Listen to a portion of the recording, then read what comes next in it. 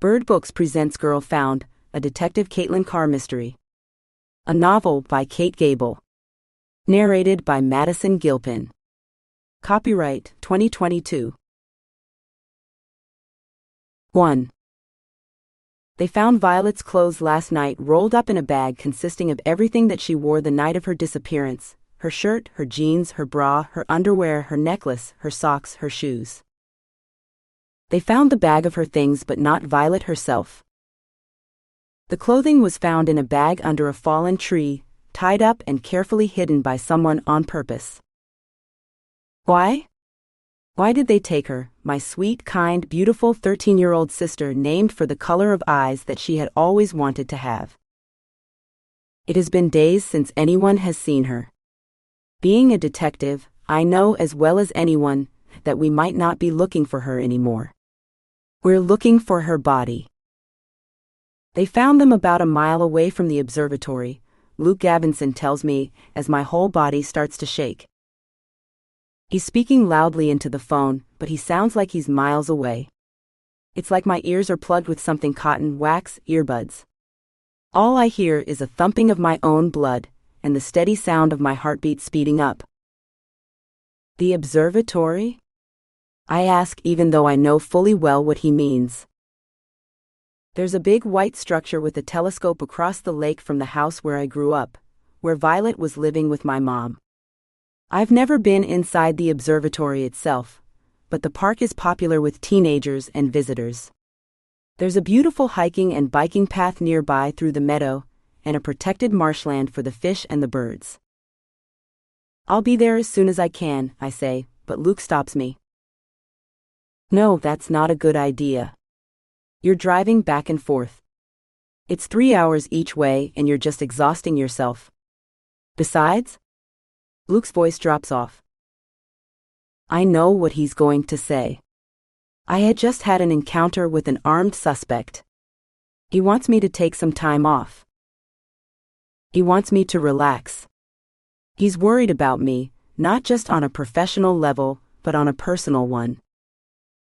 What I'm worried about is the fact that there's a second girl who's missing from Violet's school, disappearing under very similar circumstances. What I'm worried about is the fact that the situation has become dire enough for the FBI to be called in for help. That's why he's there. Luke's not there as a personal favor to me, not at all. He's there because the FBI thinks that they need to get involved, and that's both a positive and a negative. I'm glad he's there. I'm happy that there are now the resources of the FBI at Violet's disposal, looking for her. I'm also terrified. It has been days, and with each passing hour, Violet will be harder and harder to find. I tell him that I'll be there soon, but he cuts me off again. Listen, I know that you want to be here and I do too, but there's nothing you can do. You don't have any jurisdiction here. What are you talking about? I have to look for my sister. People talk to me because I'm a detective. I know, but you have already asked a lot of people questions. You have done a lot. Not enough. I dig my heels in. You need to take some time off. Okay? Not long. I just mean don't drive up here right now. When?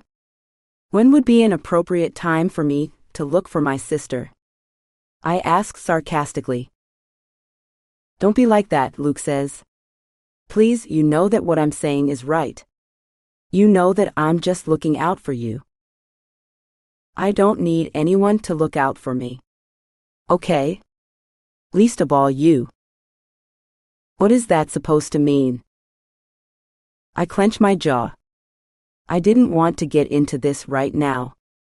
I don't really want to get into this at all, but I can't help what I think and feel every time I talk to him. There's still so much that has been left unsaid, but this isn't the right time to address that. You know that they're just processing the scene, Kaitlyn. They just found the bag, and we don't know what else we're going to find. The crime scene technicians are here. They have everything set up, but it's going to be hours. Okay? It's going to take a while for it all to be collected, let alone processed in a lab. What about Neil? I ask. He's the last person to see her, remember? Neil Goss is Violet's middle school friend. He had come up to my mom and confessed to both of us that they had made plans to see each other the night that she had disappeared. They met up right after Kaylee dropped her off, and they went to the observatory, made out, and did God knows what else.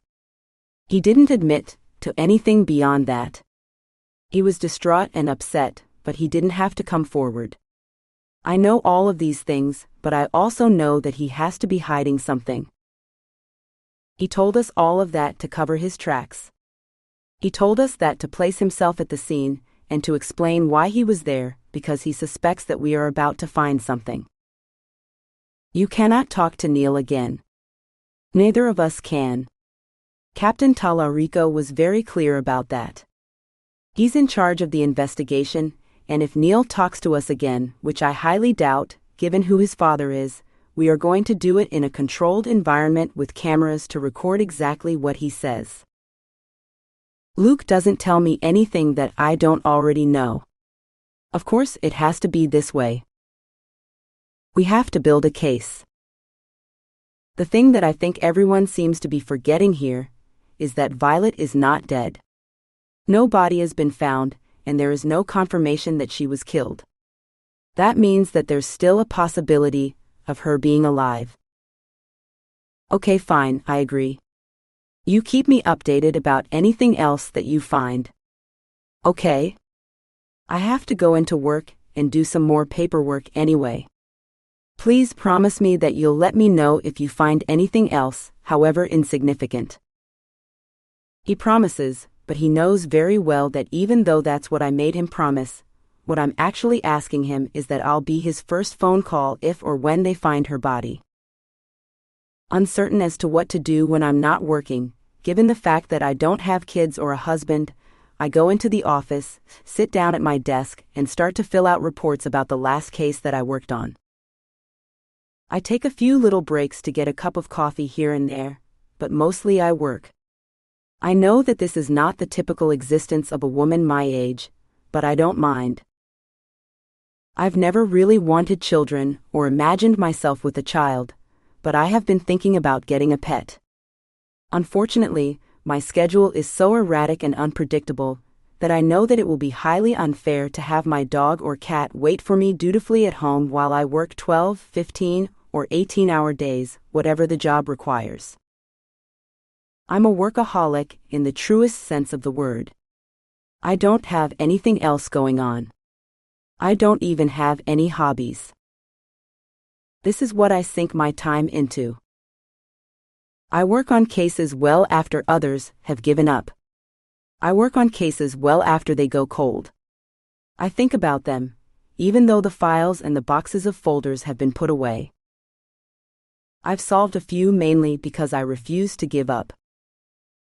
I'm tenacious, and that's admired in the department in general, except that personally, I know that I'm an addict. My addiction is not alcohol, drugs, or partying, like it is for many of my colleagues. No, it's just work. After I had to use a weapon to protect myself, I started seeing the court-appointed psychologist to help me deal with my issues. All cops dread these interactions.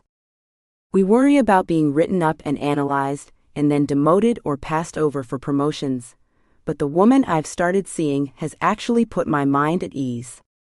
I like talking to her, and she has told me a number of things that make a lot of sense. I'm a workaholic because I'd rather spend my time working than living. Usually this affliction affects men because women can find solace and meaning in their children and in the children's activities, but in my case, I like to bury my head in my work. It gives me peace. It distracts me from my life and all of the disappointments and sadness that I have experienced way before my sister's disappearance. 2. Before Violet went missing, I actually considered getting a hobby. I've always enjoyed writing, even dabbled in a short story here and there. It's not a completely unknown thing for a detective to retire and start writing crime fiction. Why couldn't that be me? I even started a few novels, started but never finished. I open my laptop, click over to the hidden folder, and read over the 2,000 words on the screen. I haven't looked at it for quite some time, and it immediately takes me away. It's not at all bad, I say to myself, nodding my head. I finish my cup of coffee and switch over to tea. If I have too much coffee, I get jittery and have a hard time falling asleep, but the mellow mint tea with no caffeine does little to calm my jitters. It's almost time for lunch, but instead of going downstairs, I just head to the vending machine and grab a pack of pretzels. I'm a pretzel junkie, though they're probably just as bad for me as potato chips. I pop one into my mouth one after another and crunch my teeth. I open the second story, which I had started working on when I had a little bit of downtime. I put my fingers to the keyboard to add a sentence when a call comes in. They need a detective to go to an apartment building near Sunset Avenue. A body has been found. A sigh of relief washes over me. I'm the next detective in line, but as soon as I grab my bag and start to head toward the elevators, Captain Medville stops me. No, he says, picking up the receiver. I'm sending someone else. It's my turn. Doesn't matter. You need some time off. Absolutely not. I shake my head, taking a step closer to him. He lowers the receiver and stares at me. He narrows his eyes and adjusts his big stance. He's got broad shoulders and a wide face with a typical short haircut favored by cops. I'm next on the rotation, I say. This is my case. I get to decide who gets what case. I'm the captain, remember? How are you feeling? Fine, I say quickly, a little bit too quickly, and he tilts his head, showing his disbelief. No, I'm seriously fine. Okay. That was kind of a scary situation. You shouldn't have been there alone like that. Okay. That's over, I say, waving my hand. What about your sister? Any news? I know fully well that he can find out the truth with one phone call if he suspects that I'm lying or obfuscating something. Then he'll never let me live it down. They found her clothes in a plastic bag under a tree. Her clothes? He asks. Yeah, no blood. No body. They're not ripped. Just all of her clothes. What do you mean? He asks. I don't know. I guess someone had her change out of them for some reason. Her underwear as well? Yeah. Socks and shoes, everything. Even her necklace. The FBI is investigating it. They're processing the scene right now. So why aren't you rushing over there to be a part of it? He asks, folding his arms across his chest. I shake my head. Did Captain Talarico tell you to stay away because you were interfering with the investigation? He asks, tilting his head and saying it slowly, with great accentuation to drive his point home. It's not technically my jurisdiction. Actually, it's not my jurisdiction there at all. I'm just the sister of the missing girl, but I've been investigating and asking questions as if I were a detective on the case. Captain Medville knows all of this as well as anyone else. I didn't want to drive all the way up there, I say, in case I had to be back here on another job. Besides, you know as well as I do that they're going to be processing the scene for a while, and that's even before it all gets to the lab. I have some time. I thought I'd be of use here. You really can't relax, can you? He asks. I mean, don't you have any hobbies? I think back to the hobby that I was just about to start, writing books about the fictionalized cases that I have been working on. Is that really a hobby if in your downtime you do exactly the same thing that you do for your work? Listen, it's just, all I can do is work, okay? Otherwise my mind just goes nuts. I get listless. I can't just sit around and do nothing. Since this call came in, I thought that I could go and help them find this guy. Okay, well, I'm doing this as a favor to you. Okay? Don't forget that. I will need you to return sometime. I'm going to call you on it. I understand, Captain. I nod. Go and take this case. Hopefully it'll be a quick one. There's a body in the apartment. Who called it in? The father of the guy who's renting the place. I got it. If you feel like you're not up to it, you can get off this case anytime, Captain Medville says. Suddenly I'm sounding more like a father than a boss. I know that you've been through a lot, and I don't want to make things more difficult for you. It's going to be fine. Work is going to do me some good, I say, and walk away from him, feeling the burn of his gaze in the back of my neck. I arrive at a 2-story apartment building with low ceilings and thick concrete patios out front. It's an older building with a style that was popular in the 70s. I've lived in a building kind of like this one, and due to the wideness and the thickness of the concrete patio, resulted with very little lighting coming in on the inside. I head upstairs through the open lobby door to the 2nd floor. Each apartment door goes straight outside, and there's a small, walkable garden in the center of the building exposed to the sky. This kind of structure can only exist in California or the Southwest that gets very little rain. On the 2nd landing, I can see the flashing lights below. The police cars are right outside with just the lights on, not the sound. There are deputies sectioning off the scene, preventing people from going up and down the stairs to the apartment. Questioning the neighbors, Deputy Olson, who had just recently had his 30th birthday party at the department, introduces me to a devastated man in his early 60s named Peter Million. You are the father of Nicholas Million? I ask. He rents this apartment? Yes, Peter says, shaking his head. He was the one who found the girl, Deputy Olson whispers into my ear. I excuse myself for a moment to take a look at the scene and tell Olson to keep him here. I walk past the crime scene technicians, who give me a pair of booties to put on so that I don't contaminate anything in the bedroom. The door is open and the lights are on.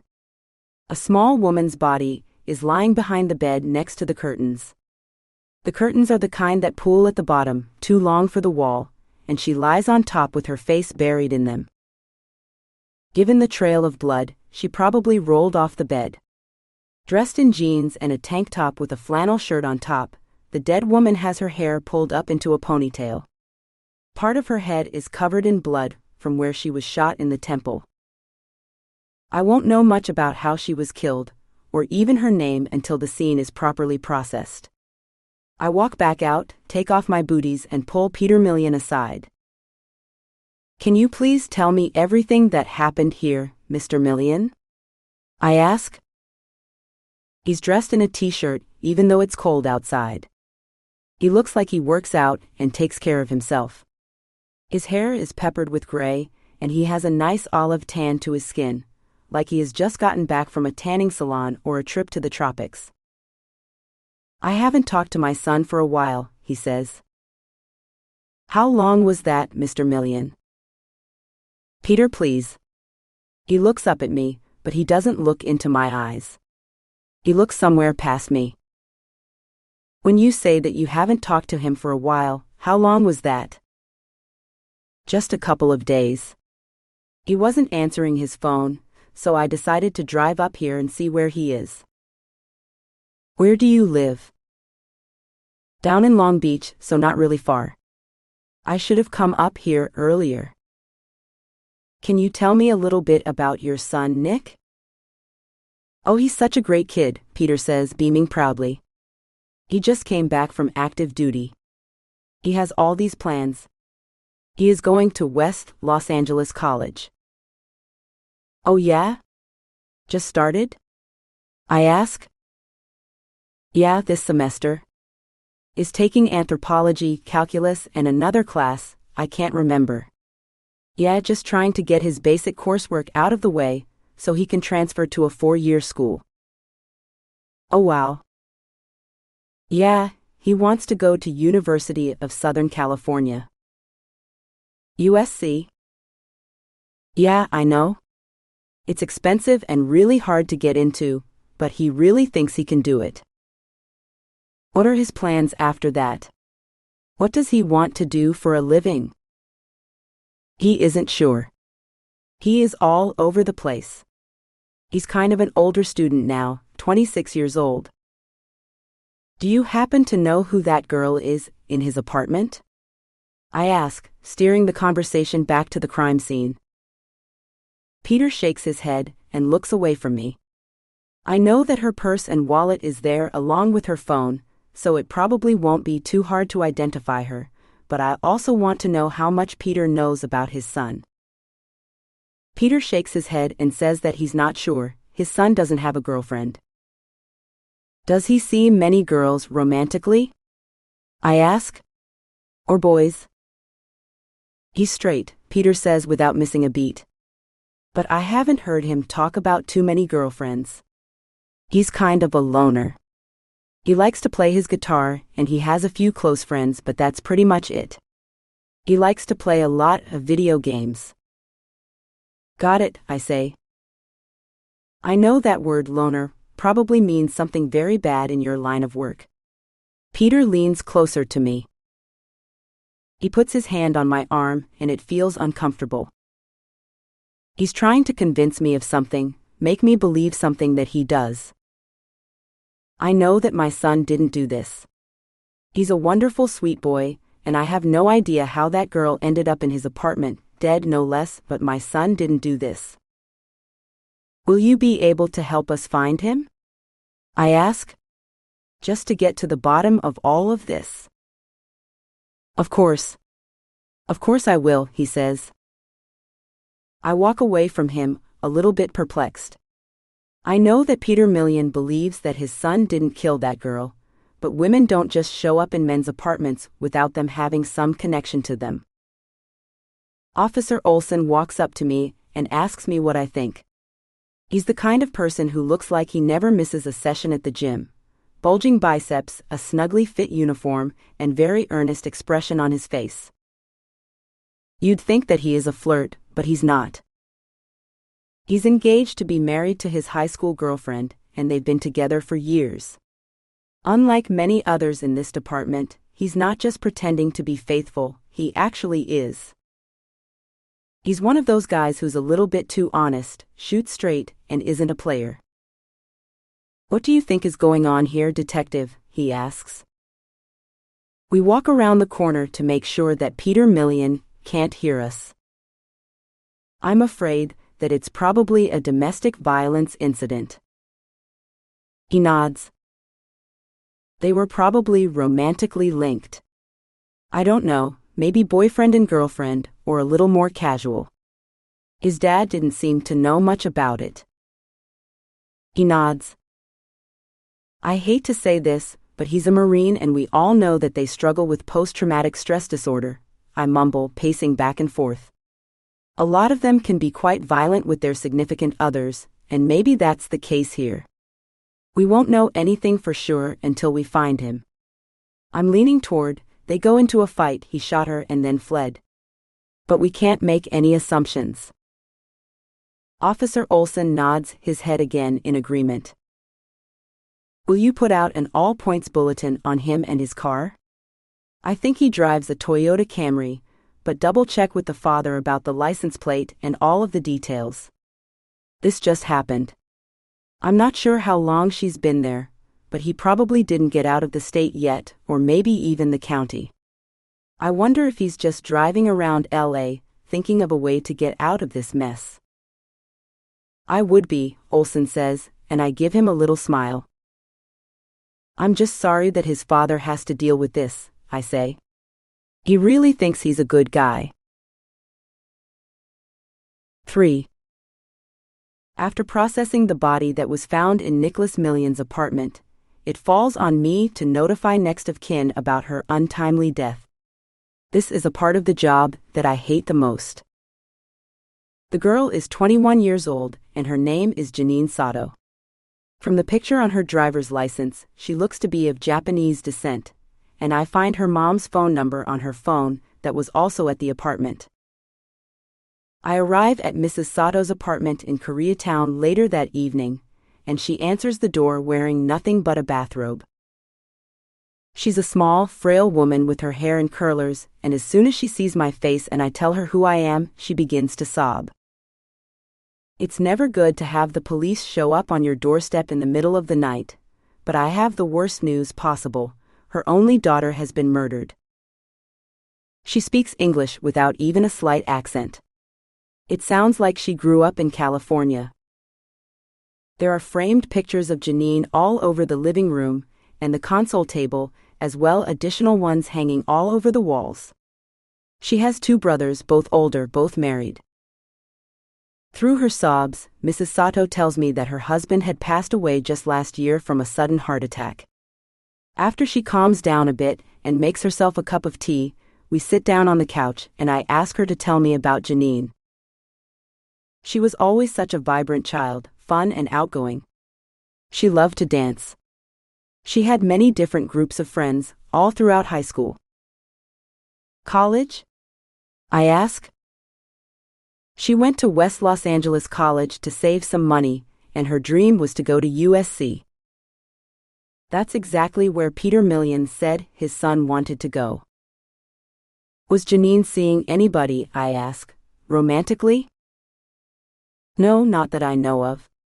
She had a boyfriend from high school for a while, but then things didn't work out. Would you know if she was seeing someone? What do you mean, she asks, pulling her bathrobe tight to her neck.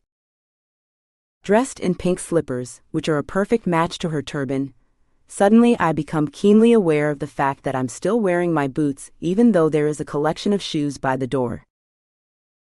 Well, please don't take this the wrong way, but your daughter was living at home. What was her dating life like?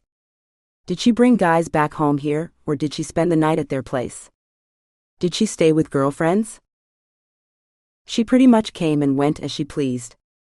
I didn't have a curfew or anything like that, if that's what you're implying. I nod. She has a few close friends, but my daughter is 21. I'm very well aware of the fact that kids that age have sex, and as long as she was using protection and being safe, I had no problem with that. Did your daughter ever happen to mention the name Nick Million? Yes, he was her friend. What did she tell you? They did theater together. They painted decorations for the plays. Oh, really? I ask. Were they ever romantically involved? I thought that he was a nice kid. He came over a few times for dinner. They seemed to get along really well, but when I asked her about dating him, she said that they weren't good for each other. She said they were just friends. Oh, okay. I look down at my notepad, keeping my face stoic. Do you think that he was more into her than she was into him? I don't know. He seemed friendly and they laughed a lot. We played a few board games after dinner, but I didn't get the sense that he was into her that way. Actually, I thought he might be gay. Oh, really? Well, I didn't want to say anything because he wasn't talking about it publicly, so it's not really any of my business. I thought that maybe he is, and I was going to ask Janine about it. That's probably why they weren't together. Ha! I nod to myself, uncertain as to where to go from here. I was so convinced that he was a guy that she said no to, and that's why he might have hurt her. Now this reminds me why it's so important to keep an open mind, I say to myself. You can't ever close yourself off to possibilities. Just because the case looks like it's something, doesn't mean that it is. I wonder if his father knows, and write a note to myself to ask him. After getting all the possible information I can from Mrs. Sato, I leave her alone in her grief. Giving her my card, I promise to be in touch as soon as I know anything.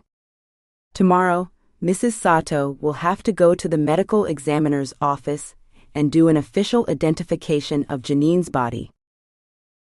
I know that she'll spend all night praying that we are wrong.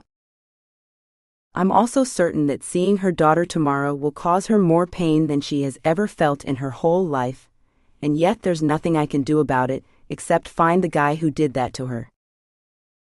I get home exhausted and worn out, but in the way where I'm emotionally tired rather than physically. I grab my running shoes and change into a pair of my least favorite leggings with a sports bra, pulling a sweatshirt over my head. I don't go on runs often, or rather I'm trying to get better at it.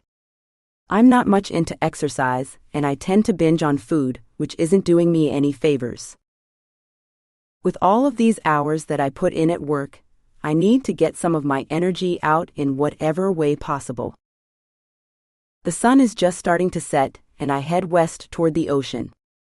I'm too far away from Santa Monica, but I love this time of the day. It's warm and comforting. With the sun just hovering over the horizon, the chill is going to take over in a little bit, but not yet. We all know it's coming, but it's not here now. I lift my legs slowly at first, but after a few blocks, I pick up the pace. When I get a stitch in my side, I slow down again and jog at a comfortable pace. I check my watch, and when I get to 2 miles, I celebrate by taking a little bit of a break. My time is horrendous. I used to run this distance 5 minutes faster back in college, but given the fact that I haven't exercised consistently in ages, I'm proud of myself for doing anything at all. My thoughts drift back to Luke and everything that has happened between us. It was supposed to be just a casual relationship, if I can even call it that, nothing serious, just having a little fun. I had already sworn off dating anyone in law enforcement after my breakup with Thomas and everything that has happened as a result. When I met Luke, I had no expectations. In fact, I promised myself that I wouldn't even go out with him. Naturally, that was one of a number of promises that were broken. Luke is a bit of an enigma. He's kind and sweet, but also a little bit harsh around the edges. He isn't afraid to challenge me and to tell me the truth. I like that more than I will admit. The last time that I seen him, we snuck around. Even though that made it even hotter, the fire and the burn between us was impossible to forget. Now I wonder if maybe it was the fact that we were sneaking around. He isn't married or in a relationship. I hate men who cheat on their wives and girlfriends. I'm not either. I would never date someone like that. You should be able to be honest with who you are and what you want. I'm not interested in people who thrive on dishonesty, but when it came to sneaking around, yes, we did do that. The problem is that Violet is my sister, and she's a missing person. Luke is one of the FBI agents assigned to her case. Being romantically linked to me is a big no-no. The thing is that we weren't in any official relationship when she went missing, and when he got sent to Big Bear to work both on her case and Natalie DeChille's disappearance. My thoughts return to the way we handled our last interaction together. It wasn't my finest hour. I was angry and upset. We had just spent some time alone in a hotel room and had the most mind-blowing afternoon. Then, just as I was about to go back to LA to handle a case for work, he told me that he was going on a date. Apparently, he had been set up by his cousin way before we met. That all was true, except I got upset. I got mad at him. I told him that he can go on a date with whoever he wants, and we had a fight. I said things I didn't mean, and then I didn't apologize. After that, it got worse. We didn't talk. I know that he went on that date. I don't know what happened, but then an ex-boyfriend of mine from college asked me to meet up. I haven't seen him in years, and I ran into him going on a run just like this. I told him yes. I don't know what I would have said if Luke and I were actually together, but now I wonder. Nothing happened with Mark. Of course he wanted something to happen, but I stopped it. Now everything that was so right with Luke seems off somehow. Wrong. Off kilter. I walk most of the way back, half limping from the stitch in my side. The music blasting in my earphones is no longer enough to take my thoughts away from where they have drifted. This is why I work so much. This is why I don't like to be alone with my thoughts. It's easier to just be somewhere else. It's easier to think about something than my own problems. I get back to my apartment building, gasping for air. I ran the last half a mile, pushing myself hard through the pain. My lungs are screaming, and yet, no matter how many breaths I take, none are enough. A loud motorcycle roars by me, deafening me. Hasn't he ever heard of a muffler? I say silently to myself, annoyed with the noise that I have to put up with living in the city. You'd think that after all of these years I'd be used to it, but I'm not. There was a time when I craved all of this. I moved to New York and then to Los Angeles. I couldn't be more excited to get away from the cramped small town where I grew up. It all felt so stifling and claustrophobic. Everyone knew your business, no matter how much you tried to keep it to yourself. If I ever did anything wrong, I was certain that all my mom's friends at the school would tell her. For many years, my mom worked as a librarian at the Big Bear High School. She wasn't a teacher, thank God, but she was there, and she knew exactly what was going on. Worse yet, she knew every one of my teachers. They were friends. They went to potlucks. They went to their kids' birthday parties. So when I was getting out of line, when I spent most of my days lying, sneaking out, and hanging out with people I wasn't supposed to, she heard all about it. My mom still works at the high school. Only part-time now. The library position was downsized. It's not like a high school needs a librarian, right? She has picked up a few shifts at the public library in town, minimum wage work, no benefits. This isn't a big city library. She could probably make more waiting tables, but that's not what she has her master's in. She's the type of person that likes to correct people's spelling, emails, and text messages. She acts like she doesn't mind the low salary, but I know that it gets to her. I climb up the stairs to my apartment. I notice that I need to ask my landlord to paint my front door. The green paint is chipping on the side, making it look rather shabby and not at all chic. I put my key in the door, and as soon as I open it, I see her sitting on the couch, sobbing. 4. Sydney Sutka and I have been friends for a few years. She has a graduate degree in psychology, and she hasn't taken the most conventional route to become a police officer. So, we connected immediately. Her thick dark hair rolls in waves with each sob. I rush over to her and put my arm around her, hugging her tightly. I ask her what's wrong over and over again, but every time she comes up for air to say something, she loses it and gets choked up. I pat her back, trying to calm her down. I think he's cheating on me, Sydney says through the sobs. This takes me by surprise. Patrick Flannery, her fiancé, is about as salt of the earth as one gets. He's an FBI agent from a nice family, with 3 or 4 siblings. His parents have been married for years, and all of his siblings are too. When the two of them got together, I figured that would be it for her. They'd be happily together for years to come, and I'd be their sad little friend who could never find the right guy to date. What makes you say that? I ask. Why do you think he's cheating on you? She shakes her head trying to get it out, but she still needs more time. After a few more gulps of air, she finally looks up at me with her big almond eyes, wiping the mascara under her lids with the back of her hand. I found the secret folder on his phone, she whispers. He gave me the password, and he wanted me to text someone back when he was driving. Then when he was taking a shower the other day, his phone was there and I had the password, so I just looked. It was a joke at first. I was just curious. I didn't expect to find anything. I nod and rub the small of her back. I had no idea that I was going to find something. I had no idea that. God, I'm such an idiot. She takes her head and begins to cry again. I ask her for more details. She explains that apparently she found a folder with pictures, explicit ones of different girls from different sites. I ask her if maybe they are just pictures of porn stars, no one specifically, no one important.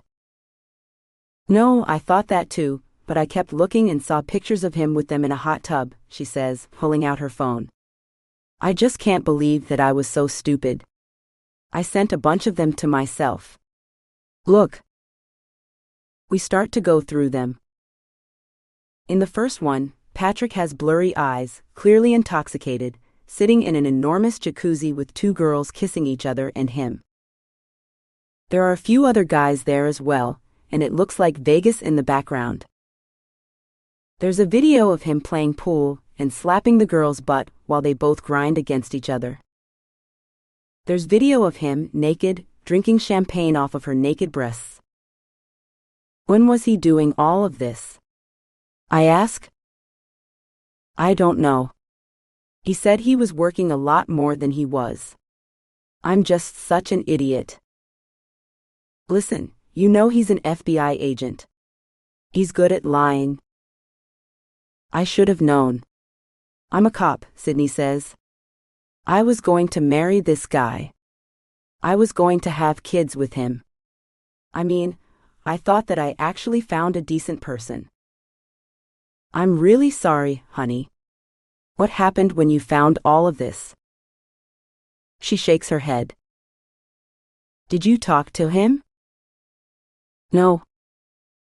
You didn't? No. I just left. I couldn't handle it. I didn't want to have a fight. I had to go to work. I don't know. I just was so dumb. I guess I should have confronted him, but I needed to figure out my feelings first. I just can't believe that I was going to marry this person. Like, who is he? Sydney looks down at her 1-carat princess-cut diamond ring and pulls it off her finger. When she throws it across the room, it hits the window on the other end. I want to tell her that she's overreacting and that she needs to give Patrick a chance to explain, but I don't want to. I don't think she is doing anything that I wouldn't. Can I stay here tonight? She sobs and takes off her boots. Yes, of course. I nod. I head to my closet and give her a pair of the comfiest pajamas that I own. She changes right in the living room, and I turn away and go to the kitchen to pour us some wine. I change as well and give her my robe. After we're both wearing the comfiest clothes we possibly can, all wrapped up in a cloud with a glass of wine in our hands, she turns to me and tells me that she's sorry. For what? You have nothing to be sorry for. She shakes her head and I wait for her to explain. I lied to you. I mean, not overtly, but I was such an idiot. What do you mean? I ask, taking another sip. The Chardonnay puts me at ease, and I'm certain that whatever she's apologizing for hardly matters. When you found out that Thomas was cheating, I judged you. I thought to myself, there's no way that you couldn't know. I mean, you're dating someone, you're with him a lot. You have to know something, right? I hate the fact that she's bringing up Thomas. I still feel raw about talking about him. Thomas is a cop who works in my department. He's someone I see on an almost daily basis. We dated for a while, and I thought that we were going to be together forever. I never thought that way about anyone before. In fact, reflecting back on that moment, I feel like a fool. He made me laugh. We liked the same things. We hated the same things. We seemed to have a lot in common. He asked me to marry him in a French restaurant, and when he got down on one knee, everyone clapped and we got free dessert. Then I found out the truth. He cheated on me and is having a baby with someone else. From what I heard from the rumor mill at work is that she's a court reporter and he started seeing her about 6 months ago. At first it was casual and they were going to break things off, but then she got pregnant. I guess they're together. The problem is not that he didn't want to be with me. The problem is that he led me on and didn't even bother to tell me the truth. When that happened to you, Sydney says, reaching over and taking my hand in hers, I felt so bad for you. I was so embarrassed and just horrified, but I said to myself that could never happen to me. I would know that he's a cheater. I shake my head and look away. It's too hard to look directly at her. You know what? You couldn't have known, and I couldn't have known. I'm just really sorry that I was such a bad friend. You were not a bad friend. I squeeze her hand back. We all think things like that sometimes, and what's important is that you were there for me when I needed you. I did need you then, and I'll be there for you through this. I just feel like such an idiot, you know? She wipes more tears. I nod. I mean, you told me not to date people in law enforcement, and obviously we all know that because then you end up working with them, but with Patrick it was different. You know, things clicked, and his family was so nice, and everyone is so happily married. Well, as far as you know, I joke. She raises her eyebrows and opens her mouth to say something, but the words don't quite come out. Listen, we all want to know the truth about everyone that we're with, and we think we do. Given the fact that we're detectives, we put additional stress on our ability to figure people out, but it's not that easy when your heart is involved. You couldn't have known anything about Patrick. I could have if I looked in his phone earlier, she insists. Yeah, but then you wouldn't have trusted him, and what kind of relationship starts out with no trust? I say, taking a sip of my wine. No, you have to give it a chance. In the future, you'll have to give it a chance as well. You'll have to accept that the next guy is telling you the truth. Otherwise, you won't be able to move on, you know? Is that what you're doing with Luke? She asks. I bite the inside of my cheek. I wish I could tell her the truth. I wish I could admit that's precisely what I'm doing. I'm just giving it a shot, and I'm jumping in with both feet, but I have my doubts. I got upset with him for no reason at all. My past and the fact that I've been hurt is all there. It's all coming to the surface at the worst possible time. I'm trying, you know? I finally say. You'll have to try too, but not tonight. Tonight you just have to lick your wounds and try to figure out what you want to do. 5. Sydney sleeps over in my living room after I make up the couch, and we both wake up right before 6 the following morning. Before I get ready for work, normally I like to sleep in if I can, but today's not one of those days. The sooner that I can get all of this taken care of, the sooner I can get back to trying to figure out what happened to Violet. I have a few bagels in the pantry, along with jam and some vegan cream cheese. How's that going, not eating dairy and meat? She asks, spreading the cheese on her freshly toasted bagel. It's okay. Don't you miss it? Bacon, eggs? I still have eggs, I admit. I'm kind of trying to take it slow. I have dairy on occasion when I'm out, but I don't buy any to have at home. Easing into it, so to say. What about the meat?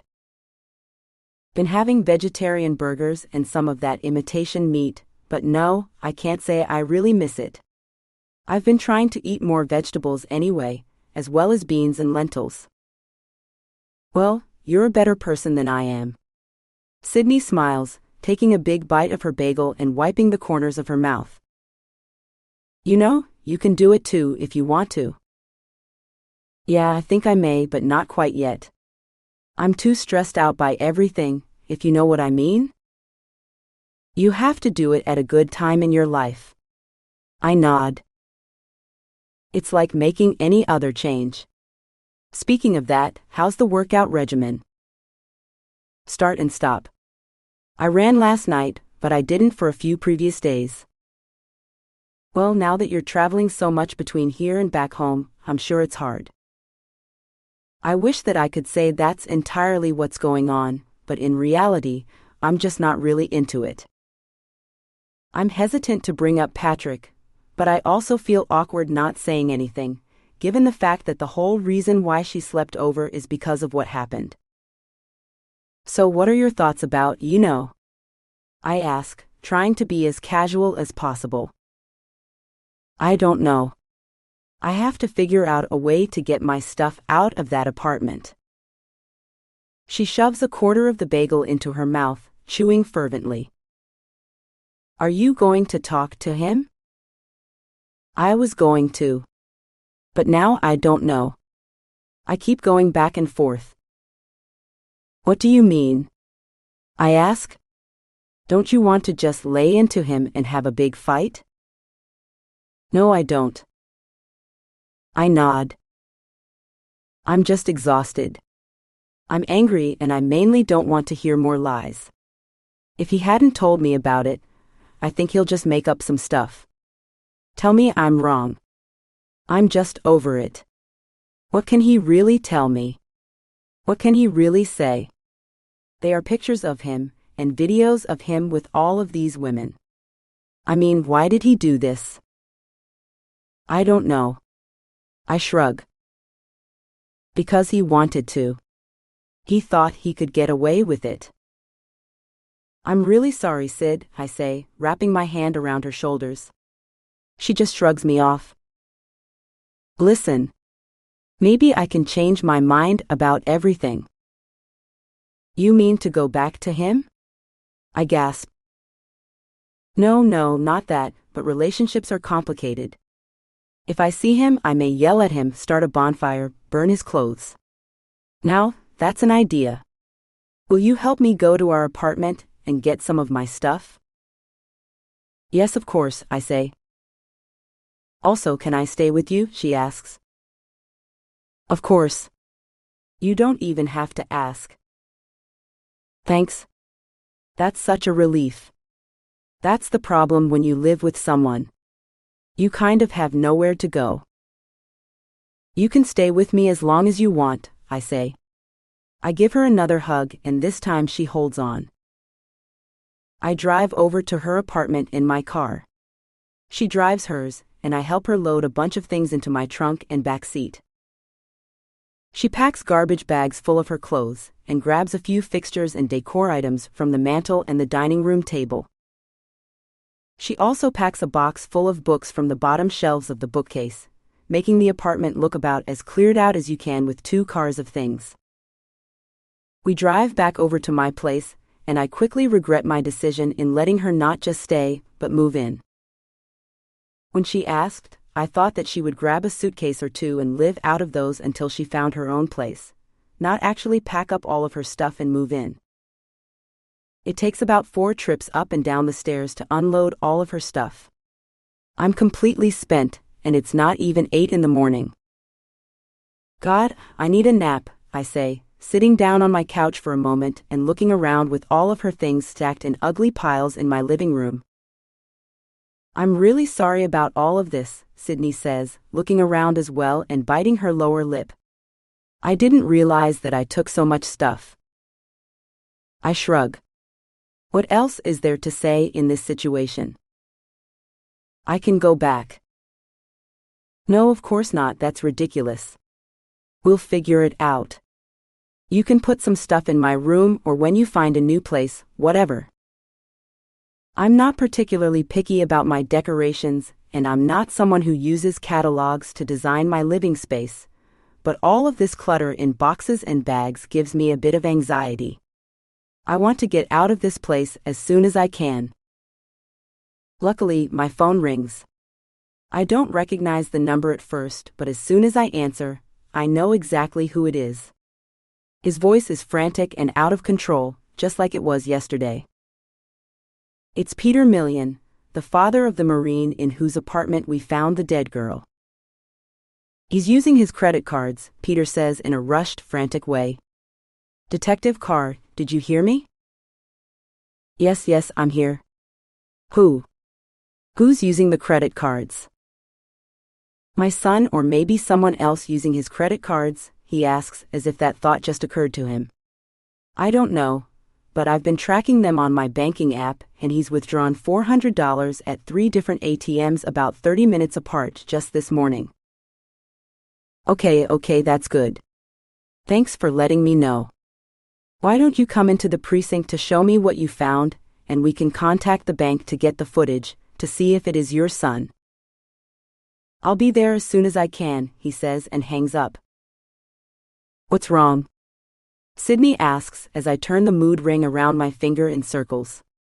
I fill her in. That's good, right? Maybe it's his son using the ATM. Yeah, it probably is. The problem is that I kind of feel bad for him, I admit.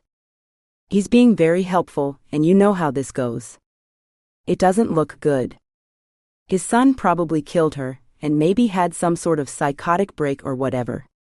His father is so certain that he didn't do it, couldn't have done it, and he's doing all of these things to give us the evidence against his son. I'm grateful as a detective, but my heart goes out to him as a fellow human being. You really don't think that his son could be innocent? A girl was found in his apartment, I say. His friend was shot and he's gone. If he's innocent, why isn't he here? Peter comes to the precinct less than an hour later. He must have drove like hell to get here, probably breaking as many speed limits on the way as he could. He shows me his computer and the bank withdrawals. It will take some time for the footage to actually be sent over, but after making a call to the security personnel at the bank, I'm welcome to come look at it right now. I usually don't like to do this, but I decide to take Peter along with me just to speed things along. I'll be able to know if he recognizes his son, and that will give us a good starting point to figure out if he was indeed in the area making the withdrawals. The first bank moves swiftly. The guard quickly shows us to the back office and pulls up the footage from the ATM. I have memorized what Nick looks like from a photo that Peter had shown me. Beefy with thick jowls and a crew cut popular with the Marines, not entirely dissimilar from what my fellow police officers like to do with their hair. Much to my surprise, the guy they first see in the ATM recording is anything but that. He's tall, skinny, and lanky. He's wearing a hat, but the camera angle points up rather than down, directly at his face. He hardly looks a day over 18 years old, and probably weighs no more than 110 pounds, soaking wet. No, Peter says, pointing at the screen. That's not him, that's not my son. That's the guy who used his card, the security guard says with a casual shrug, completely unbothered. We watch the footage again and again, then make our way to the next ATM right outside a 7-Eleven. It takes longer to retrieve this footage, and it requires us to wait around for some time for the guard to show up to access the recordings. In the meantime, I consume about 2 bags of pretzels. No, absolutely not. Peter shakes his head, getting animated. I lean closer and confirm that it's the same guy who did the other withdrawal, only this time he's wearing sunglasses. The features of his face are very distinct, pointy nose, pointy cheekbones, and pointy chin. It's clearly him, but who is he? One possible explanation is that your son lost his card or threw it away, and this kid picked it up and used it, I say. How would he know the PIN code? Peter asks. They'd have to be friends. He'd have to tell him. No, my son would never say that, Peter insists, shuffling his feet as he walks back and forth. Ever since he was a teenager, he always kept that PIN code close to his heart. He would never share it with anyone? No. Besides, he had a lot of money in that bank account. What do you mean? I ask. Like savings? He nods. How much? I ask. Peter, you have to tell me. This is all relevant. He had $58,000 saved up from all 3 tours in the Middle East. I mean, he spent some of his money, yes, went to Vegas, partied a little, but that's what he had left the last time he told me. What was he going to do? He didn't know yet. Maybe USC or maybe buy a house, but he was saving it. He was a good boy.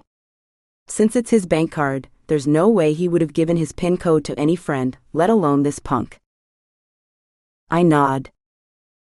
We go to the last location, a small ATM attached to a wall wedged between a pizza shop and a hair salon.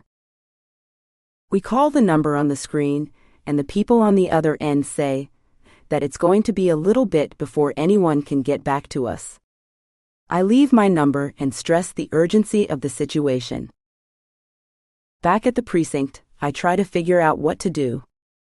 I send Peter home, despite the fact that he keeps insisting on sticking around and figuring this out with me. I wonder if he thinks that I'm incompetent because I'm young or a woman. Maybe both. On the other hand, he might just be a sad father desperate to find his son. The only thing I can do is promise him that I'll do my best and get to the bottom of this as quickly as possible. I update Captain Medville on what I've found so far, and I quickly print out the pictures from the ATM footage to distribute to the patrol cops making the rounds in the area. They're going to canvass the businesses and ask questions to find out the name of this kid.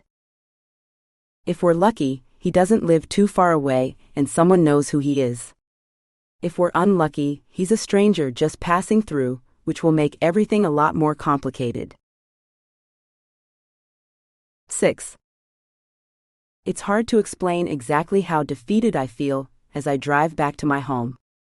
My sister is not there, and the darkness that descends seems to be scarier and more devoid of life with every passing moment. After my father's death, I never wanted to go back there, but my mom had the opposite reaction. She never wanted to leave. She cleaned up their bedroom and tried to make it look like all the blood, the guts, and everything horrendous that had happened there didn't. I wonder how other people who have lost loved ones and have seen the grotesqueness of the scenes feel about them. The world is a dark place, and when I became a detective, I wanted to right so many wrongs. As the years drag on, I realize why drinking is such a problem in my profession. You can't make everything right. Even if you do get justice, even if you do find out who did it, the truth is all you have. You don't get that person back. To this day, my mother insists that what happened to my father was suicide. She thinks that he took his own life, but I know different. Okay, not know for sure, but I think differently. My father was a drug dealer and a drug runner. I never found out the depths of everything that he was involved with. My mother hid it from me. She never talked about it. Now I wonder why not. I used to think it's because she closed her eyes to that part of him, that secret life. All of that darkness that he unleashed onto the world. I can't help but wonder what happened to all of that money, the extent of what he did, or how far he got up the chain of command. Was there even a chain of command? There had to be. He wasn't just a low-level thug. If he were, then he would have gotten caught much sooner. But I don't think that his death has anything to do with my sisters, if that's where you think this is going. I let my mind wander as I drive up the narrow mountain road. Even though the FBI is now involved in searching for her, the days keep passing, and you don't have to be in law enforcement to know that her case is going to go cold soon. They don't have much. They don't have a body. They don't have any forensic evidence. They just have a bag of clothes that she wore, and that's it. Did she change? Did someone make her change? Why? The days are short and the nights are long. During this part of the year, snow has been cleared up and pushed along the sides of the road. It's dirty and black now, missing all of the romance of a snowy mountain day. There was a time in my life that I wanted to get a cabin in the woods on some acreage away from everyone else. I'm not a very social person. I'll go out to bars. I'll hang out with Sydney, but I can count my friends on a few fingers. I'm more social online. It's easier that way. You don't have to respond in real time. You can do it when you have a moment, when you're feeling bored, or when you have some time to kill. This is probably the way it always is or was for introverts. Hanging out with people exhausts us. Our energy gets drained, and then we need that alone time to get it all back. When I was growing up, being an introvert was called being shy. The last thing that someone who is introverted ever wants to hear is someone calling them shy in front of strangers. It's an announcement to the world that there's something wrong with you and that you're not like everyone else. I don't want to give you the impression that I had a difficult childhood. Most of the time, I didn't. Most of my memories are happy ones, playing in the backyard, going swimming in the lake, and skiing. It was always in nature where I found myself to be the happiest. It was always in nature when the world seemed to make a little bit more sense. Before driving all the way over to my mom's house, I pull over right in front of the big boulders on one side of the lake, get out, and go on a little walk. Nature has always brought me peace. It has always put me at ease when nothing else could. Working this job has taken me away from all that. I work in the city and I deal with city problems. I'm always in my car, and most of the time, that's not enough. The pines surround me, long brooding ones that cast wide shadows all around. I climb up one of the boulders, and just moving my legs in that way that isn't just walking on asphalt fills me with glee. This is where I used to hang out a lot as a kid. My dad would bring me here when I was 5 or 6 years old. We would climb these boulders, and we wouldn't care that the people that own the houses right around here, the mega mansions, would complain.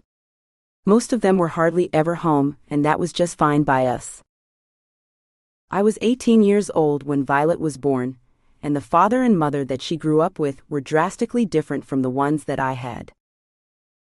On one hand, they were more mature, but on the other, they were also more selfish. Sometimes you give your firstborn too much attention, and other times you try to make up for all the mistakes that you made with your first one when you have your second. That's what it was like for Violet. Sometimes she was allowed to do things that I wasn't, and other times her life was so much more magical than my own. Unfortunately, she never knew our dad, not really. He died when she was a toddler. I wonder what kind of father he would be the second time around. I wonder what things he would have made up for, and what he would have done better. I sometimes think what kind of mother I would be had I become one when I was in my early 20s, and what kind of mother I would be when I become one in my 30s. I wasn't pregnant long, and there was nothing I could do about the miscarriage, but in that span of a few weeks when I was still in college, my whole life turned upside down. Suddenly, I started living for the person I was going to be, as the mom who was going to be taking care of this baby. 9 months didn't seem like enough time to prepare, not at all, but that's all I had, or so I thought. It turned out that I had so much less. No one knows about my miscarriage.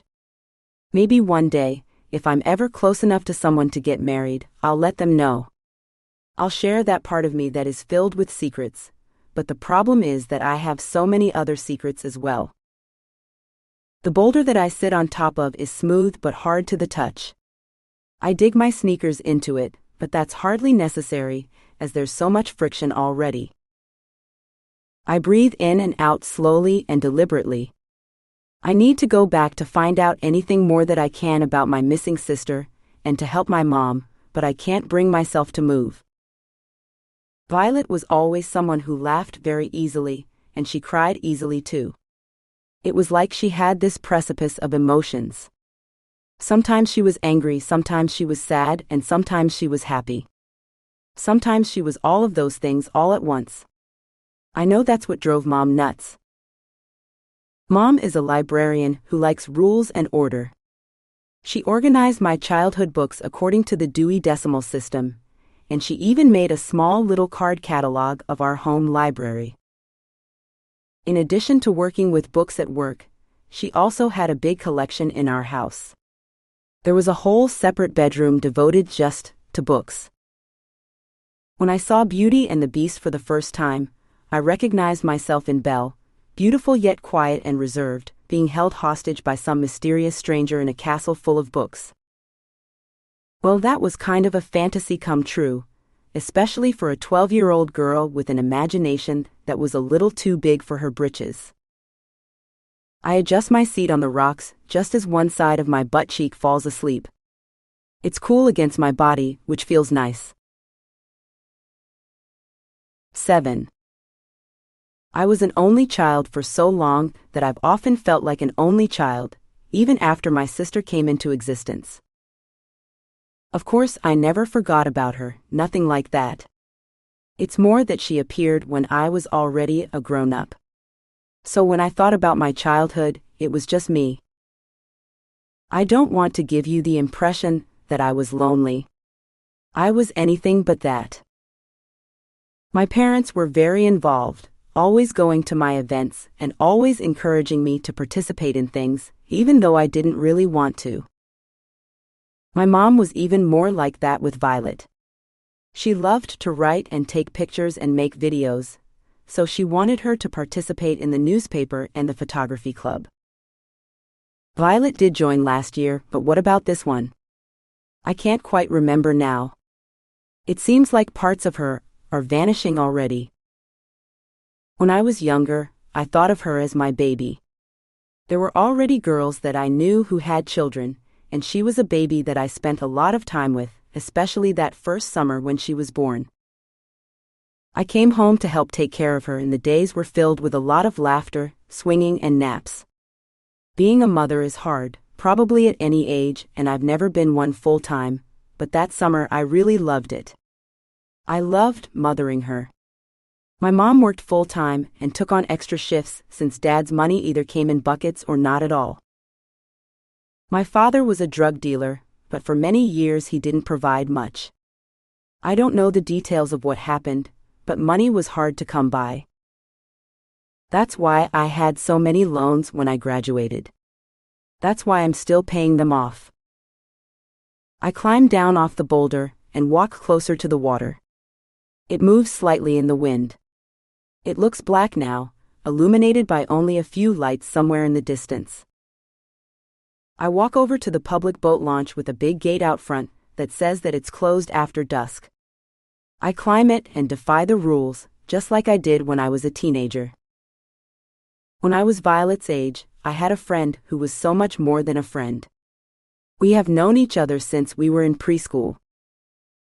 His mom was an English teacher, and she was good friends with my mom. We played a lot together. We were raised like we were brother and sister. When we were 12, something happened. I got feelings for him. I couldn't stop thinking about him. It was over the summer that we spent swimming in the lake, and had taken his dad's boat out onto the water. He was tan and muscular in that scrawny preteen way. He had puffy blonde hair and bright blue eyes, and went by Nicky because he thought it made him sound cool. He liked to draw on his arms using a ballpoint pen. They were thick, elaborate designs to make it look like tattoos. I drew on my arms and legs too, but my favorite was drawing on my white sneakers. I would color it all in, and then go up to where the fabric was and doodle along there. It drove our moms nuts. They vowed to never buy us new shoes again, but we would just laugh it off. Nikki was a lot like Violet, quiet and reserved as strangers, but fun and outrageous with me and to those he knew well. The first time we kissed, we sat right here at the edge of this dock. My left foot was in the water, and my shoe sat on the dock next to me. We sat on the edge of this dock for a really long time, laughing, drinking Sprite, and eating green Jolly Ranchers until we were so high on sugar and our attraction to one another we could burst. Just as the sun was setting, Nicky leaned over, closed his eyes, putting his hand on my arm to pull me close. He kissed me in a way that no one has ever kissed me before, or since. He was asking me permission, but he was also telling me what he wanted. He was nervous and uncertain, and so was I. That was okay because we had each other. I knew right there and then that he would be the person that I would spend the rest of my life with. It was a certainty, and very much unlike the feeling I get when I meet men now as an adult. They are just dates, boyfriends, somebody to have a good time with for an evening or two, or maybe a week, a month, a year. With Nicky, the world made sense. He got me. He understood everything there was about me. At least that was what I thought back then, and that's something that 12-year-olds will probably think for as long as there are 12-year-olds in the world. That's what's great about being that age. You're no longer a child, but you're not a teenager either. You're in this strange existence between worlds, purgatory some would call it. I force myself up to my feet. I can't stay here much longer staring into this dark lake, remembering everything that I ran away from here for. I don't know if my hometown is just a bad place or is just a bad place for me, but I had no idea that my life would be filled with so much death and sadness until that afternoon when I lost Nicky. We were on the boat, like we were for the millionth time that summer. It was a small boat with a small outward motor. We both were good swimmers, and the lake was warm.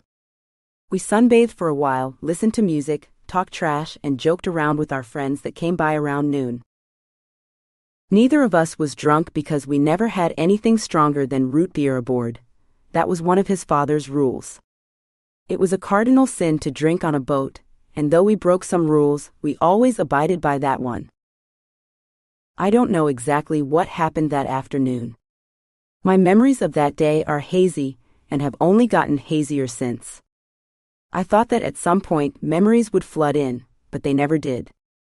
I even went to have hypnosis and a few therapists to bring them out, all to no avail. It was late in the afternoon, and when the sun started to set, we knew we had to go back home. We had to go back to land. I remember I was talking about it while both of us were lying flat on our backs. We hadn't talked about our kiss that happened only the day before. I was waiting for him to bring it up, but he never did, and I never did. It was this big elephant in the room separating us. The sun started to beat down hard. It gets into the 90s here in the summers, but with the thin air, it can feel even hotter, stronger, and more intense. My eyelids started to feel heavy, and I just let myself drift off.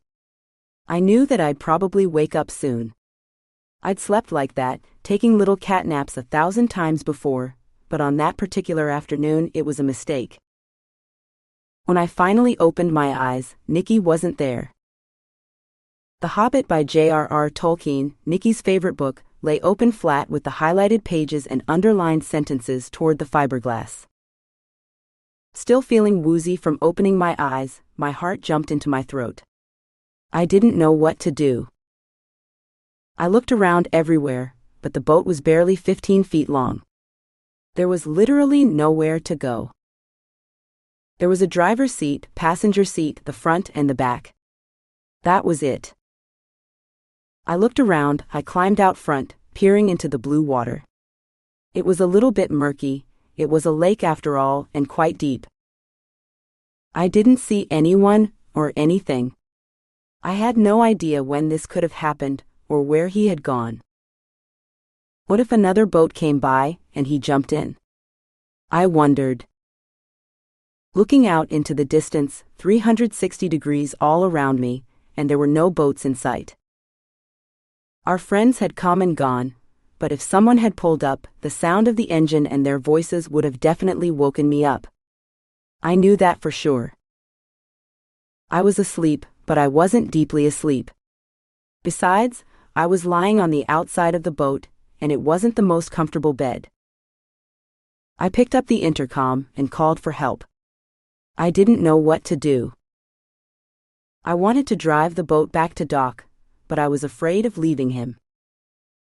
While I waited for help to arrive, I jumped into the frigid water, put on my snorkeling mask, held my breath, and dove down over and over again until I was spent and exhausted. The visibility was less than a foot, but I plunged myself into the darkness just in case he was somewhere near. The rest of what happened was even more of a blur. The divers looked for his body for 2 days, eventually finding it about half a mile away from where we were. There was an underground current that must have pulled him under and carried him away. The officials had called it a drowning, but even now, all of these years later, I'm not sure what it was. That's what happened to Nikki, and that was the beginning of all of the other bad things that happened in my life.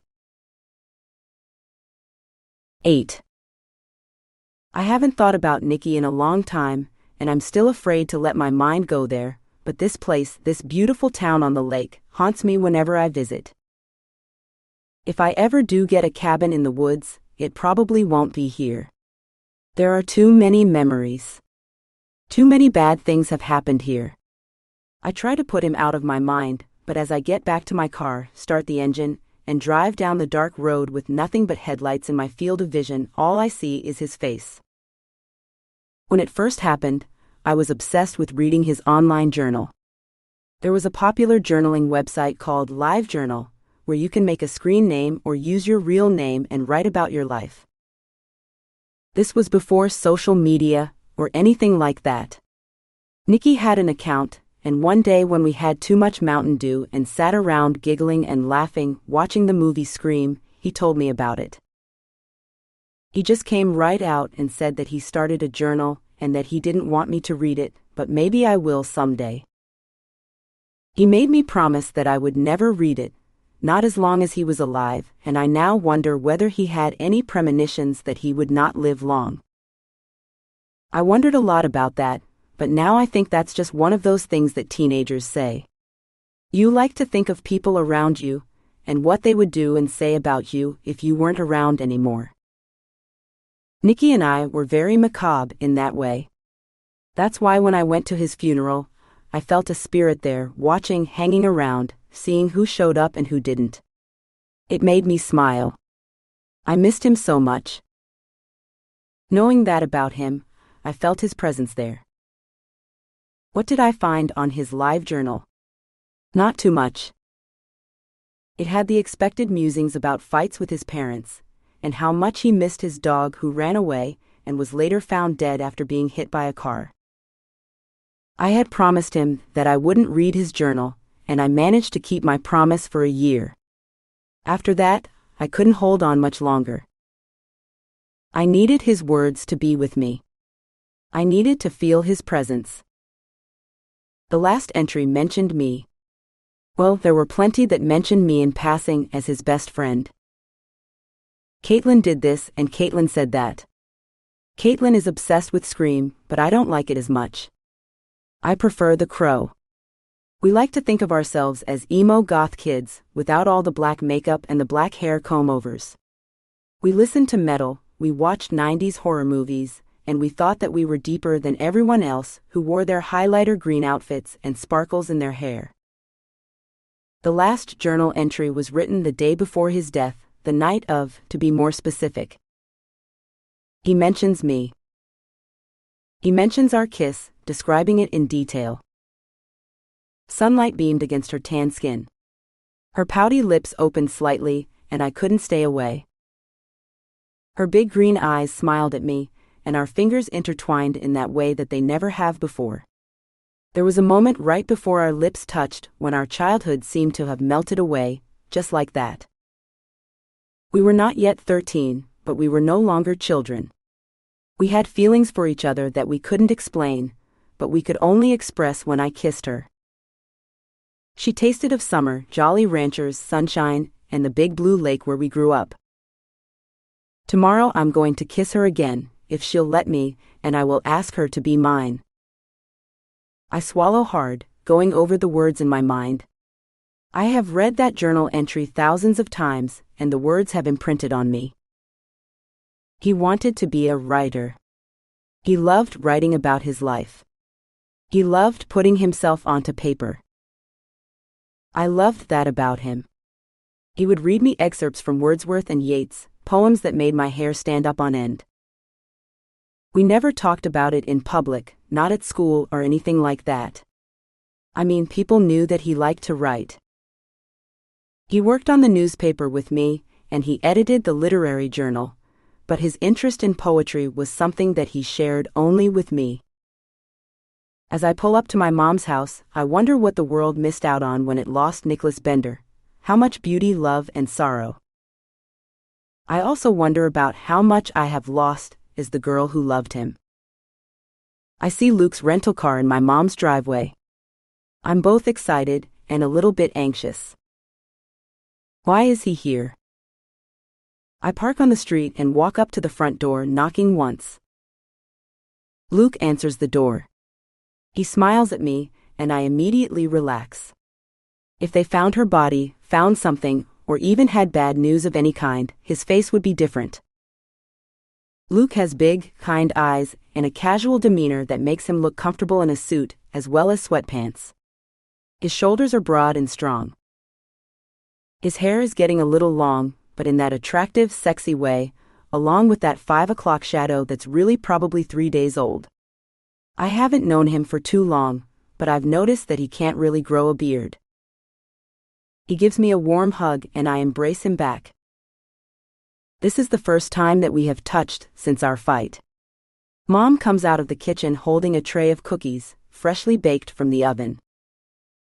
Well, this is unusual, I say, giving her a brief hug. She's a thin-lipped woman who likes to wear her hair pressed tightly to her head. She's not one to show her emotions around strangers, but recently, around me, she hasn't been able to hold them back much at all. Mom has always been a very put-together kind of woman, with strict rules about what should and shouldn't happen. Curse words were allowed in books as long as they were used appropriately, not gratuitously, and worked with the particular characters, but the number of books which had profanity that she approved of were limited to probably 4 or 5. She was always partial to fiction written in third person, and loved Hawthorne and Faulkner with their elaborate language thick with metaphors. She did not like the teenage vampire romance trend, but she was happy that it was making kids come into the library and read. At the end, she was a librarian, and any reading was better than none as far as she was concerned. I grab a cookie, take a bite, and am pleasantly surprised. I don't know if it's a result of her love for books and literature in general, but she was never the type to take homemaking very seriously. She didn't really like to cook or clean, let alone bake. Wow, these are delicious, I say, swallowing one and then quickly grabbing another. Thank you. Your friend Luke helped me with them. You did? I ask. He nods. The jacket from his suit is draped over the wooden chair in the makeshift dining room office. My mom cleaned up most of her papers and put them in a big pile on one of the bookshelves, but they're not exactly out of the way. The house is small, and every time I come back, it feels smaller than I remember. Ever since Violet had disappeared, something about it has become completely minuscule. I had some time, Luke says, waiting for you to get here, and I wanted to ask your mom some questions about Violet anyway, so you figured that you'd come here and bake cookies? I ask, reaching for my third. Mom winks at me and says, why don't you have a seat? I'll get some tea. She doesn't offer me dinner and I don't expect it, as it looks like they've already had some. There's an empty pizza box on the counter that she folds up and stashes next to the recycling bin. Recycling has always been taken very seriously in our household. My mom carefully sorts all the food and makes sure that the right type of plastic goes into the recycling bin, because, as you know, only plastics labeled with the number 1 and 2 are easily recyclable, while others, 4 through 7, are generally not. The ones listed with the number 3, like PVC pipes and children's and pets' toys, as well as clamshell containers that are common with takeout food, contain toxins and thus cannot be recycled. You know, your friend Luke here is quite an expert on baking cookies, Mom says. Yeah, I would say so, I agree. These oatmeal chocolate chip ones are to die for. He winks at me while admitting, my mom is a great baker. She bakes for any reason whatsoever. Christmas, birthdays, Valentine's Day, President's Day. Really? Yep. One year when I was in school, I brought in cookies for the whole day for Martin Luther King Day. What grade? I laugh. He laughs too and says, 5th. It made me quite popular with the girls, if I may say so myself. I can just imagine, with a lot of cringe, what it would be like for the 10-year-old me to bring in cookies for the whole class. I remember I was embarrassed to even give out Valentine's Day cards, but Luke doesn't seem bothered. She actually started up her own bakery, Luke says. Where is that? Mom asks. Wichita, Kansas, where I'm from. She was an accountant and she retired, but didn't really like being retired, so she decided to rent this little space on Main Street and started a bakery. It's doing well. They're totally booked up. Birthday parties, wedding cakes, that kind of thing. She has to expand, probably to another location and hire more help, but she just loves doing all the work herself. Kind of a control freak, but in a good way, he jokes. I give him a smile. This is the first time he's ever talked about his family or anything personal like that, and I really appreciate it. I take another bite of my cookie and revel in the sweet oatmeal goodness. Mom pours us some tea, and then says that she's had a long day and is going to go to bed. I have the room all set up for you. New sheets, new everything, she says to me. Then she turns to Luke. It was nice to meet you. Thank you for stopping by, Agent Luke Gavinson. No thank you, he says. She gives us each a hug, and then walks away down the small corridor to the first bedroom on the left. The floorboards creak in the living room as the house settles all around, but as soon as she steps on the shaggy caramel carpet in the corridor, the house seems to settle and everything's all right again. Luke and I sit across from each other in the dining room, each holding our cup of tea and occasionally sneaking glances. This is probably the best time to talk about the fight that we had before I left here last time, but neither of us wants to bring it up. I play with the string of the ginger lemongrass tea bag, pulling it in and out of the mug before finally looking up at Luke and asking him about his date. That wasn't a real date. I told you that, he says, narrowing his eyes. His voice is quiet but stern. My cousin set it up. She was there, introducing me to her friend. I promised to go before we met. I know. I'm just joking, I say with a casual shrug. I don't know why you're getting so upset. It's not like we're dating anyway, he says. I nod. That part is true. I'd like to. His words catch me by surprise. I look up and he stares deep into my eyes, and I can't look away. What are you talking about? I ask, not quite certain if he's joking, although everything about his body language says that he's not. 9. I don't really want to talk about this, but I don't have much of a choice. Luke stares at me, waiting for an answer. Do you really want to be exclusive? I ask. I mean, didn't we just meet not too long ago? Yes, but when you know, right? I nod. I guess not, he mumbles. I look up at him, our eyes meet, and I feel like I have done something wrong. The truth is that I do want to be with him. I do want to call him my boyfriend, but for some reason I can't. I can't make myself, nor do I really want to force it. What about your date? I ask. It didn't go well? It was a blind date, arranged by someone who doesn't really know me. She's your cousin, right? Why are you trying to make this something that it's not? He asks. You know that it was just a social obligation. Why are you coming back here and asking me to be your girlfriend, all of a sudden? I thought that we had a good time. I thought that we got along well, and I like being with you. Is that a crime? No, of course not. I back down. I just don't think that I'm ready. I don't think we are ready. What do you mean? Well, I ran into my old boyfriend and we had dinner, drinks. Dinner or drinks? He pushes me, narrowing his eyes. Drinks, okay? So what does that mean? Nothing except that I went out with him because I was angry with you, and I'm just not sure that's a great foundation for a relationship. It's not. Neither of us say anything for a while, until the silence becomes almost unbearable.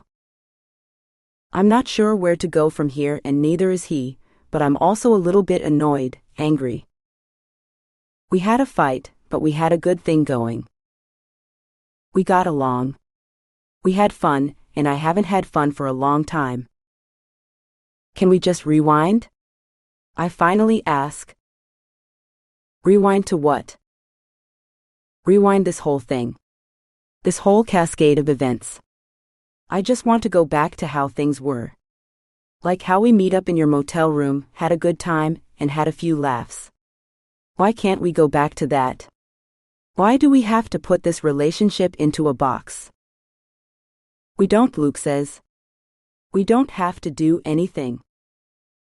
So can we go back? No, he says, shaking his head.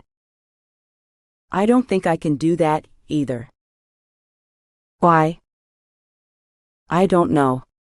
We don't even know each other. I mean, not even as friends, not as anything. So I just can't. I'm just not ready. With everything else that's going on in my personal life, with Violet missing, I just can't take it any further right now. Okay, I understand, he says with a nod, but it feels like he doesn't. Well, it was nice to see you again, Kaitlyn. He pauses for a little bit before saying my first name, and I almost feel like he's thinking about whether or not he should call me Detective Carr. Don't leave. Don't leave us like this, I plead, but he gets up from behind the table, grabs his coat, and walks out. I follow him out onto the porch and call out his name again. Listen, I'm not taking anything personally, Luke says, turning around right before opening his car door. Let's just be friends, okay? This is me rewinding things, starting new. Okay, I say, holding myself by my shoulders, uncertain as to whether or not I believe him. Okay, I'll see you tomorrow. He gets into the car and pulls out. A little bit of snow has fallen since I got here, and the driveway's slick. He's not used to driving in these conditions, and he turns against the ice when he should be letting go of the brake and driving with it. I stay on the porch for a little bit after that, wishing, once again, that this could have gone a little bit differently. Finally, when the snow starts nipping on my nose a little bit too much, I reach for the door and go inside. The following morning, I meet up with my mom with a big box of fresh donuts and a jug of coffee. I'm bringing it over for all of the volunteers who are gathered at the Veterans Hall. There's going to be another press conference at the police station, followed by another search around the observatory area. We drive over to the station. The glaze from the Krispy Kreme covers my fingers and my lips. I'm not much of a donut kind of girl. I love them and pretty much anything sweet, but I try to stay away because they inevitably spike my blood sugar, leaving me tired, hungry, and irritated. I get to the press conference right on time, just as Captain Talarico takes the podium. Dressed in one of his nicest suits, He looks confident and competent delivering the difficult news. In addition to finding Violet's clothes packed neatly in a bag, they also find Natalie's clothes packed in the exact same manner, a large plastic bag. Why? Why would anyone ask them to strip, and then take the time to carefully put everything they were wearing in a bag like that? I stand near the back of the room, and I hear a few deputies gossiping. One of them tells the other about how distraught Natalie's mom was when she heard the news, and when she had to identify the clothing as the things that her daughter wore that night. To say that she was inconsolable would be a grave understatement. Out by the podium, a little bit against the wall, I see Natalie's brothers, the rest of the triplet set. Stephen and Michael stand with their backs against the wall, dressed in similar khaki pants and button-down shirts. They're here to do some press interviews, no doubt, but they look practically comatose. I bite my lower lip as I try to decide what to do. Do I approach them? Do I talk to them now? Captain Talarico gathers his papers after going over all of the major details in the cases and talking about their possible relationship. I say possible because nothing is certain, but is anyone really not convinced that the two cases aren't related? They went missing just a few days apart. They disappeared under very, very similar circumstances. They were both dropped home in front of their houses, at which point they went missing. Nobody has heard from them since, and the only evidence that has been collected are the 2 plastic bags full of everything that they wore. Hey, can I talk to you two for a second? I say, walking up to the boys. You're Violet's sister, Michael says, narrowing his eyes immediately. Yes, I am, but I'm also a detective and I just want to ask you a few things. No, Stephen says, shaking his head. He's a little bit bigger in size than Michael, with a doughier face, but kinder eyes. Please, I think it would be best if we worked together, if we could compare stories. There's nothing to compare. My sister had nothing to do with your sister's disappearance. This takes me by surprise. What are you talking about? I ask. Of course, the 2 cases are related. What about the clothes that they found in the park? Michael shakes his head, and Stephen follows along. What about the fact that they both went missing in a very similar and suspicious way? Michael shakes his head. What do you think happened to your sister then? I ask. Nothing. I don't know. I don't know what to think. You're certain that her case has nothing to do with Violet's, though? Why? Why would they be connected? Why would Natalie run away with Violet? Wait, what? This really takes me by surprise. Michael tries to shush him, but Stephen is too much on a roll. Our sister was one of the most popular girls at school. She and Violet, they just ran in different circles and there's no way they would have run away together. Run away together? Why do you think that Natalie ran away? I ask. What do you think? There's some sort of serial killer kidnapping teenage girls, making them strip off their clothes, putting them in bags, and leaving them behind? That thought has occurred to me, I want to say, but I keep my mouth shut. Stephen starts to walk away, but I follow him. Can you tell me what you're thinking? What do you think happened to Natalie? I don't know what happened, okay, but she told me that she was running away. She even wrote it in an email to me. She did? My mouth nearly drops open. He pulls out his phone and flashes it to me. I take it carefully, handling it as if it were a bomb, holding my breath as I read it. I'm not going to be around much longer. Take care of each other and tell Mom not to worry. I'll be fine. I know what I'm doing. I'll be in touch as soon as I get there. Get where? I ask. He shakes his head.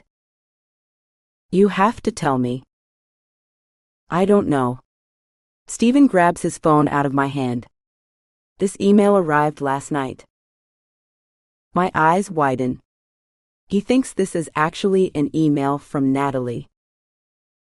Natalie ran away, okay? She wants to be gone.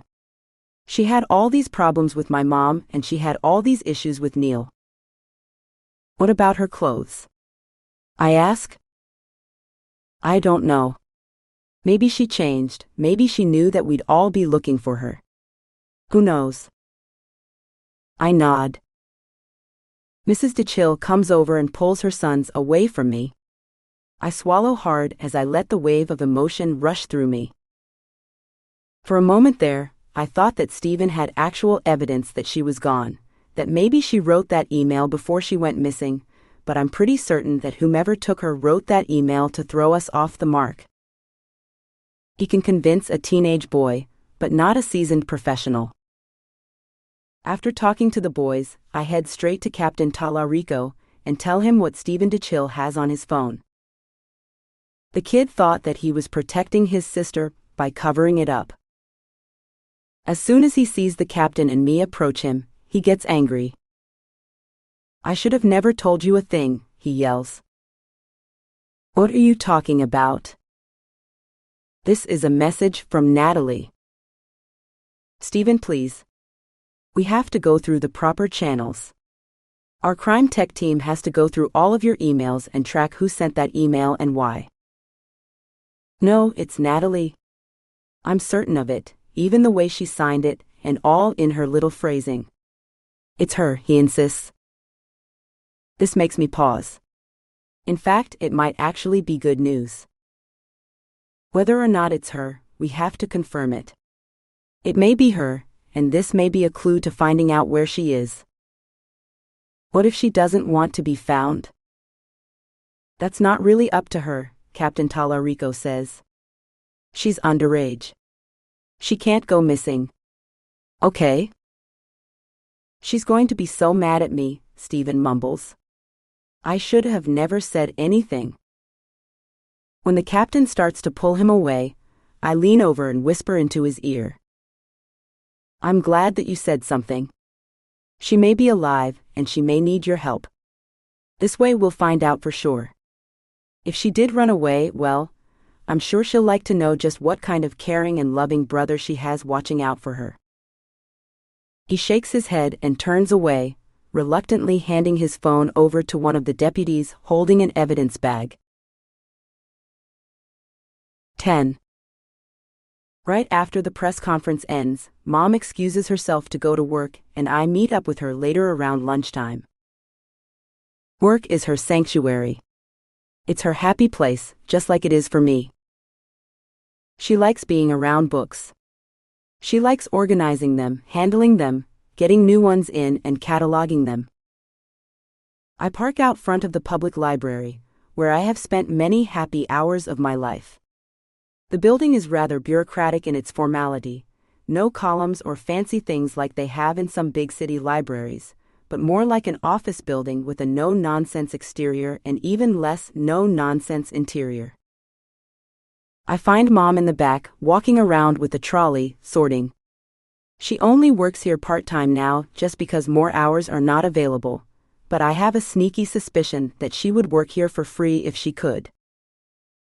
I tell her about what happened with Natalie's brothers, and she sighs loudly at the end. That's not her writing that email, she says quietly. No, I don't think so either, but we're going to confirm. Maybe it was her typing it out, and she's somewhere and they left some sort of online ID. So, you'll be able to track the location of whomever wrote that? Yeah, unless they took steps to cover up their cyber trail, which is not unheard of course. So, you're certain that the two of them are together? Mom asks. I'm not certain of anything. This is probably the strangest case that I've ever worked.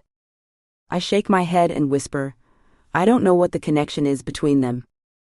I mean, they're friends. They go to the same school, but why take both of them? The thing that makes it particularly difficult is that it's a stranger or someone who is almost a stranger, which makes it very hard for investigators to track. What do you mean? Mom sticks her hands into her pockets.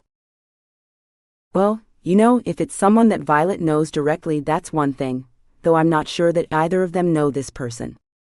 In most criminal cases, it's a close family member or friend, usually a male. It's in their circle of friends, so to speak, so it's easy to connect the dots or easier. DNA and all the other forensic evidence helps that along, but in this case, we don't have any forensic evidence. We don't have a body. We don't even have a circle of friends that this could be tied to, or he could be tied to, and that's what makes it quite difficult. It's still going to be solved, right? I nod and promise that it will, but she and I both know that I can't make that kind of promise. In my line of work, I tend to make promises that I really shouldn't. But how do I say no, though? I always promise that I will find out the truth, but what I'm really promising is that I'll do my best, and this case is no different. I will do my best to find out what happened to Natalie and to my sister. I will do my best to try to find out the truth, and I'll keep working this case for as long as possible, long after everyone else gives up. A coworker walks by, looking back occasionally with a lot of nervousness in her body. Mom says hello to her, but their interaction is terse and quick. What was that? I ask my mom. She just shrugs and looks past her coworker. The tone of the afternoon seems to shift. She doesn't have to tell me, because I already know. When you're family to someone who's gone missing or a murder victim, people don't know what to say to you. People don't know how to act around you. After the initial condolences and asking for details about what's going on, a wall takes over. To change the topic, Mom invites me out to lunch and we can't get there fast enough. We drive to one of our favorite restaurants in town. It's relatively modern and it has a serious LA vibe, lots of specialty cocktails as well as ahi tuna for appetizers. Mom insists that it's going to be her treat. As soon as we order a round of cocktails, I find out why. I hate to ask you, but I need to borrow some money, she says directly, without beating around the bush. I'm actually a little bit surprised. She has always been very responsible and good with finances. I'm behind on the mortgage. I've had some unexpected expenses creep up. Violet's braces, things like that, and I just don't get paid that much. Yes, I understand. Anything you need. How much? I ask after a pause. My grapefruit vodka cocktail arrives, and I take a few big gulps to try to ease some of the anxiety of being here and having this conversation. I don't know if you know what it's like to have your parent ask you for money, but it doesn't feel good. Despite my dad's illegal activities and all of their problems when I was growing up, Mom always made sure that the mortgage was paid and everything was taken care of. I didn't live a lavish life, but I was also never worried about being evicted or thrown out onto the street. I actually had no idea that was what really happened until after I graduated. Is everything okay, Mom? I ask, after she finishes one cocktail and orders another. I like that guy, Luke, the FBI agent, your friend. Yes, of course. I nod, taking a bite of the pita chip. He seemed like he'd be good for you.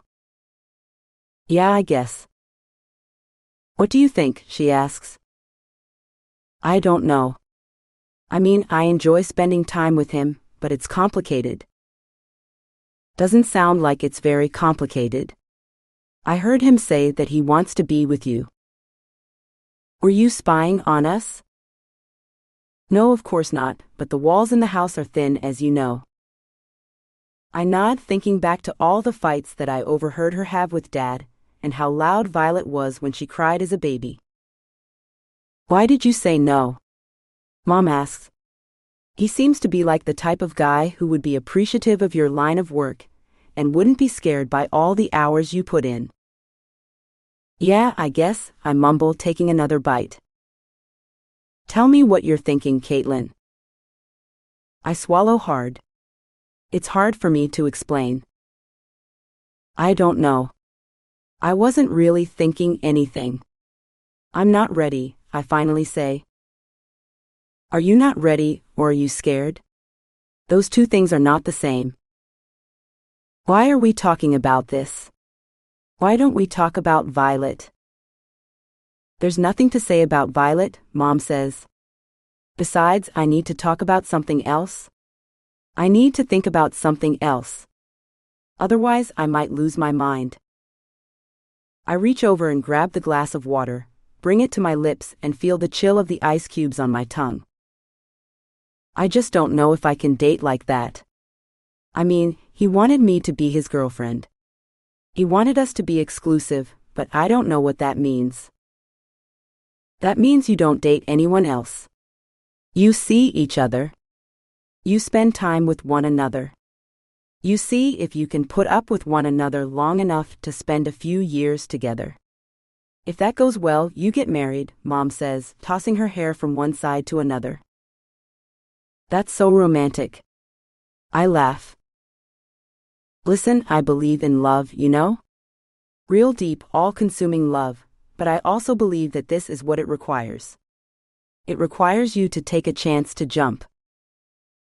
I don't have a parachute, I say. You don't need one. You always need a parachute if you jump from a high place. Our eyes meet and she shakes her head.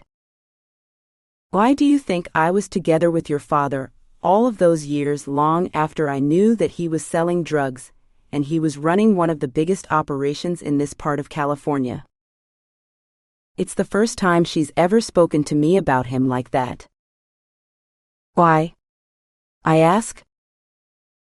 Despite all of it, despite that secret life, despite all the danger that he put himself in and he put our family in, I loved him and I wanted to be with him. I didn't need a parachute because I knew that it would be okay. I bite the inside of my cheek. It wasn't okay, Mom, I say. You needed a parachute because he was killed. You found him dead in your room with 2 gunshot wounds in the stomach. You needed a parachute to protect you from all of that pain, and to protect us from all of that sadness. No, I didn't need one, Mom says.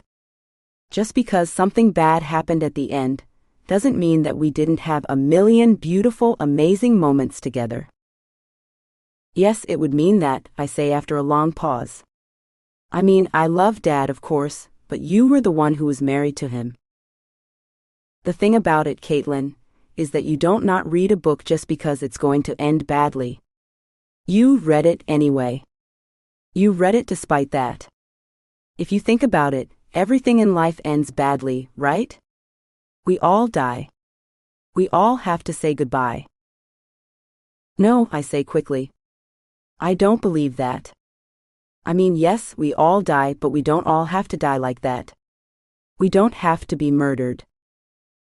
Don't say that, she hisses, putting her finger in my face. He was not murdered. He killed himself.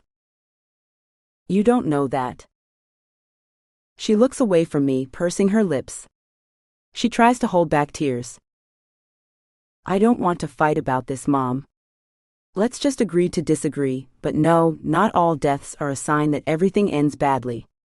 The majority of them are a sign of a life well lived. Besides, I tend to believe in another pearl of wisdom, as they say that I think it's an Indian saying that goes something like everything is okay in the end, and if it's not okay, it's not the end. Our food arrives, and we sit together silently after the waitress leaves, not looking at each other, but not diving right in as well. It's a moment of contemplation of thought. Somewhere in the distance, a bird chirps and dances on a twig. One car pulls out and another pulls in. A group of girls walk by giggling, and a young father carries his toddler on his shoulders, licking an ice cream cone. We spend the rest of lunch talking about things that don't really matter. She doesn't bring up Luke, and I don't bring up my father. Neither of us mention Violet. Sometimes you have to consciously avoid certain topics in order to just get through it. Just as the check arrives, Mom insists I'm paying for it. I'm quickly reminded of the fact that she just asked me to borrow money for the mortgage. How many months behind is she? How much does she need? What happens if I can't help her out in a few months? As she signs and gives a generous tip, I notice how very put together she looks now in comparison to how she did before. It throws me off a little bit. My mom is kind of like a chameleon who takes on personas. She becomes different people, or maybe she's just trying like the rest of us. Maybe she just has her good days and her bad, and that's okay. 11. I've been dreading this moment for a while, but it's something that has to be done. I meet Luke outside of Natalie's family house. I park right behind his rented Toyota, knock on the windshield, and get in to go over what we want to ask him. I'm not officially on the case, and the fact that I'm here at all is a courtesy. I have updated him about what happened with Michael and Steven. He's unhappy with the fact that I talked to them on my own. He is, however, eager to get back the results of the email and the IP address that it could lead to. It takes a special kind of knowledge to make your communications over email and the internet, in general, secret, really secret from professionals. Listen, I want to apologize about what happened yesterday. No, please don't, Luke says, going over his notes in his journal. What do you mean? I ask. Please do not. Let's not talk about that. I really need to focus, and we have to get this interview right. I nod. You shouldn't even be here, but I think that you might be able to elicit something from her brothers, he says. It's pretty clear to me that he is avoiding meeting my eyes. His journal opens down the middle and fits in the palm of his hand. The pages are blank, unlined, but filled up with his unorganized scrawl. The lettering is small and it's difficult to read, but occasionally there are spots where he kept the pen on too long, probably thinking about something, and it bled through to the other side.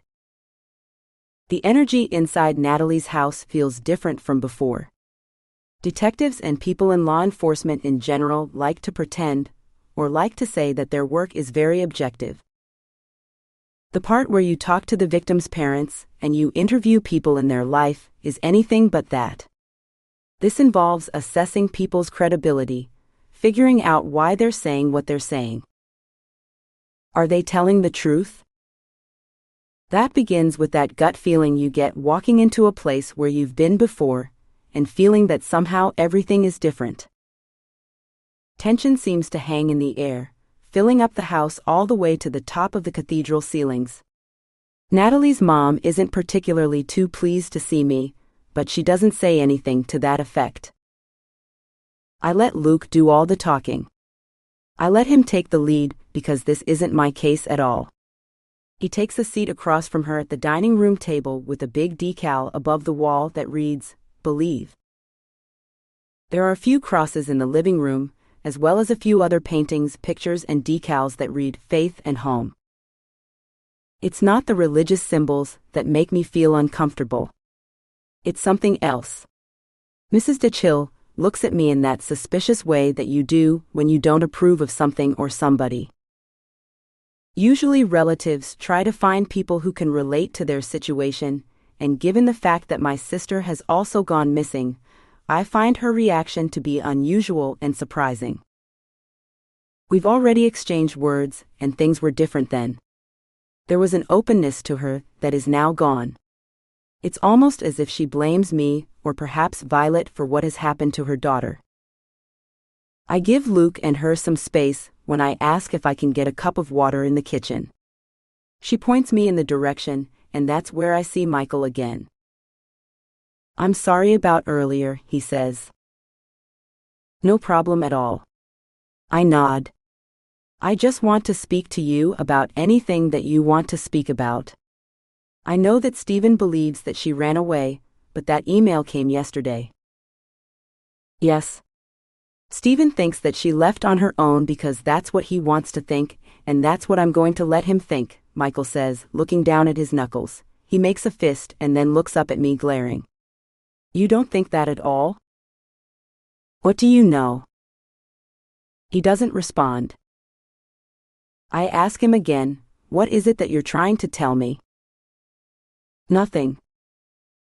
Michael, if you know anything, you have to tell me. Any little bit of information, you never know where it's going to lead. You never know what kind of things it will uncover. Natalie was very private. She wouldn't want anything out, and we're going to maintain whatever you unveil in secret, but the authorities have to know. I have to know in order to help you find your sister. Do you understand? He shifts his weight from one side to another, still hesitating. He doesn't trust me. I don't blame him. I'm not officially on the case, and my sister is missing as well. I lean a little bit closer and open my mouth to say something else, but I can feel his body shutting down. The next words out of my mouth need to be significant, otherwise I might lose him forever. I promise you that I'm going to keep everything you tell me at utmost secrecy. I will only reveal it to the police if I feel like it's relevant. I have no right to say any of this. This is against protocol. I have no idea whether or not anything's relevant until you put all the pieces of the puzzle together. I need him to tell me what he's keeping secret. He hesitates again. Finally he says, I found a video. It's a secret YouTube video. She made it private. Then it required a password to open, but she only uses like 2 or 3 passwords total. So I saw it on her account. What kind of video? I ask. Just videos of her talking about her life, saying how much she wants to cut off her hair and color it purple. Oh, okay. That's not unusual, right? That doesn't seem outrageous, I say. It is according to my mother, our mother. She's not exactly the most understanding person. She was obsessed with Natalie being perfect. When her hair started to turn darker like ours, she insisted that she color it and go get highlights. She makes her go every 6 weeks, even though Natalie couldn't care less. For a while, she wouldn't let her wear makeup. Then she relented and insisted that she only wear the most perfect kind. She wanted her to get her face contoured. Contoured? I ask. I don't know, like you spray on foundation and powder in a particular way. I think it gives you higher cheekbones and a smaller nose. I don't know, there's all this stuff on YouTube about it. Natalie didn't want that? No. She wanted to shave the back of her head. She wanted to color her hair purple. She wanted to paint her nails black. She just wanted to be different. She didn't want to be mom-approved. So, is that what she talked about in these videos? Yeah. Okay. Would you mind giving me access to them? Sure. Does your brother know about them? Yes, he does. We knew everything that she was going through. Mom wanted her to be the most popular girl at school, because that's what she missed out on when she was a kid. Now Natalie didn't want anything to do with that. She didn't want to be a cheerleader. She didn't want everyone to know who she was. She was just very good at playing that role. He pulls up the videos and shows them to me after putting in the password. Can you send them to me? I ask. I need to be able to watch all of them more than once. Yeah, that's fine, he says. Please don't tell our mom, our dad, or anyone that you don't really have to. He hands me the phone, and I start looking through the videos. He hesitates a little bit. What's wrong? I ask. Nothing. I'm just waiting for you to find that. Find what? I realize that it's going to be very difficult for me to watch these videos while he's here. Click on the fourth video and go to the timestamp 5 minutes 25 seconds. I do as he says, and that's when I see it. My mouth drops open. 12. I lean over Michael's shoulder to get a good look of his screen. He holds the phone slightly toward him away from me, almost as if he wants to both share what's on it and to shield me from what I'm about to see. When he fast forwards to the right spot, I see Natalie sitting across from Violet.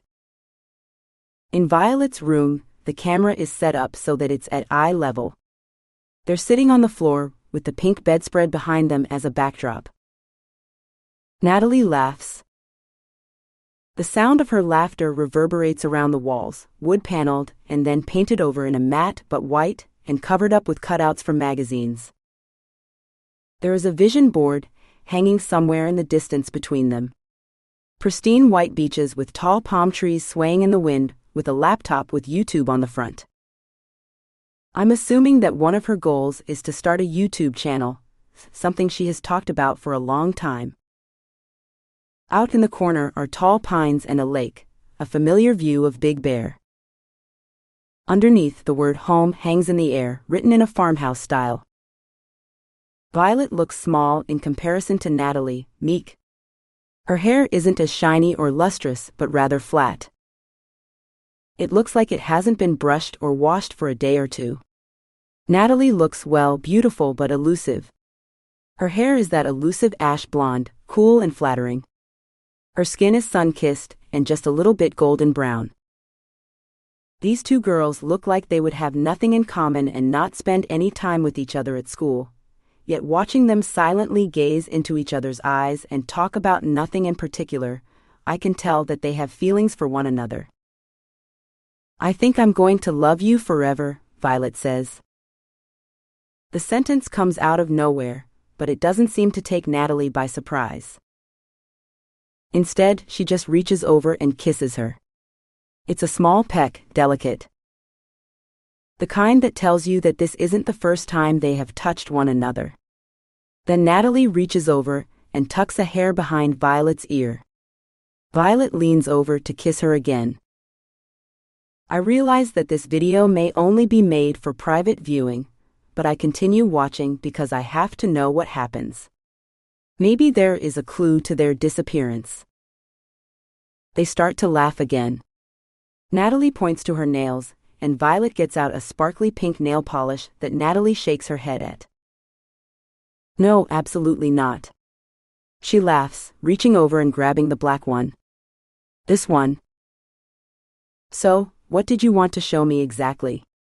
I ask Michael. The kiss? He looks at me dumbfounded and explains, of course. Of course what? I ask. Of course the kiss. I mean, they're like together. It suddenly occurs to me that he knows nothing about those other videos with Neil, the ones that Violet had on her computer. So, do you think that Violet and Natalie were together romantically? I always thought that Neil was her boyfriend. They dated on and off, but then I found these videos, and now I have no idea. I didn't even know that she and Violet were friends. I nod. I know that you're from LA, and probably seeing two girls kissing is not a big deal to you, and I'm very aware of the fact that it's probably not a big deal in general, but in our family things are different. There are certain expectations. Tell me about them, I say. My parents, they're just really tough on her. They expect her to be this perfect daughter, and she's not really like that. She doesn't like to dress up in pretty dresses. She doesn't like to have her hair that color, but Mom is insistent. Mom wants her to be the teenager that she never got to be. What do you mean? I ask. Well, Mom got pregnant senior year. She wasn't ever really that popular, and she just wants to relive everything through us. She wants us to do high school right. You're not even in high school, I say. I know, but she's getting us ready for that. She's preparing us for all of these things that are going to happen, all of these ways that we have to act that I'm not really sure what Natalie will be able to. I want to ask him why he gets so mad at Steven for basically telling me the exact same thing earlier, but we're interrupted by the sound of footsteps somewhere on the other side of the wall. I just wanted to show you this so that you'd know. I don't know if it has anything to do with anything, but please don't share this with my parents unless absolutely necessary. I promise that I won't. This would just break their hearts, and I don't want them to stop looking for Natalie. I don't want them to reject her, or think that whatever happened to her, she deserves it. They would do that? I ask. They're very firm about their beliefs. I hear another clickety-clack of footsteps getting closer to us. I quickly ask him for the login information, and if he can send me the videos to my Dropbox. I can see him hesitating, but he agrees. You really have to be careful with this, he says. I can tell that you don't think it's a big deal, but it is. My parents are very traditional and religious to like the 9th degree. They wouldn't even let Natalie cut her hair short. So you can imagine what they would say if they saw her kissing a girl. I nod and promise to keep this safe and exclusively on a need-to-know basis. Later that afternoon, Luke and his team bring Neil and his father in for questioning. This has been the interview that they have been preparing for. Given the fact that Neil's father is a prosecutor and knows the complete ins and outs of the system, it's important to treat him with a delicate touch, Luke says while we grab some coffee at the vending machine. I had offered to run out and get some at a real coffee shop, but he declined. I'm used to drinking this cold, crappy brew. Then he kind of puts me at ease. If you know what I mean? I nod. I know exactly what he means. I have discovered that there is certain things that I always do in repetition in order to prepare for an interrogation. It's not so much for superstitious purposes, it's more to put me at ease in asking uncomfortable questions. The thing about being an interviewer is that it's not as simple as appearing to be good cop and bad cop. That's part of it, but there are so many shades of blue in between. Different suspects require different approaches. Some do better when you're approachable and relatable and polite.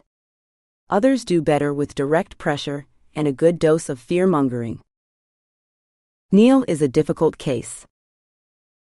Not only is he a child, which means that he needs to have his parent present, but his father is a district attorney. That means that he knows exactly what kind of questions and answers would put his son in danger. I'm not saying that he would cover up a murder, but parents do a lot of stuff for their children, and stopping an interrogation would be the least of that. 13. Since I'm not officially on the case, I sit with Captain Talarico and a few other deputies in another room watching everything that's happening on video. There are a few camera angles set up, one that focuses on Luke and others that are focused on Neil and his father. Mr. Goss is a tall, confident man with broad shoulders and an incredulous smirk on his face that's perfect for court TV. His son looks terrified.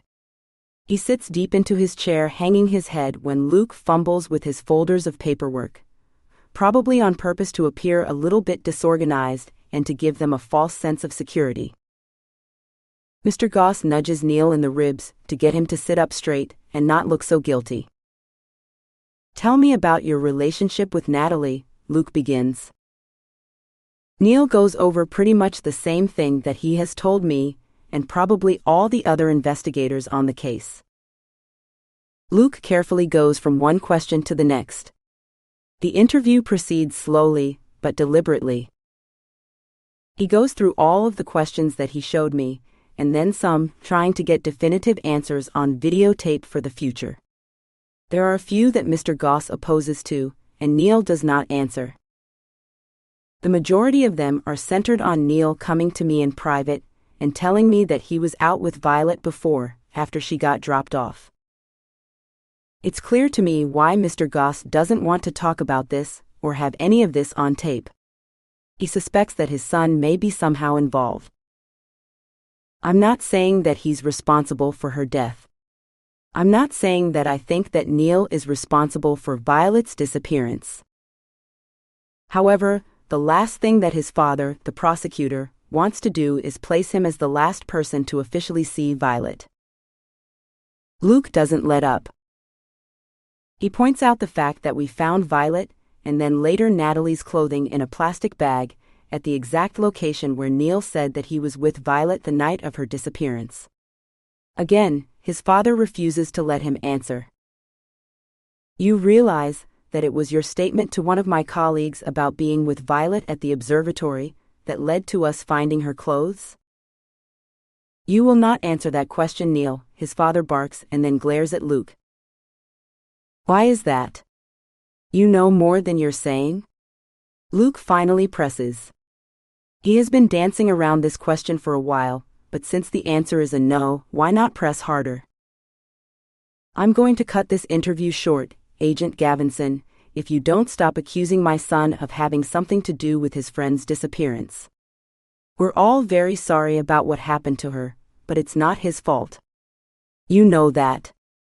I know that. No, I don't know that, Luke says, sitting back in his chair. All I know is that Violet Carr is missing, and your son was the last person to see her alive. Please come on, don't be so dramatic, Mr. Goss pipes in. I'm not confirming anything that Neil said, and I'm not allowing for you to ask him any more questions. I was here out of courtesy, but that courtesy is now being revoked. I can see that our efforts in helping you with this case are going unappreciated. No, we very much appreciate Neil's cooperation, Luke says. What I don't appreciate, however, are the lies. Your son knows a lot more than he's saying. What I want him to know is that if he cares about his friend Violet at all, and if he wants to help us find her, then he would tell us everything that he knows about that night. I already told you everything, Neil says. And Detective Carr. I told her that I picked her up. Neil, shut up, Mr. Goss interrupts him, but Neil's eyes are huge like saucers and his cheeks are bright red. Anger is boiling up within him, and he stands up. He pops up to his feet and puts his face in Luke's face. I told Detective Carr everything.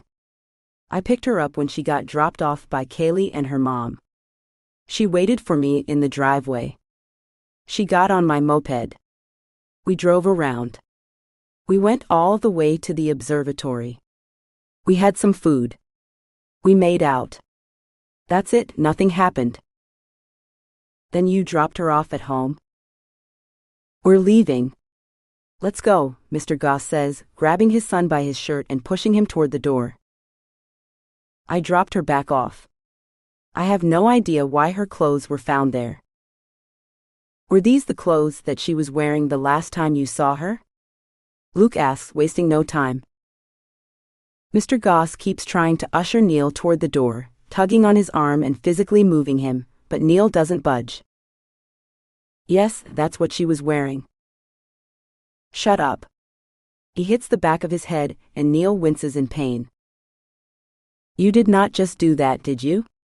Luke asks, walking up to Mr. Goss and physically getting in between him and Neil. I will not stand for any physical abuse of children, let alone one that happens right in front of me. I wasn't physically abusing my son, you moron, Mr. Goss barks. You just hit him in the back of his head, right in front of me. You realize that you're not allowed to do that, and I'm a mandatory reporter. What are you going to do? Call Child Protective Services on me? Yes, that would be appropriate, Luke says, crossing his arms. If you do that in front of an FBI agent, in an interview room, where you know we are recording every single thing that is being said, who knows what kind of sick and twisted things you're capable of doing in the privacy of your own home. But that's not for me to find out. I lean over and take a closer look at Neil, who has a small smile on his face. I have a feeling that very few people have ever stood up to Mr. Goss, and it's nice for Neil to see that someone is actually capable of bullying the bully. If you think that you can talk to my son while you call CPS to investigate me, you are sorely mistaken. You cannot do that, Mr. Goss says. Yes, I know, but that's not why I'm doing it. He turns to Neil and asks him, "Is there anything else that you can tell me about that night? You dropped her off. Did you really drop her off?" I bite my lower lip. I know that he's asking this in front of his father, because were Neil to admit something outside of a parent's presence, there is no way that it could be used in court as evidence against him, and it would put the whole chain of evidence in jeopardy. I just dropped her off, Neil says. Now I wish I hadn't, but I have no idea how her clothes got back to the observatory, why, or what happened to her. I wish that I could help you. That's why I told her mom and her sister what happened, because it doesn't matter if I'm the last person who's seen her alive. I just want her found. What do you mean, the last person seen her alive? Luke asks. That's it, we're leaving. Mr. Goss pushes his son out the door. I just meant that, because she might be dead, Neil relents. I watch the expression on his face fade and become more distant. It's almost as if he has said too much. He realizes that he made a mistake, and now he needs his father there after all, no matter how much he likes seeing someone put him in his place. 14. I go in to talk to Luke after the Gosses leave. He continues to sit in the interview room, a little dumbfounded with a vacant expression on his face. What do you think? I ask. He just shakes his head and responds, I don't know. I thought that he had nothing to do with this for a while. I mean, against all odds, kind of. He seemed to really care, and then that last statement at the end just throws me for a loop. I know what you mean, I say. We've all seen it a million times before. A person you interview says all the right things and you start to believe him, and you think maybe they didn't do it. At the end, they say something that they couldn't possibly know. They use a past tense. They refer to someone as if they're not there. They refer to someone as dead when they couldn't know for sure. It's a small detail, but it points you in the right direction.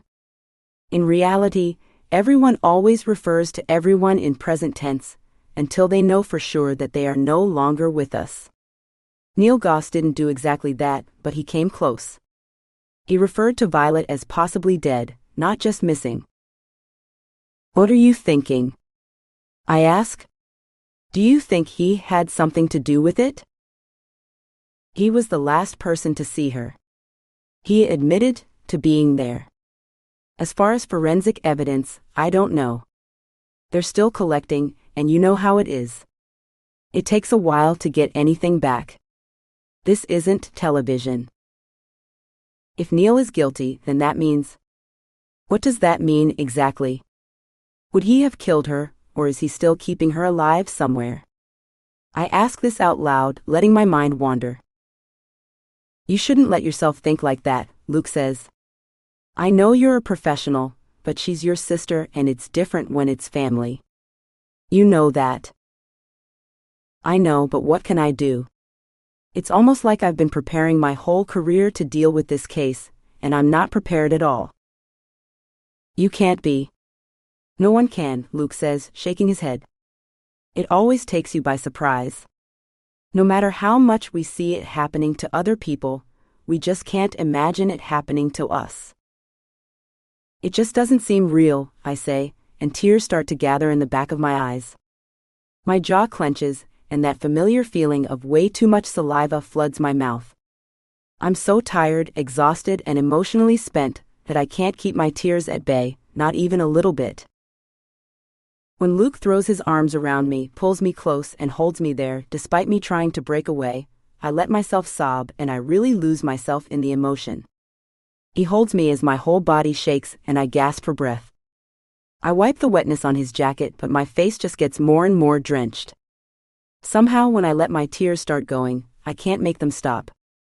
It was almost easier to keep everything bottled up like it was before. It's safer. Now that they're out, I can't make them stop. I have no more control. I have no control over my body. I have no control over anything. A few minutes later, when I start to calm down, I try to break away again. Again he stops me and he just holds me. It's like he knows what I need more than I do. I like that. I like the comfort and the security that it makes me feel. Are you okay? He asks, wiping the tears from my cheeks and lifting my head up to his.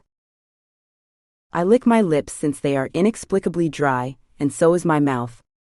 It's as if all water within me seemed to have vanished or evaporated. I'm sorry about that, I say. I don't know what came over me. It's fine. I understand. This case is so personal. I just wish that you weren't here. No, I'm glad that I was, I say. You didn't bring up the fact that Natalie and Violet were making out. Yeah, I didn't. His dad was there, and I wasn't sure I was going to get the truth about that. I also didn't want that coming back to Natalie's parents. That was the right approach, the right thing to do. Of course, but I still wonder what his reaction would be. When I walk back out into the precinct, everyone is polite enough to not ask me how I'm feeling, and I appreciate their concern. There are a few looks of sympathy and support, but that's it. You can always depend on cops to not talk too much about their feelings. In this case, I appreciate that very much. They know what it's like when you lose control of your emotions, especially in the workplace, and they know that you need some time to get back to normal.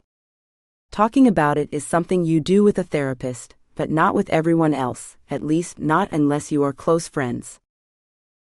Captain Talarico asks to see us in his office, and when we arrive, there are a few more agents and deputies there as well. We end up moving to the conference room next door and talk about what happened with the Neil Goss interview. These kinds of meetings allow us to review the footage and talk about why someone is lying, along with where and how. It allows the newer deputies to learn how to identify certain signs, certain emotions, and what decisions have to be made with the investigation as a whole.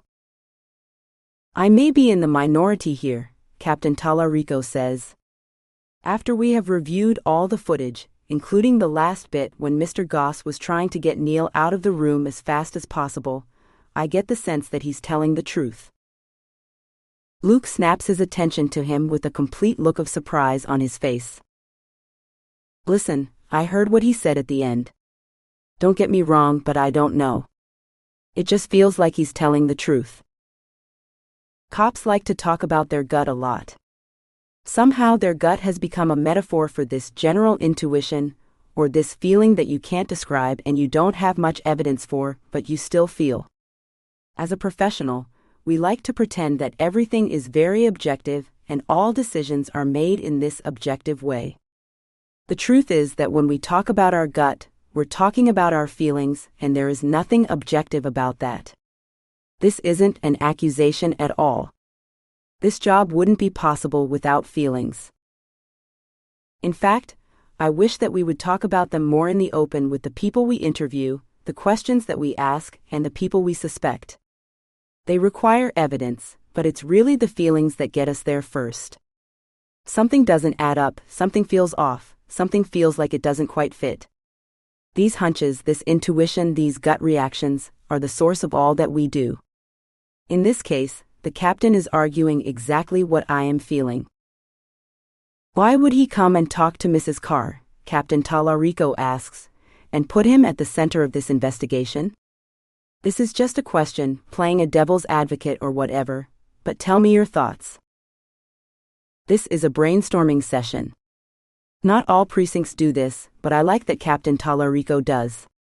It brings in input from people that would otherwise not provide any, and it allows everyone to learn how to be better investigators. You can't deny the fact that he said what he said, Luke says, changing the topic. No, of course not, but he knows that she's missing. He knows that this is an investigation. He didn't come out and say that she was dead. He did say possibly dead though. Yeah, but still, there is something off about that. There is. I'm not going to argue. Let's think about everything else he said in this 2-hour conversation. It seemed to me that he wanted to be helpful. Murderers are often hanging around police stations trying to be helpful. You know that. Luke laughs, and so does the captain. 15. We discuss the case in more detail. He argues for the possibility of the girls running away. There isn't much evidence of that, but then again, there isn't much evidence of much else. It's hard for me to tell if he's playing devil's advocate or just trying to mess with me. The other possibility is that he actually believes that they ran away together. What about the clothes? I ask. The clothes are a never-ending question to just about any possible theory. Why would the clothes be found in 2 Ziploc bags, folded over and tucked in pretty neatly? Why would they do that if they were going to run away? Why would anyone do that if they took them? Leaving the clothes is leaving evidence. Currently, they're getting checked for fibers, saliva, and every other bodily fluid, but it's going to be a while before we have any of the results even though we put in rush orders. If someone had taken them, why not just take both of them and disappear completely? If they ran away, why not just run away wearing the clothes on their back? It's a mystery that I need to solve, but by the expression on Captain Tallarico's face, I can tell that it's something that he's worried we might never get answers to. What about money? I ask. If they did run away, where did they get money from? They don't have bank accounts. They had debit cards, but there's been no activity on them. How could they pay for anything? I don't know. That's why it's just a possibility, Captain Tallarico says. Luke and I exchange a significant glance. Their theory doesn't make any more sense than mine, and unfortunately, we won't know the truth until we find out more. Luke and I walk out of Captain Tallarico's office, and he asks if we can have dinner again. I'd like to, but I have to get back, I say. I have this murder case that I'm working, and I'm already really behind. What happens if they assign it to someone else? This is my job, Luke. This is what I do for a living. I wouldn't ask you to not take some job somewhere else for me. You wouldn't? He asks. We're standing in the hallway where people are coming and going. We're keeping our voices hushed, but that only makes us seem more suspicious. This isn't the right place to have the conversation. He walks me out to my car in the parking lot, where we can have a little bit more privacy. If you want to be in a relationship with me, don't ask me to put my career on the back burner, I say, crossing my arms. That's not going to get you anywhere. Yeah, I can see that. He nods. It's not really about your career, is it? I was here for the interviews. I'll be here for another press conference. I have to go back and do my job. Plus, there's only so few things I can do here.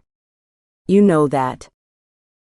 What about interviewing all of her school friends, talking to people who work in gas stations, and anyone who's around the comings and goings of this town?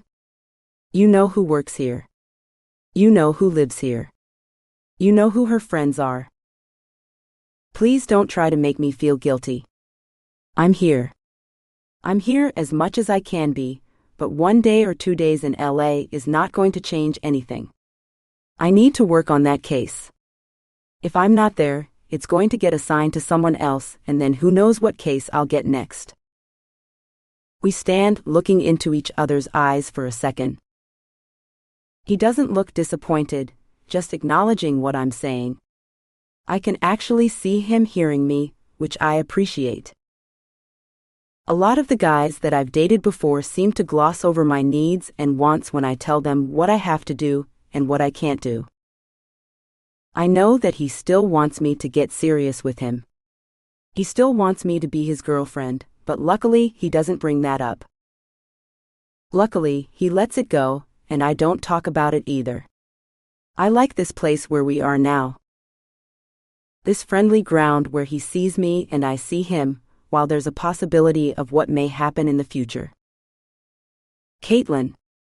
Mom yells my name from across the parking lot. She waves at me and walks over briskly. What's wrong?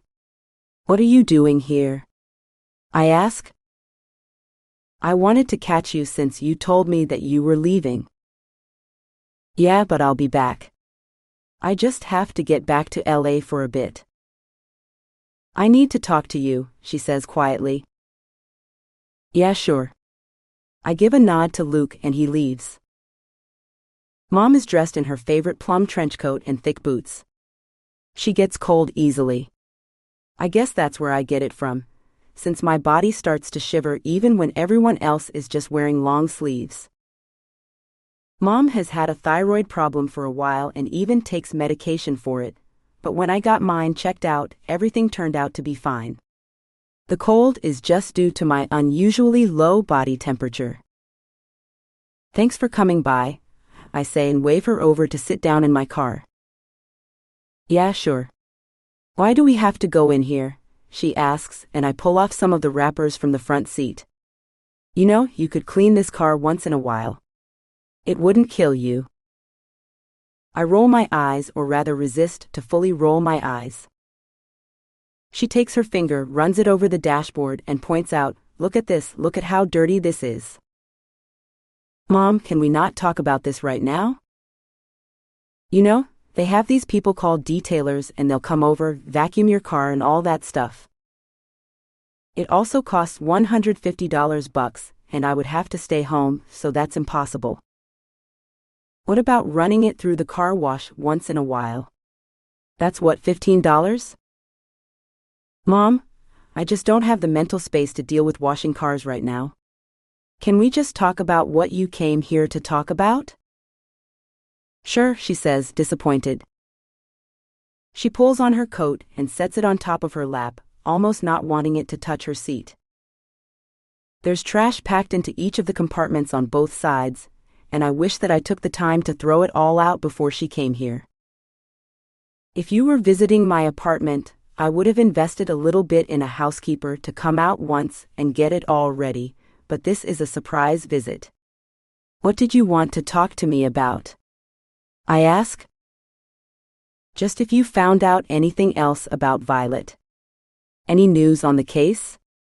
Anything that the cops aren't necessarily sharing with everyone? I bite my lower lip. Yes, there is something, huh? She reads me immediately. It was probably because I already wanted to ask her about it and just didn't know how. Normally, I'm much better at withholding the truth. I don't know exactly how to ask her this question. I feel nervous and uneasy. I don't want to tell Mom anything that Violet doesn't want her to know, but at the same time, I need to know what she knows. Have you known Violet to ever show any interest in girls? I ask. What do you mean by that? What do you mean by interest? You know what I mean. Like romantically? Mom turns in her seat, stares at me and asks, do you think that Violet was dating a girl? I'm not saying that exactly, and at her age I don't know what that even means. Do you think that maybe she had feelings for a girl? Did you ever talk to her about it? No, of course not, but I also never talked to her about dating guys. I had no idea that she was at that stage in her life, Mom says, carefully choosing her words. I think that my own teenage years traumatized her. I was a bit of a wild child. I went out a lot. I did what I wanted. I hooked up with guys that I wanted. I figured that if guys got to do that, I should too. Violet was always a little bit more timid and quiet, so I guess it's only natural that it didn't even occur to Mom that she would be dating. I'm not sure where you're getting at with all of this. What does it matter? Mom asks, holding herself by grasping onto her shoulders. I sympathize. The thing about investigating a missing person case is that you have to get into that person's background. You have to dig up old wounds. You have to ask questions that the families may not always want answers to, and in this case I can tell that my mom is uncomfortable. I look at the steering wheel and all of the dust that has collected between the windshield and the dashboard. I know that I have to tell her the truth. I will tell you something, but only if you promise to keep it between us, because Natalie's parents can't know. The person who told me this in confidence. Mom nods. There's a possibility that she and Natalie were a couple. Well, maybe not a couple, but romantically involved. Who said this? I can't tell you that. Well, how do you know if that's a reliable source and not just someone spreading lies? I take a deep breath and finally admit, I saw a video, Mom. They made a video of themselves kissing. They did? Yeah. It wasn't just pretend. No, it wasn't. It was a real recording. Why would they do that? They're young and stupid, and like everyone else, they like to record themselves doing everything. So, she and Natalie were kissing? I nod. And why does that matter? Mom asks. It might mean that she and Natalie ran away. Natalie's parents were very strict. They would have not taken this seriously. They would not have taken this lightly. They couldn't handle something like that.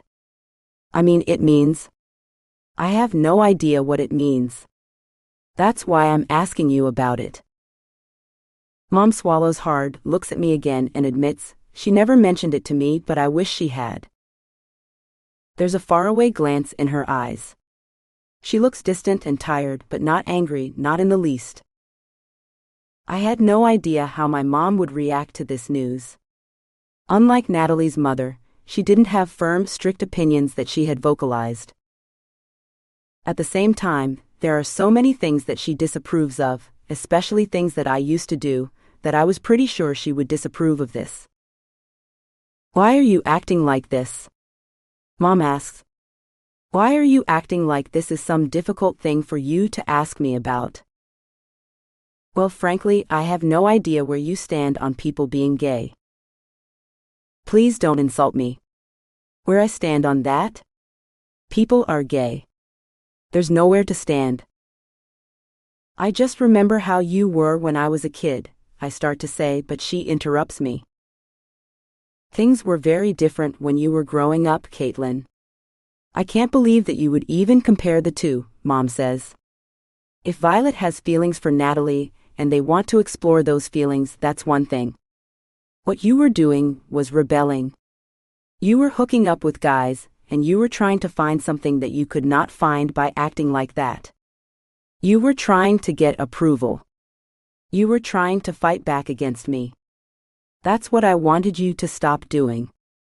It's not about being sexually active or exploring your feelings for other people. It's about not trying to get back at your parents by doing something with your body. That's what I was upset with. I'm tempted to bring up the money she borrowed from me to pay the mortgage, but I decide to keep my mouth shut. 16. When I get back to LA, my thoughts keep going back to what my mom said about Violet and me. I know that Violet is young, and I don't want to think of her as gone forever, but it makes me sad to know that the person that she is will be forever altered by whatever it is that happened to her. Unless she did run away with Natalie. My mom and I never talked about the teenager that I used to be. She would mention it only in passing, but that was about it. Talking to her about Violet and that kiss, I realized that my mom wasn't at all the person that I thought that she was. There's still so much that I don't know about her, but I wonder if it's like that for everyone. Your parents are kind of a mystery to you, even if you're close. You live in the same house, but because of all the time that separates you, you go through these phases in your relationship. In the beginning, they're gods and goddesses, maybe a tyrant if you get a bad one, but mostly, they are rulers of your universe. As years pass, you stand up to that. You start to find your voice. You start to challenge them, and you separate. You create your own identity, in opposition to theirs, or maybe along with it, if you get along. Are there people that really even understand their parents? Are there parents that really understand their children? I don't know. I only know about the parents that I had, and they have always been somewhat of an enigma. When I get back to the precinct, I get a text message that they've tracked down the kid who withdrew the money from the ATM. I down a cup of coffee, use the restroom, and head straight to the interrogation room. The kid's name is Kenny Tuffin. He's barely 16 and has long, scraggly hair, loose-fitting clothing, and a skateboard that's practically attached to his arm. I'm waiting for him outside the interrogation room. His mother had given us permission to interview him without her presence, and that kind of confidence can be misleading. Kenny's hair falls into his eyes, and his shoulders are sloped down, making him look tired and completely turned inward. "Thanks for coming in," I say, after I introduce myself and open the folder demonstratively in front of him. I already know as much as I can about the Janine Sato case. My main concern is, how does Kenny know Nick, the guy in whose apartment Janine's body was found? Nick is still nowhere to be found, and Peter Millian, his father, is no longer being as talkative and cooperative as he was originally. I assume that it's dawning on him that there may be a chance that his son, a U.S. Marine, might have had something to do with this. "Can I offer you something to drink or eat?" I ask. Kenny shakes his head no. "Okay, well, let's get right to it. What can you tell me about that money that you withdrew out of the ATM?" I show him the photos from the security camera, and it looks like it's physically painful for him to look at them. "That's you, right?" I ask, even though we have already positively ID'd him as the person on the tape. "I don't know what this has anything to do with," Kenny says. "I didn't steal that money. This isn't about that." "What do you mean? You're a detective, right?" He leans over and puts his elbows on the table, with his face so close to mine I see how badly it has been scarred up by acne. "So, you didn't get the money from the ATM?" "No, I did," he admits it, "but I didn't keep it." "Oh yeah? What happened to it?" "Listen, I knew that this was a bad idea and I shouldn't have done it, but I can't really snitch on the guy." "So, it's a guy," I say, keeping his gaze with my eyes for as long as he can handle it. He looks away first. Kenny looks scared and lost, so I wonder if it's better to put some pressure on him or act more like a friend. It's hard to know which decision is best, but I decide to go the softer route at first. I can always go harder later. "Kenny, you need to tell me what happened. Someone has been murdered." "What?" His mouth drops open and his eyes get big like 2 quarters. "I had nothing to do with that. You have to believe me." "I do, but I need your help. I need you to tell me what happened. Why did you get that money?" "There's this guy, Danny Usoro. He works for my dad's landscaping company. He asked me to withdraw the money. He said that he couldn't do it himself." "Why?" I ask. "I don't know. I asked him, but none of the reasons made any sense." "So you did it for him?" "Yeah. He paid me with pizza." You withdrew $400 at a time? Yep, at 3 different ATMs. How much pizza did you get in return? 4 boxes, he says. I ask him more about the details of the transaction, knowing that somewhere in the other room, my fellow investigators are already trying to find out who Danny Usoro is and get in contact with him. You said that he works for your dad's landscaping company? What does he do exactly? Just whatever. He kind of does it on the side. On the side from what? He plays in a band, so they have gigs in West Hollywood and up in the valley. He does landscaping in his spare time. Okay. Thank you for your help. You can't tell him that I told you, Kenny says, giving me the most innocent look that I've seen in a while. He'll be really mad at me. You did nothing wrong, okay? Why don't you stay here, and I'll get your statement on record. I'll be right back. I walk out of the room, surprised by how quickly that conversation happened. Did he say that the guy who paid him in pizza to get the money out of the ATM is named Danny Usoro? Captain asks. I nod. I thought that name sounded familiar. I was looking through the interviews of the names of the neighbors. I nod. It's standard procedure to canvass the neighborhood and ask everyone, especially everyone in the building, what they might have heard or seen and where they were. Well, there's a Daniel Usoro listed as one of Nick's neighbors. You think that's a coincidence? I raise an eyebrow. After getting Kenny Tuffin's statement into written form and having him sign it, I head over to Danny Usoro's apartment. 17. When I arrive at his apartment building, it's mid-morning and the black and yellow police tape is still wrapped around Nick's door. From the looks of it, no one has taken it off or entered through the front door.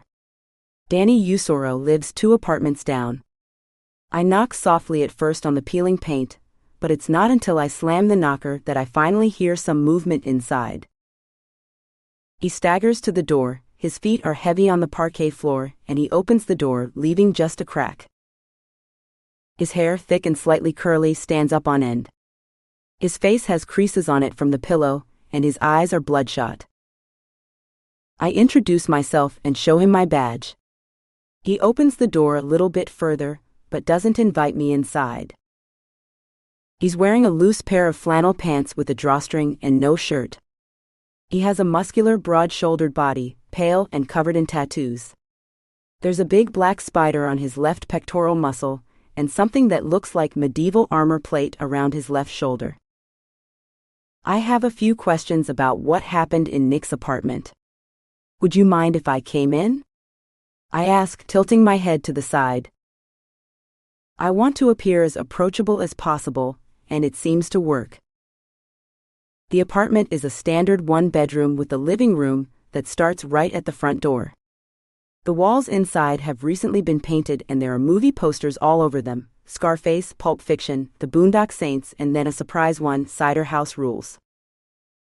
The last one is a poignant historical drama based on a book by John Irving about an orphan who apprentices for a doctor specializing in abortions.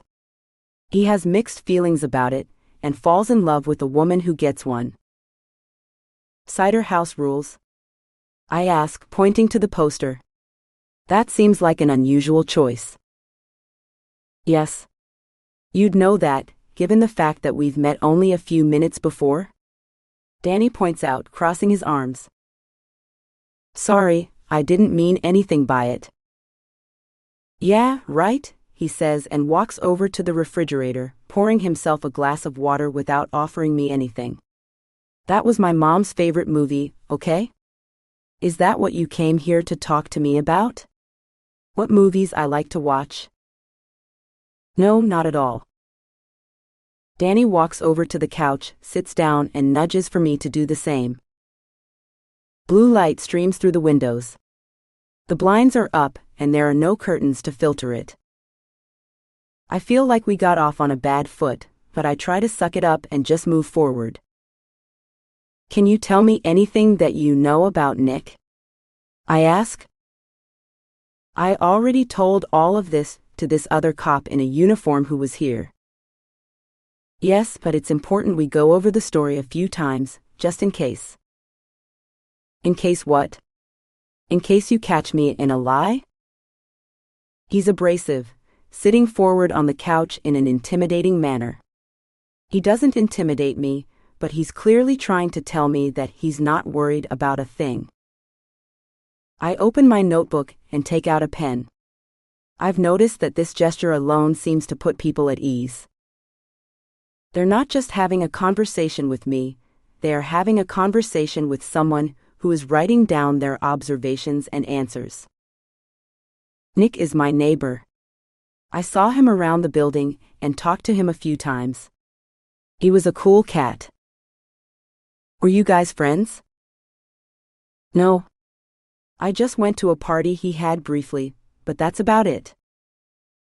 What is it that you do, Danny? He points to the pirate ship across his stomach. I furrow my brow and ask, tattoos? Yeah. I work in a tattoo shop down on Melrose. I work for a landscaping business part-time while I try to get my rock band off the ground. You're in a rock band? I ask, as if this is a surprise to me. Broken Pirates, he says, pointing to the 17th century ship with 4 masts on his stomach. We play at Whiskey A Go-Go and a few other spots, putting together our first record. Congratulations, I say.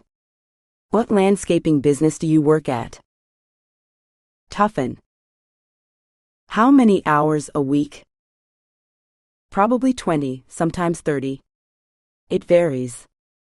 I mainly do businesses around here, West Hollywood, that kind of thing. I nod. Hey, you should come see us play sometime, he says, leaning over. Talking about his band seems to have put him in a better frame of mind. He winks at me and smiles. Are you flirting with me? I ask. No, of course not. I'd never flirt with a cop. You wouldn't, huh? I ask, sitting back against the couch. You seem like the type of girl who likes to have a good time. I don't see a ring. You like rock music? Yes, I do, I say, hating the fact that I'm enjoying the moment. I tell myself not to flirt back, but it's a little difficult because Danny Usoro is quite easy on the eyes. His are almond-shaped and a color of deep green, even though they're a little puffy and swollen from probably a little bit too much booze. His face is angular, and he has a strong jawline. He knows exactly how to hold his head and lean over to make a girl feel special. Listen, you should come to one of our shows. He hands me his card. It has the band's logo, website, and his phone number on it. Your rock band has a business card? I ask. Isn't that a little bit traditional? Corporate? Listen, we're going to make it big. Making contacts is the way to do it, especially in this business. If you go on our website, you'll be able to see where we're playing. You should come out on Friday. Nope, I can't. I shake my head. You're doing something important? Yes. Investigating a murder. Oh, come on. Don't be like that, he says, smiling with his dimples coming through. Man, he is one smooth guy, I say to myself. It would be a shame if he had something to do with this, and suddenly, I regret even thinking that. What can you tell me about Nick? I ask, trying to focus my attention back to what I'm here for. I don't know, nothing really. Have you met the girl who was found murdered in his apartment? No. Janine, was that her name? Yeah. You never met her? You never saw her? No. I mean, I saw pictures of her that the deputy showed me, but no, I've never seen her before. Were they together? That's what I'm trying to find out. That's too bad. He seemed like a quiet guy, but you know how it is sometimes with quiet guys. How is it? I ask. Still waters run deep, isn't that how the saying goes? I nod, not entirely sure how to take this conversation. On one hand, he's being open and sharing, but on the other, I feel like something is going on below the surface. He did get a tattoo at my girlfriend's, actually my fiancé's, shop. Oh, what kind of tattoo? Not sure. He had a few. He got a few crappy ones when he was in the Marines, but she did a big one for him. I can't remember. Who is your fiancé? Eve Navarro. She works on Melrose. She's a tattoo artist? Yep. She's been doing it for about 5 years now. She was working there for a couple when she moved out from Oklahoma. Oh wow. Okay. Can you write me her phone number and the address here? I hand him my pen. After he hands me back the notebook, he says, "You know, I was hitting on you earlier, but I don't want you to think that I'm some sort of cheating ass or something." Yeah, of course not, I say sarcastically. You know what I mean. So why did you flirt if you have a fiancé? I say, getting up and heading toward the door. We both like to party. It's an open relationship. You both date people on the side? No, we date people at the same time and you're just her type. I walk out of the interview, feeling a little bit less steady on my feet. It's not that I've never been hit on by someone I questioned before, it's just that Danny Usoro definitely has a way with words. It helps that he's quite easy on the eyes with his caramel skin, and all of those nicely placed tattoos add to the overall aura of the type of persona that he wants to project. Before heading back to the office, I realize I forgot my iPad at home and stop by to grab it. The interview went a little bit smoother and faster than I thought it would, so I have some time to spare, a good 45 minutes that I can take off from work. I decide that if I'm going to be home and I'm going to relax, I'm going to do it all the way. When I get home, I strip off my work clothes, including the tight bra that pinches right underneath my breasts, change into a loose-fitting flannel shirt and my favorite pair of oversized PJs. I make myself a cup of coffee, put my hair up in a loose ponytail, and savor the moment. I don't have much time off in this job, and I've learned to take advantage of every few minutes that I can. Taking off the bra and changing into comfortable clothes is just part of that process. It takes very little time, but it goes a long way to putting me into that deep state of relaxation. I go to Prime Video and start an old episode of Disappeared on the Investigative Network. I've seen a number of these, and they usually profile people who have gone missing under suspicious circumstances. Bodies have never been found, and in some cases, it's not even clear whether they're gone at all or maybe left on their own volition. There are a number of seasons of this show, and I've never watched it much until one night when I was feeling frustrated and completely alone, trying to process what happened to Violet. The show brought me a little bit of peace. It made me realize that I'm not the only one going through all of this. Sometimes it's good to have company when you're in misery. You forget that you're not the only one in the world going through something hard, and that makes it better in some sick, perverse way. Since the show has been on the air for quite some time, I always make it a point to check at the end of the episode whether the person is still missing or not. Most of the time they are still missing. On occasion, however, a body is found years later, and a few times the person was found alive, living a new life in another part of the world.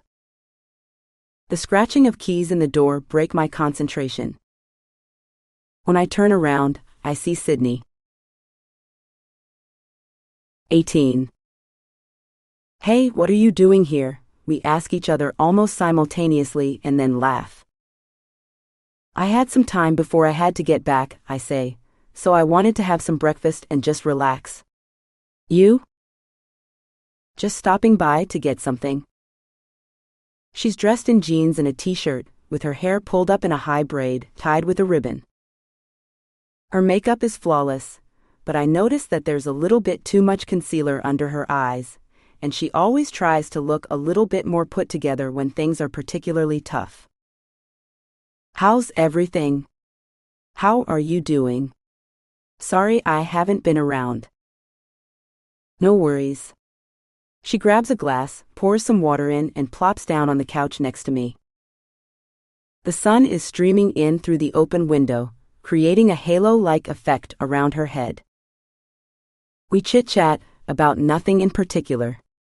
She dances around asking about Violet, and I avoid asking about her breakup. It's hard to figure out when someone wants to talk about it, when you should be there for them, and when it's best to draw their attention elsewhere to provide some comic relief. Eventually, I catch her up on what happened in Big Bear. They're going to find her, Sydney promises me, but she has the same expression on her face that we all do when we make those promises to the families. There's no way that she can know that, and that means that it's really something of an empty promise, but I appreciate it anyway. What's going on with Patrick? Have you officially broken up? Well, that's kind of the thing, she says, hesitating. I wait for her to continue. She licks her lips and looks down at her nails that are filed into sharp points and painted a muted color of forest green.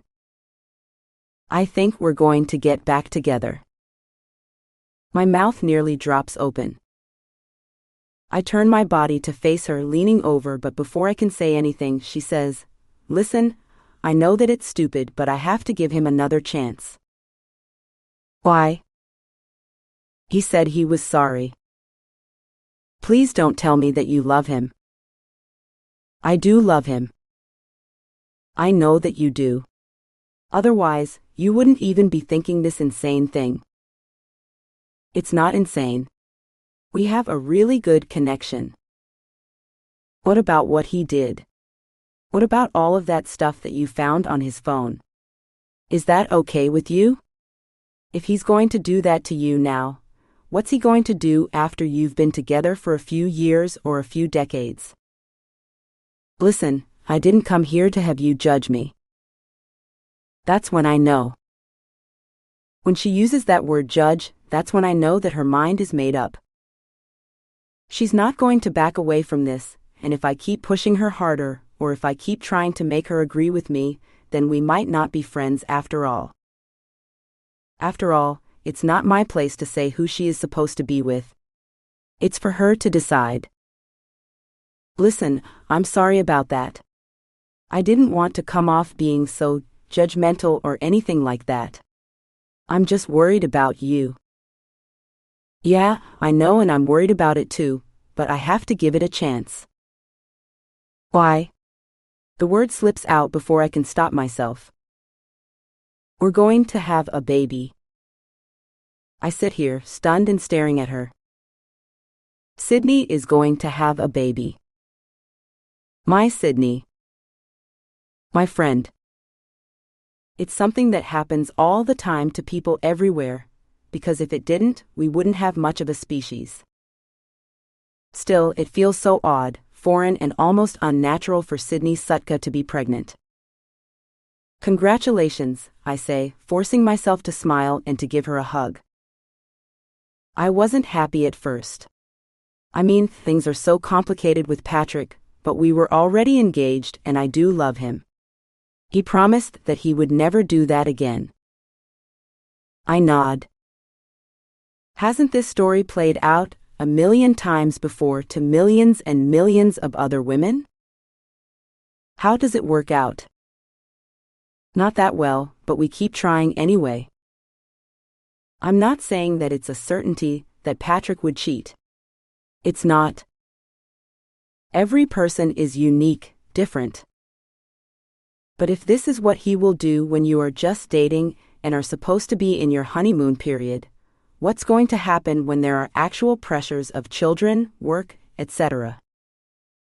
How's he going to cope with a wife that asks him to stop spending every weekend on the golf course? I don't know. Maybe Patrick Flannery will be that one beacon of hope. I'm sure that there were others that have made mistakes and then never cheated again, but all I have is his past behavior to judge him on. I know that you're mad at him. I know that you're angry for what he did, but please don't be, Sydney says. A rogue tear breaks free and rolls down her cheek. I exhale slowly, and I look up at her. I try to think of something nice to say, something encouraging. I always thought that you two made a good couple, I say. This isn't a lie. But she asks. There is no but. So, you think this is okay? No. I shake my head. Kaitlyn, come on. I'm going to be here for you, your child, and your husband because I want to be your friend, but... But what? I would never do that to myself. I would run away from him. I would raise a child on my own. I would have visitation, but I wouldn't let that man back into my personal life. We all make different decisions, I finally say, keeping the rest of it to myself. She leans over and gives me a hug. I wrap my hands tightly around her shoulders and tell her that it's going to be okay. She begins to cry and I hold her as she sobs. I don't want anyone to know about what he did, she whispers over and over again. I promise her that I won't tell a soul, and I feel sorry for the fact that I think I might be in this position, consoling her over what her spouse did for many years to come. When Sydney finally pulls away, I decide not to push her any further. I'm going to support her. I don't want to ruin my friendship over this, because I've lost friendships to not liking boyfriends before. Who she dates and marries is not my call. It's hers. It's my job to just be there, no matter how much I disagree. Will you come to my OB/GYN appointment tomorrow? Sydney asks, wiping the last of her tears off her cheeks. Me? I ask, surprised. Patrick can't make it. He's working a long shift. I promise to be there. 19. After getting dressed and putting everything back into my satchel bag, I drive over to Eve Navarro's tattoo shop. Online it said that it opens at 11 a.m., and I'm here a little bit after. The elderly gentleman with tattoos going up his neck and face tells me that she's in the back and calls her over. I stand up front looking through the big binder of tattoo designs. Just as I lose myself in an intricate back tattoo of an underwater scene that looks like it could be the real thing, a pretty girl with large dark eyes wearing jeans and boots comes out to shake my hand.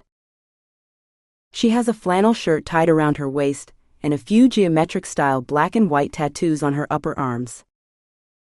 I introduce myself, and she seems to know everything that I have to say. I've been kind of expecting you, she says. Danny told me that you'd be stopping by. I just wasn't sure when or that you would look like this. Like what? I ask. I don't know. Like you're my age and a detective. That's pretty impressive. Yeah, I guess. I shrug. I'm not an artist like you, though. She gives me a smile out of the corner of her lips. Can we talk somewhere private? I ask. She nods and takes me in the back.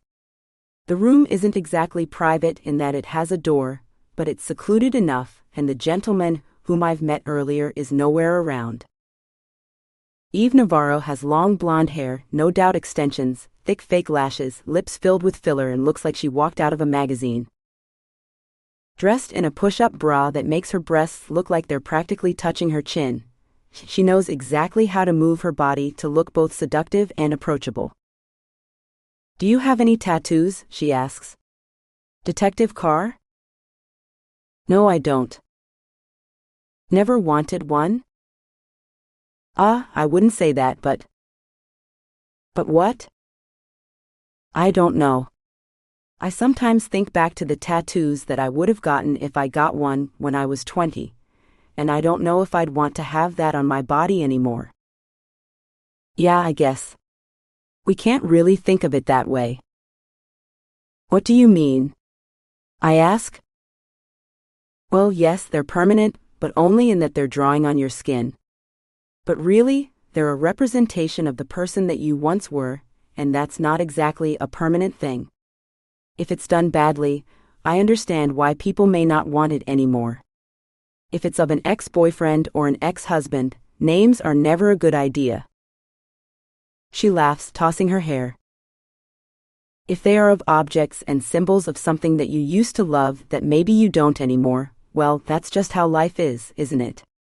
Eve continues. Sometimes you grow more mature. Your interests change, but that doesn't mean that the tattoo is no longer relevant. It's a mark of the passage of time. I like that, I say. You have a beautiful way of thinking about it. Well, I do think about them for at least 10 hours a day, she says, raising her eyebrow. She crosses her hands across her chest, making her breasts even more pronounced, and that's when I see a small minimalist-style one of just a few lines, a perfect circle, and a couple of dots, splashed with watercolor right at the collarbone of her neck. Wow. That one's really good, I say, pointing it out. Watercolors have become my specialty. Small minimalist tattoos. Also, they require a lot of precision. The simpler the tattoo, the less places there is to hide your deficiencies as an artist. The circle is perfect, I say. I didn't do this one, but my colleague did. You can't go back over circles, or you shouldn't more than once. The lines get too dark, and in designs like this, they have to be just right. I nod in agreement, as if I know anything about the subject matter. I'm about to sit down on the chair where the client sits to get the tattoo, but she pulls out another chair from behind the desk. She sits on the swivel stool, dropping her arms to her sides. So, what can I help you with? I ask her about Nick. I need her to tell me anything and everything that she knows about him. I met him a few times when Danny had a party. I think I went to one of his parties as well. They were neighbors, but they weren't close. I had a beer with him and asked him about being in the Marines. He didn't want to talk about it. I got the sense that he killed a few people.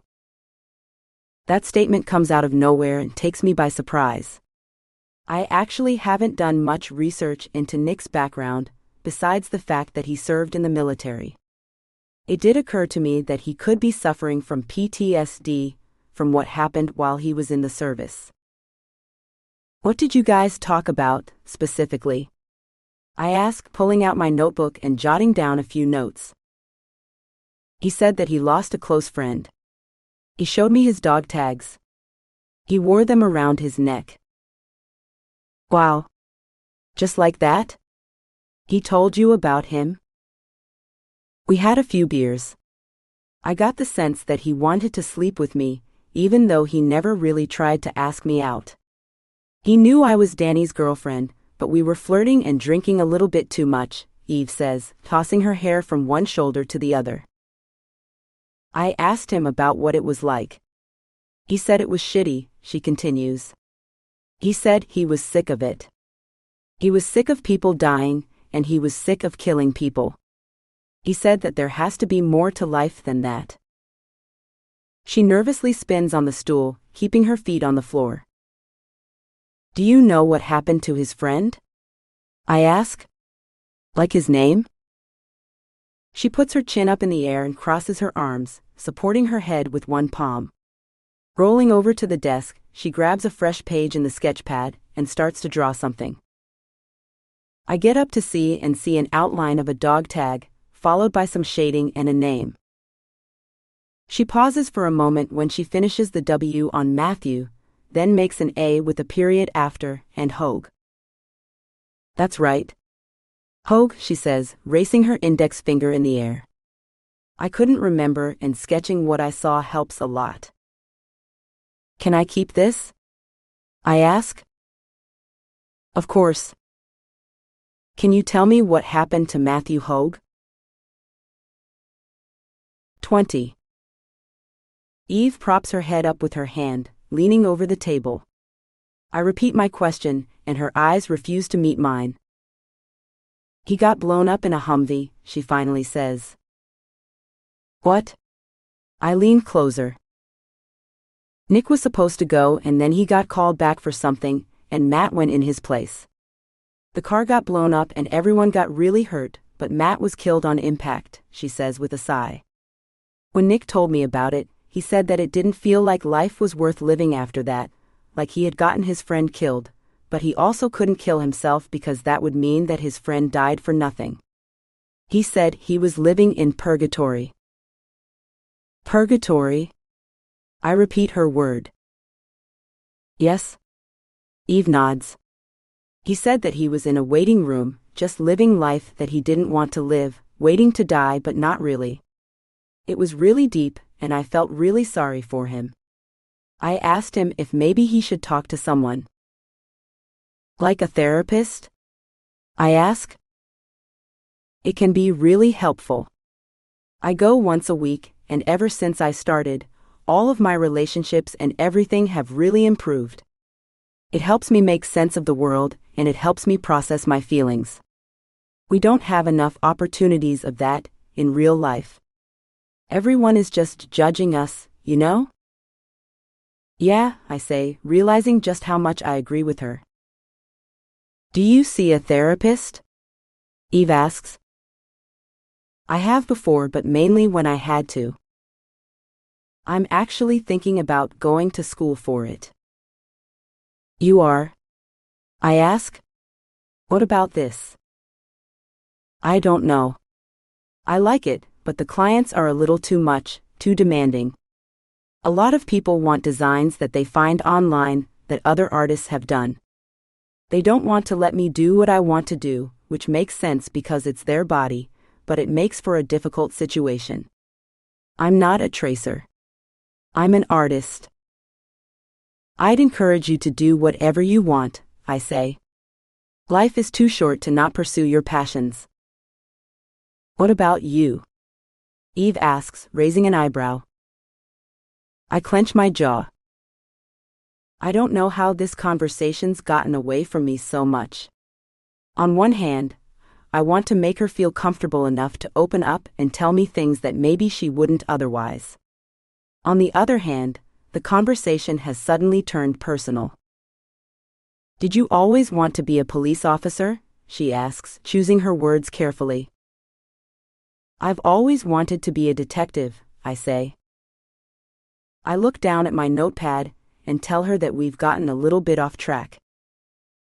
Can you tell me more about Nick? He said that he felt like he was in purgatory. Do you think that he could have been violent? No, she says quickly. There was a fight that broke out at one of the parties and he broke it up. He didn't instigate anything. He didn't seem like the type of guy who was out looking for trouble. Were the parties the only times you talked to him? I ask. No. He actually also came here. I gave him a tattoo. You did? I ask. Yeah. Statue of Liberty, kind of on the side of his stomach. He had a big scar there, and when I asked him what it was, he said he didn't want to talk about it, so I assumed that it had something to do with being in the Middle East. How did it turn out? He loved it. I made it very detailed. He wanted it to be very realistic. It wasn't his first one. He had a few others done on a base somewhere, but they weren't that great, and he seemed to be impressed with mine when he left. He gave me a big tip. I tap my pen on my notebook. What about Janine Sato? She was the one who was murdered? Eve asks, lowering her voice to a whisper. Have you ever met her? No. Do you know if they were together? No, I don't think so, but I don't know. I show her a picture of Janine on my phone to jog her memory. Oh wait. This is Janine? I nod. Actually, yeah. I saw her at a party at Danny's, but I didn't talk to her and she didn't have any tattoos. No, she didn't, I say. I'm about to ask her some more questions when the man that led me into the shop comes in and pulls her away, telling her about a walk-in client. I'm sorry, but I have to take this, she says. I have enough for now, but I'll be in touch if I have any other questions. Yeah, of course, she says. Call me anytime. As I head toward the door, Eve runs up to me. One more thing. I really don't think that Nick had anything to do with that girl's murder. You don't? I ask. Any particular reason? No, but I just really don't think that he did. He seemed so quiet, shy, and not in that I'm quiet, shy, and secretly a serial killer. No. Not at all. He didn't give me any creepy vibes. He wasn't intense. He was just like this big teddy bear. He just seemed lost more than anything. I really wish that he had talked to someone about all that guilt that he felt. So what do you think happened? I ask. If he didn't kill her, how did she end up dead in his apartment, and why is he gone? I have no idea. Maybe somebody else did it, trying to frame him? I grab my purse. But it seems unlikely, Eve adds, and I couldn't agree more. 21. All the way on the drive over to the precinct, I review the interview with Eve Navarro. In my mind, I go over everything that she said, and although it has a lot of interesting highlights, one stands out. She said that her boyfriend, Danny Usoro, had met the murder victim, Janine Sato, either at one of the parties that he hosted or one of Nick's parties. This stands in stark contrast to what Danny told me earlier. Danny had insisted that he had never met Janine, probably to not place himself as someone who could possibly know anything about what happened, but now there's a contradiction. There's no point for Eve to lie, but there is a reason for Danny. The question now is, what do I do with this information? Later that afternoon, we arranged to have Danny brought in for more of an official interview, this time at the precinct. It will be recorded, and I will be the one asking him questions. He volunteers to come, and he does not mention bringing a lawyer, which is good news. Lawyers are a constitutional right, but they're not great news for us. They ask questions, they stop us from asking more, and they get their clients to shut up. Of course, false confessions are relatively common, a lot more than you'd even expect. The people who are particularly vulnerable to giving untrue testimony are those suffering from mental illness or mental handicaps. As far as I know, Danny suffers from neither. He's here to clear up a few confusing points and contradictions, and hopefully give us more information about what he knows. Carr, Captain Medville calls my name as I walk past his office. Holding a big gulp of Coke in one hand and a mug of coffee in the other hand, he gestures for me to come in. I'm putting Thomas Abrams on the interrogator list, he says, and cold sweat runs down my spine. No. I can do this by myself. It will be better if you work together. Good cop, bad cop, you know, that kind of thing. This is going to require a delicate balance. You don't think that I can be delicate enough? That's not what I said. Medville spills some coffee on his hand and winces in pain, sucking it up into his mouth. He grabs a few napkins and wipes his pants. Why do they always make it so hot? He complains, and I give him a few seconds to calm down before arguing my case against Thomas Abrams. As an interrogator, he can be quite rushed. He can intimidate suspects too much. It will be easier for me to work on this by myself. I know that it will be easier for you, Captain Medville says, sitting down behind his cluttered desk. There are piles of folders everywhere, even blocking part of the computer. This decision is not about making your life easier. This is about what's good for the case. I'm about to argue against him again, but he raises his hand up and tells me to go. I walk out defeated and full of anger. The captain has no right to put Thomas Abrams on this case. I can do this by myself. He hasn't worked it at all from the beginning, so why would he be on it now? Hey there. Thomas waves hello to me and gets up from the chair right across from my desk. He has heard the news and he's here waiting to prepare. The interview starts in 45 minutes. I force a smile on my face. I don't want him to know how annoyed I am, frustrated, or that I have any feelings about this whatsoever. Since the last time I saw him, Thomas has gotten rid of that standard issue cop haircut of having it short all around, almost bordering on a buzz cut, and grown the top of his hair a little longer. The sides fall into a fade. His hair is the color of wheat with just a few highlights, and it has just enough product to not make it look like it's soggy wet. His eyes are hazel, and his narrow nose, somewhat delicate cheekbones and jaw make him look beautiful and remind me of why I fell for him in the first place. I guess you heard the good news, he says, and I hold the folder in front of me even tighter, trying to keep my face perfectly still and relaxed to not show any weakness. Sorry. I had no idea that Captain Medville was going to assign me to this. I don't believe him. In fact, I wouldn't be surprised if he had asked for this case in the first place, but I let it slide. Yeah, sure, whatever.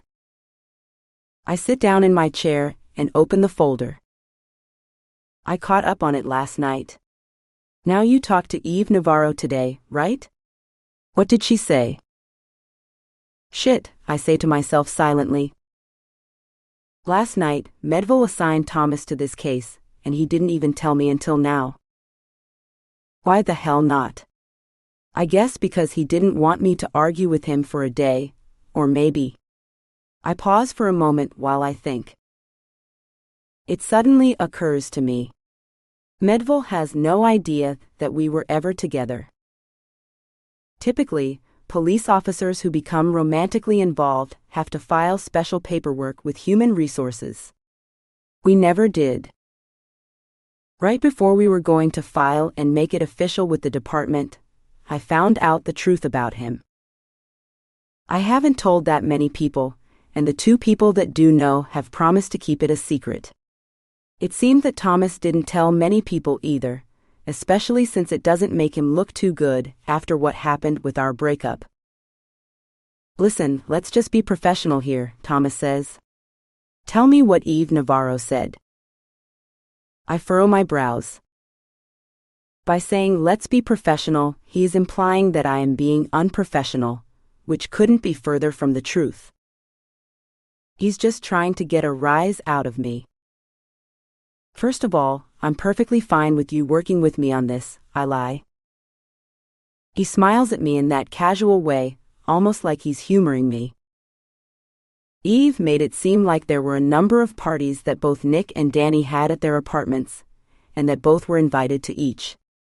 She never met. So what do you think it means, he asks. Probably means that Danny's hiding something. Like what? Maybe he knows where Nick is now. When I first talked to him, he made it seem like he didn't really know him very well, I say. They were neighbors. They saw each other occasionally, but that was it. After talking to Eve, I get the sense that their situation could be a little bit closer. They were acquaintances. They've definitely partied together. I mean, Eve had talked to Danny quite a bit. He seemed to have opened up to her. He told her about his friend who got killed, and that how responsible he felt. I open my notepad and go through more details from Eve. We discuss the strategy, which isn't really a strategy, because we don't really know what we're going to do and how we're going to schedule this questioning until we start talking to him. This is where interrogation becomes more of an art form. You ask the wrong questions at the wrong time, and the person's not going to come forward and is not going to tell you what you want to hear. I don't know if Eve would have told Thomas everything that she told me. We made a connection. She felt like she could trust me, and that's what it's all about. However, when the person comes in for an interview at the precinct, they're more on guard. They're nervous. It's an official environment, and is harder to get people to open up. With some who are on the periphery involved with the crime, you can use the weight of the department to push them over the edge and to scare them into telling you the truth. But it's harder to do that with people who are involved. They don't want to implicate themselves. They don't want to put themselves where they could be accused of being guilty of something, but they do want to explain. They want to draw attention elsewhere. I'm not saying that Danny's a suspect. He's anything but that. The main suspect here is Nick, but my suspicion is that Danny is helping him. The way we handle Danny is going to either lead us toward Nick or away from him, I say. Couldn't agree more, Thomas says with a smile, taking me by surprise. Listen, I've always thought that you were a good cop. That was never our problem.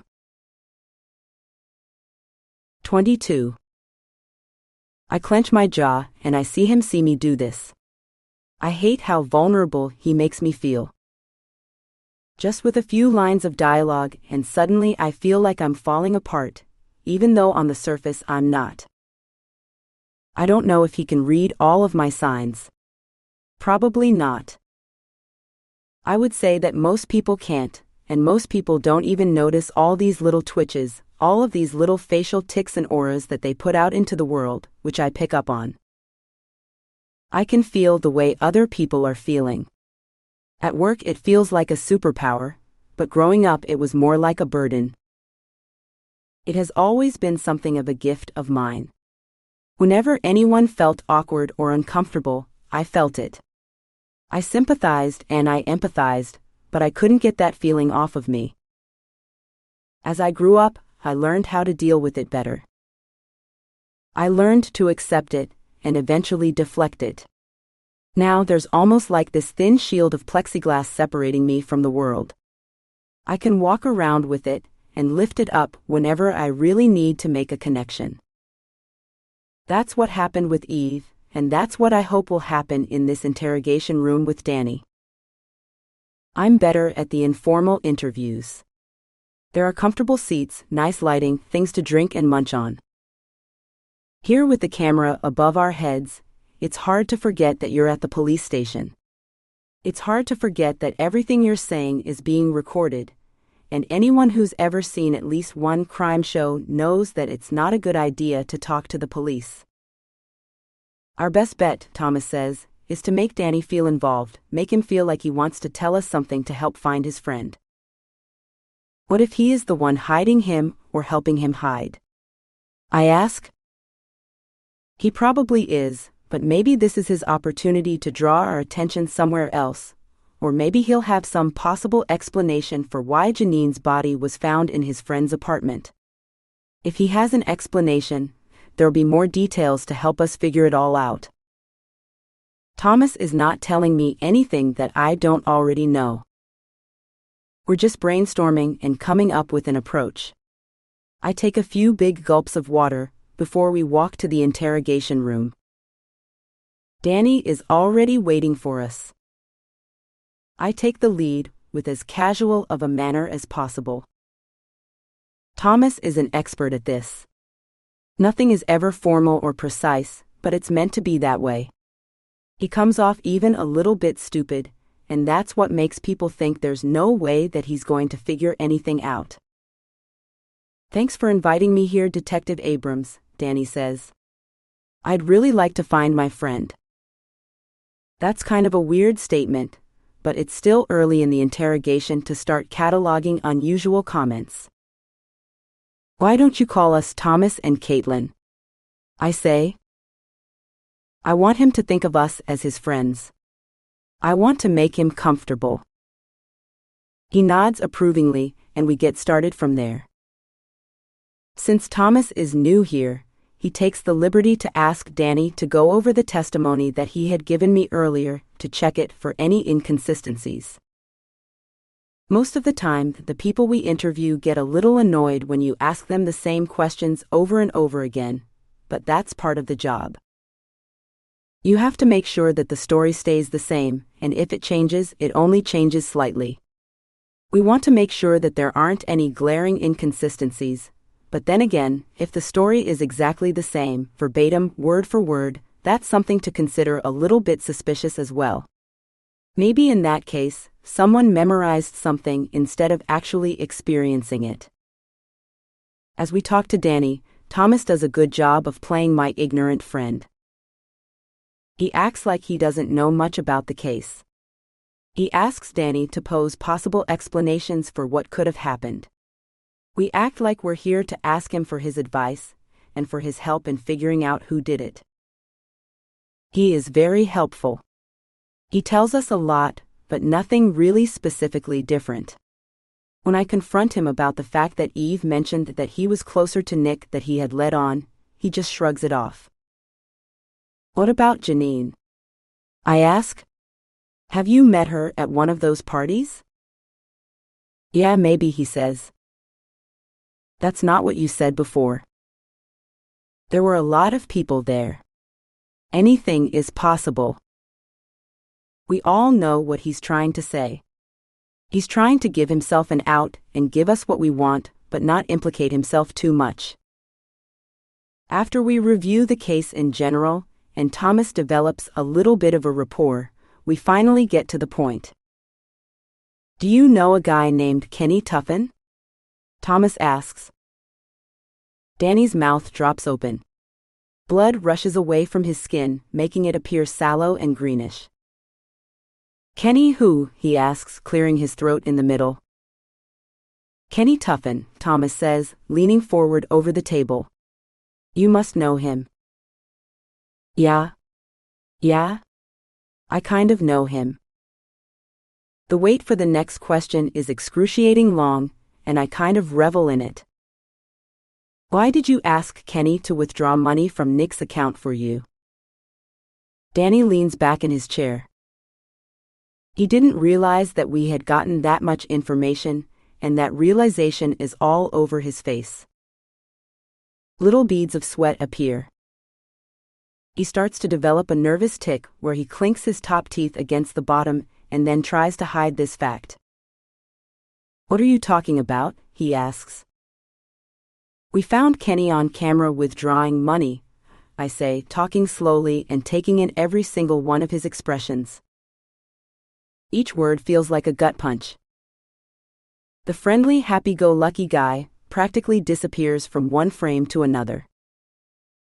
When we talked to him about it, he said that he did it for you. He said he gave you $400 each from 3 ATMs and you paid him in pizza. Yeah, that happened. He admits it on camera, and suddenly I'm happy that we're doing this interview here. I say a silent prayer that he doesn't ask for legal counsel, and instead tries to talk himself out of this situation. Nick gave me his card to use. I had lent him the money, and he was giving it back to me. Why would he give you his card if he was going to disappear? I ask. I don't know. Maybe he didn't have a plan, but he said that I could charge $1,200 to it. If he let you use his card, why did you get Kenny to withdraw the money? I ask, leaning back, feeling like I'm playing chess and winning, waiting for him to make the wrong move after he has already made 5. Well, I knew that you were looking for him, so I didn't want to just charge the money to his card, but I needed it back for all the wedding expenses. Yeah, that makes sense, Thomas says in a way that makes it obvious that it doesn't. So where is he now? Who? Nick. Thomas leans over the table in an intimidating fashion and waits. I have no idea. That part's totally true. What part is not true? Thomas narrows his eyes. Look, I'm sorry I didn't tell you about the card. I knew that you were looking for him. So you wanted to lead us on a wild goose chase, trying to figure out who used the card? I say, laying it all out on the table. He nods but says nothing. If you know anything about Nick, you should tell us now. That would be the best way to protect him. Danny shakes his head, swallows hard, looks down at the floor and then back at me and Thomas. He avoids my eyes and instead focuses on Thomas. I have no idea where Nick is now. I had no idea that he would do that. So you think that he did kill Janine?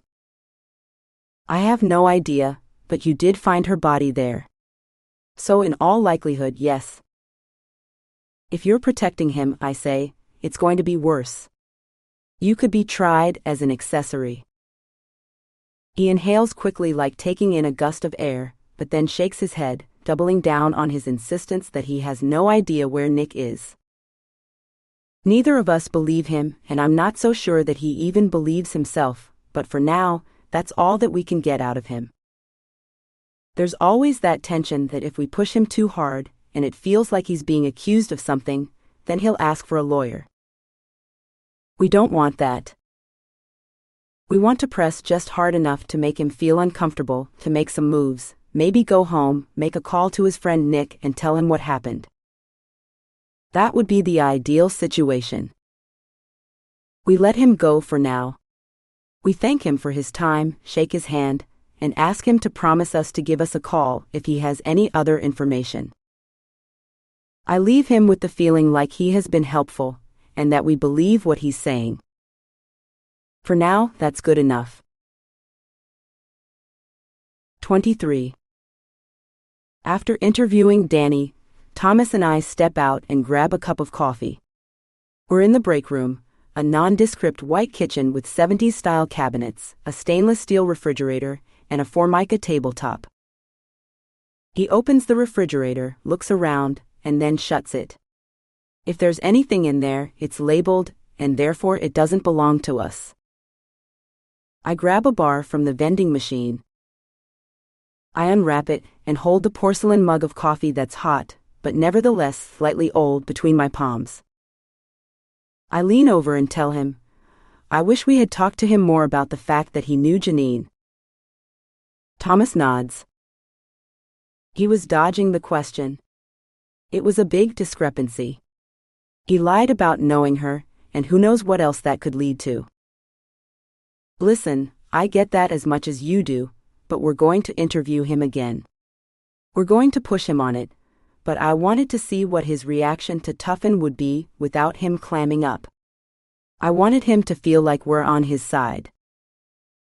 He sits across from me, puts his face down in the coffee cup and stares. I'm not sure exactly where to go from here.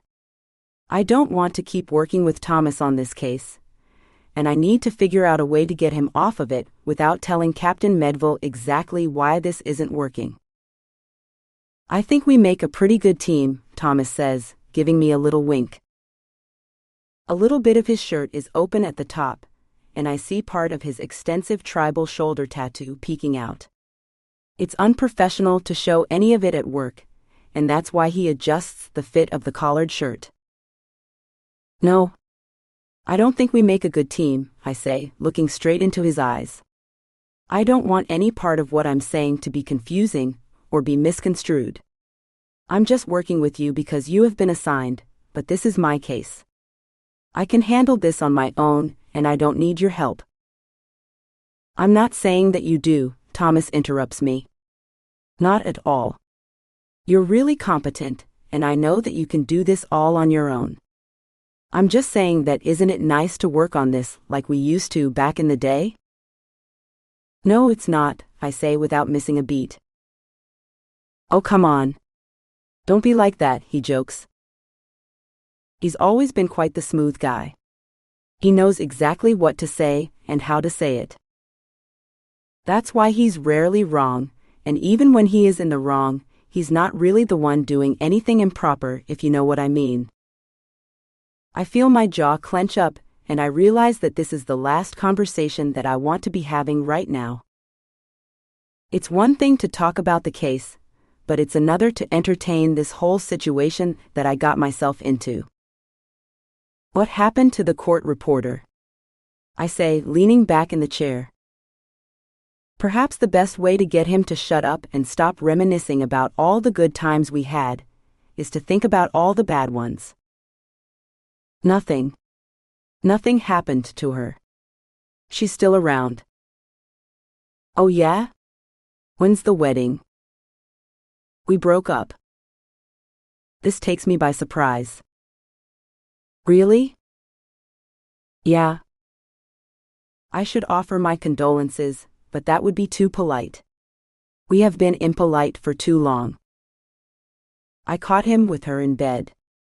I moved out and we broke up, but our relationship was messed up long before he cheated on me. It was then that I found out that she was pregnant. I feel angry at myself by the fact that I heard rumors about the two of them, and I believed everything that he had told me. I get up to walk away. I don't want to talk about this. It was hard enough to live through it. Look, I'm really sorry.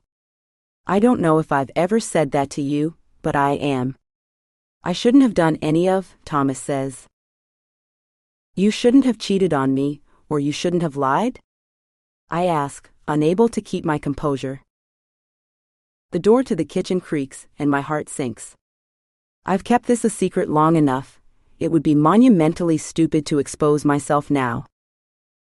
I walk out the other door and Thomas follows me, but I escape to Medville's office.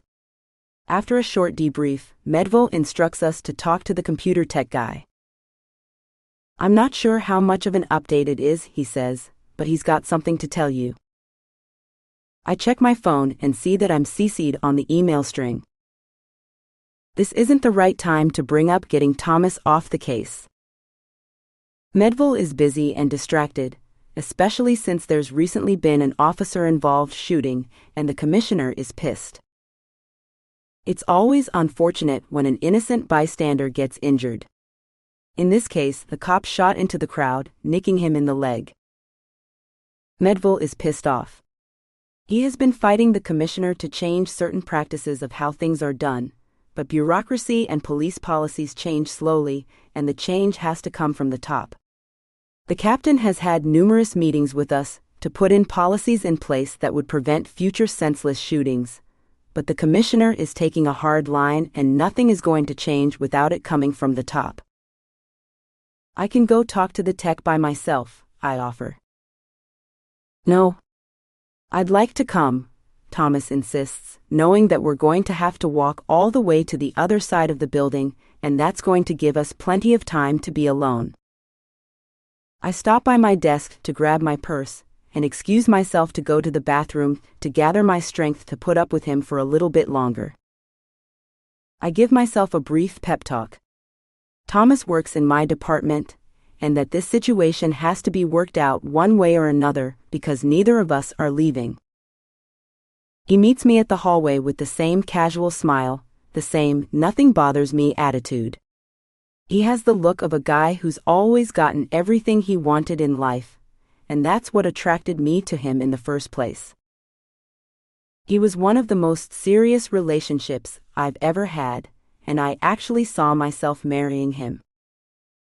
On the way over to Computer Tech's office, I bury my head in my phone and avoid Thomas as much as I can while walking right next to him. He keeps trying to start a conversation, but I brush him off, texting and composing an email. We enter a long underground hallway that's a shortcut to the other building, and he pulls on my hand and gets me to stop. Can we talk? His eyes flicker in the dark and shadows cast along his face. No, I say. I have nothing to say to you. We never really discussed what happened with Marissa. I don't even want to hear her name, I say silently to myself. There's nothing to say. I don't want to be with a cheater, and I think I made that perfectly clear. You did, and I know that, he mumbles, but I want you back. I laugh. It sounds more like a cough stuck in the back of my throat. I start to turn around to walk away, but he grabs my hand again, pulling me close and presses his lips to mine. I shove him, and he slams into the wall. 24. Don't you ever touch me again, I say, trying to make my body as big as possible. I'm sorry. He runs up to me. I'm sorry. I didn't mean to do that. Yes, you did. That's why you did it. You think it was romantic? Think you can just kiss me and everything will be fine? No, I just thought the moment felt right. You don't know how to read moments, I say. He nods. That part is true, he doesn't. You got someone else pregnant when you were with me, I say, crossing my arms. If he wants to talk about this, let's talk about it. He takes a step back. You cheated on me, and you asked her to marry you. Then you told me that you didn't want to be with me anymore. I got over that. I'm over you. I'm not going to waste any more time having this conversation. I know, but what if I told you I made a mistake? What if I told you that I don't want to be with her anymore? Marissa doesn't make me happy the way that you did. I would tell you that you have no idea what you're talking about. I would tell you that it doesn't make sense. It does, of course it does. I want you. I want you back. I want to go back to how everything was. You can't. There are consequences for your actions. Please forgive me, Thomas begs. His face falls and he reaches for me again. No. I start to walk away, but he grabs my hand again. I brush him off. I miss you. What about that night? I ask, anger rising within me. His eyes narrow. He knows what I'm talking about. I should have called the cops on you, I hiss. He swallows hard and admits, I didn't mean for that to happen. You don't mean for anything to happen, but stuff keeps happening anyway whenever you're around. I refuse to be part of that anymore. We stare at each other. I wait for him to say something else, to at least apologize for punching me in the stomach. We were arguing just like this, then his eyes just flickered, something changed, and nothing was the same. Maybe you should have pressed charges, he says. You know how many people in this department would have taken your side? You know how far I'd be able to rise above this rank after that?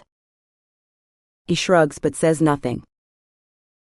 I don't know why, but for some reason being hit as a woman is still considered to be your fault. Or perhaps maybe we should just get hit and not complain about it. I just hope that you didn't do that to Marissa. No, I didn't, he says. She had a miscarriage at 15 weeks. I'm sorry. He shrugs and says, things were going off in the wrong direction even before then. I'm tired of this. I don't want to talk. I don't want to relive all of the mistakes that I've made. I'm just glad that our time together has come to an end, and that I didn't waste years on that loser and God forbid have any children with him. He follows behind me all the way to the computer tech's office, who has a small place in the corner of the building across the way.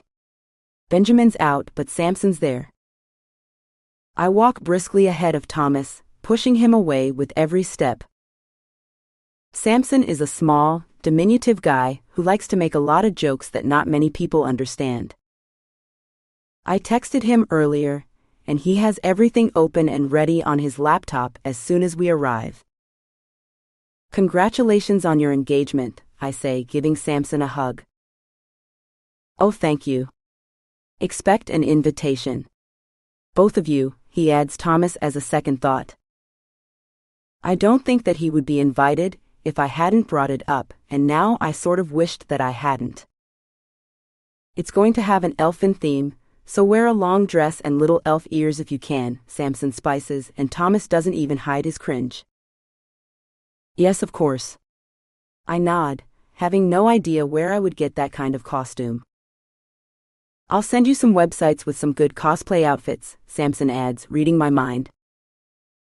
I always found it a little bit ironic that talking about the Lord of the Rings and Star Wars made you a geek, but if you know all sorts of statistics about football, then you're just one of the cool guys.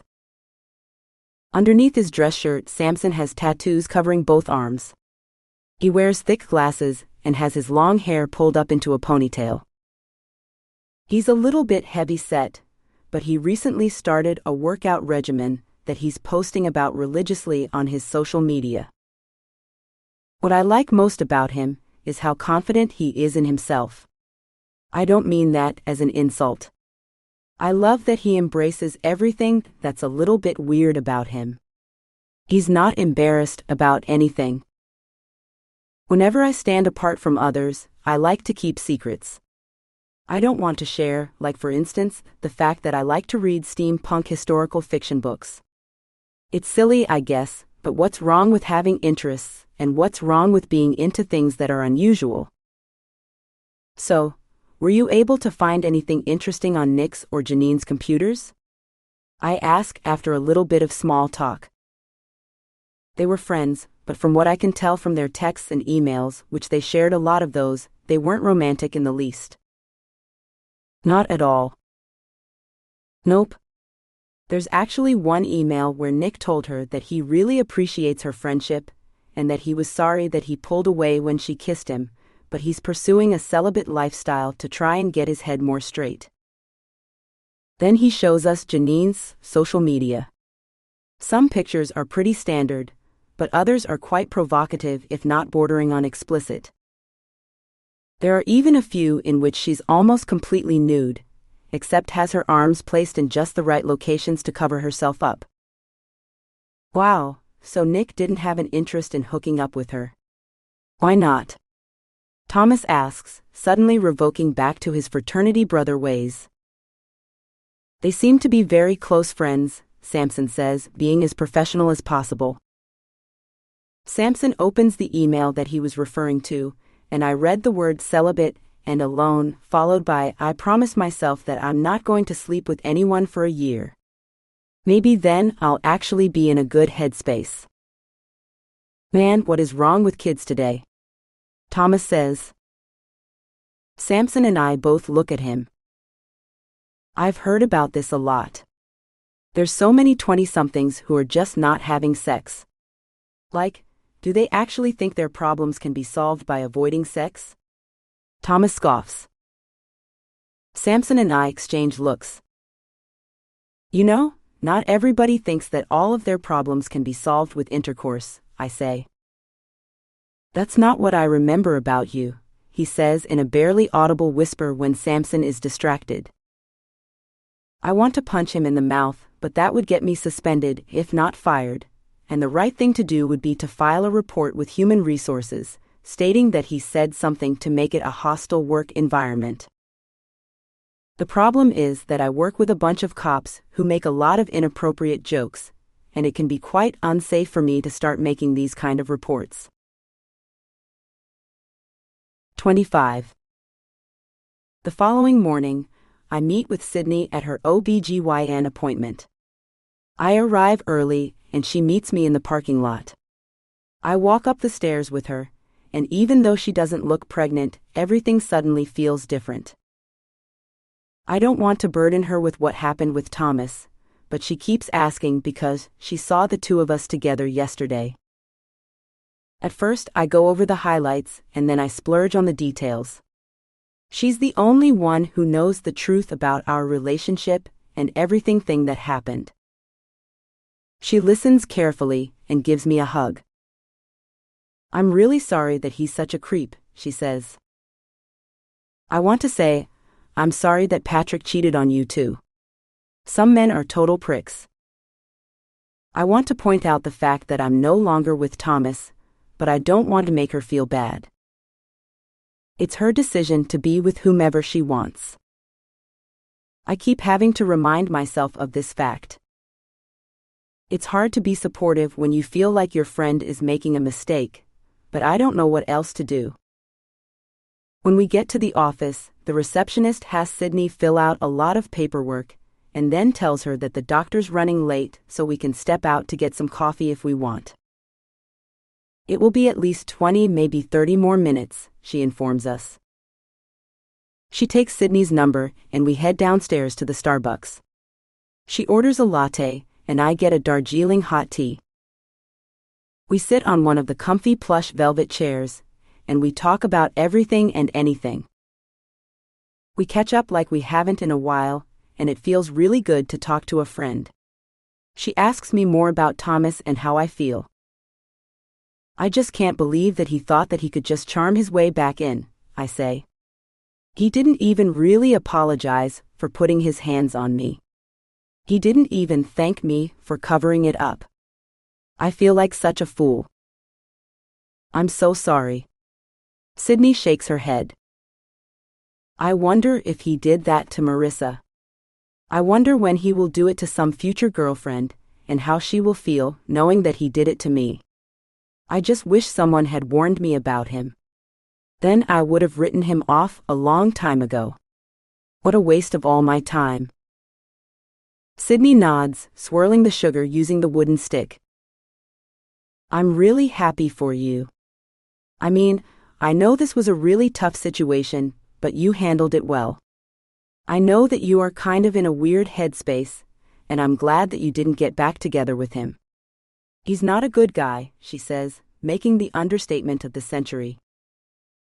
I sometimes think back to how happy we were. I really thought that he got me. We laughed. We had the same sense of humor. I mean, he liked football a lot and a lot of other sports, but in general it felt like we were connected. Then he ended up being a cheater, and worse. I just wish that I could know the truth. For a long time I just dated people and didn't take anything seriously. That was fine, but part of that is probably because of what happened to my dad. I mention him, but I don't go into any of the details now because Sydney already knows a lot. That's probably why you stayed away from long-term relationships. You didn't want to get hurt. You didn't want to be in the same situation that your mom was in. I just saw her compromising so much for love.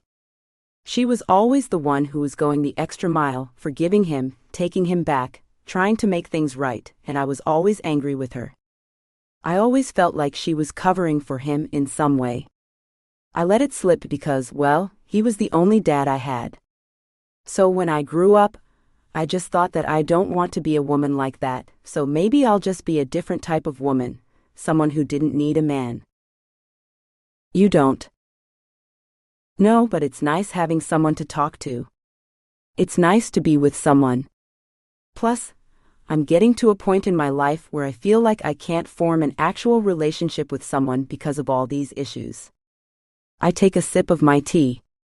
I really don't want to talk about all of this, and I'm really sorry for ruining your appointment with all of this drama. No, not at all.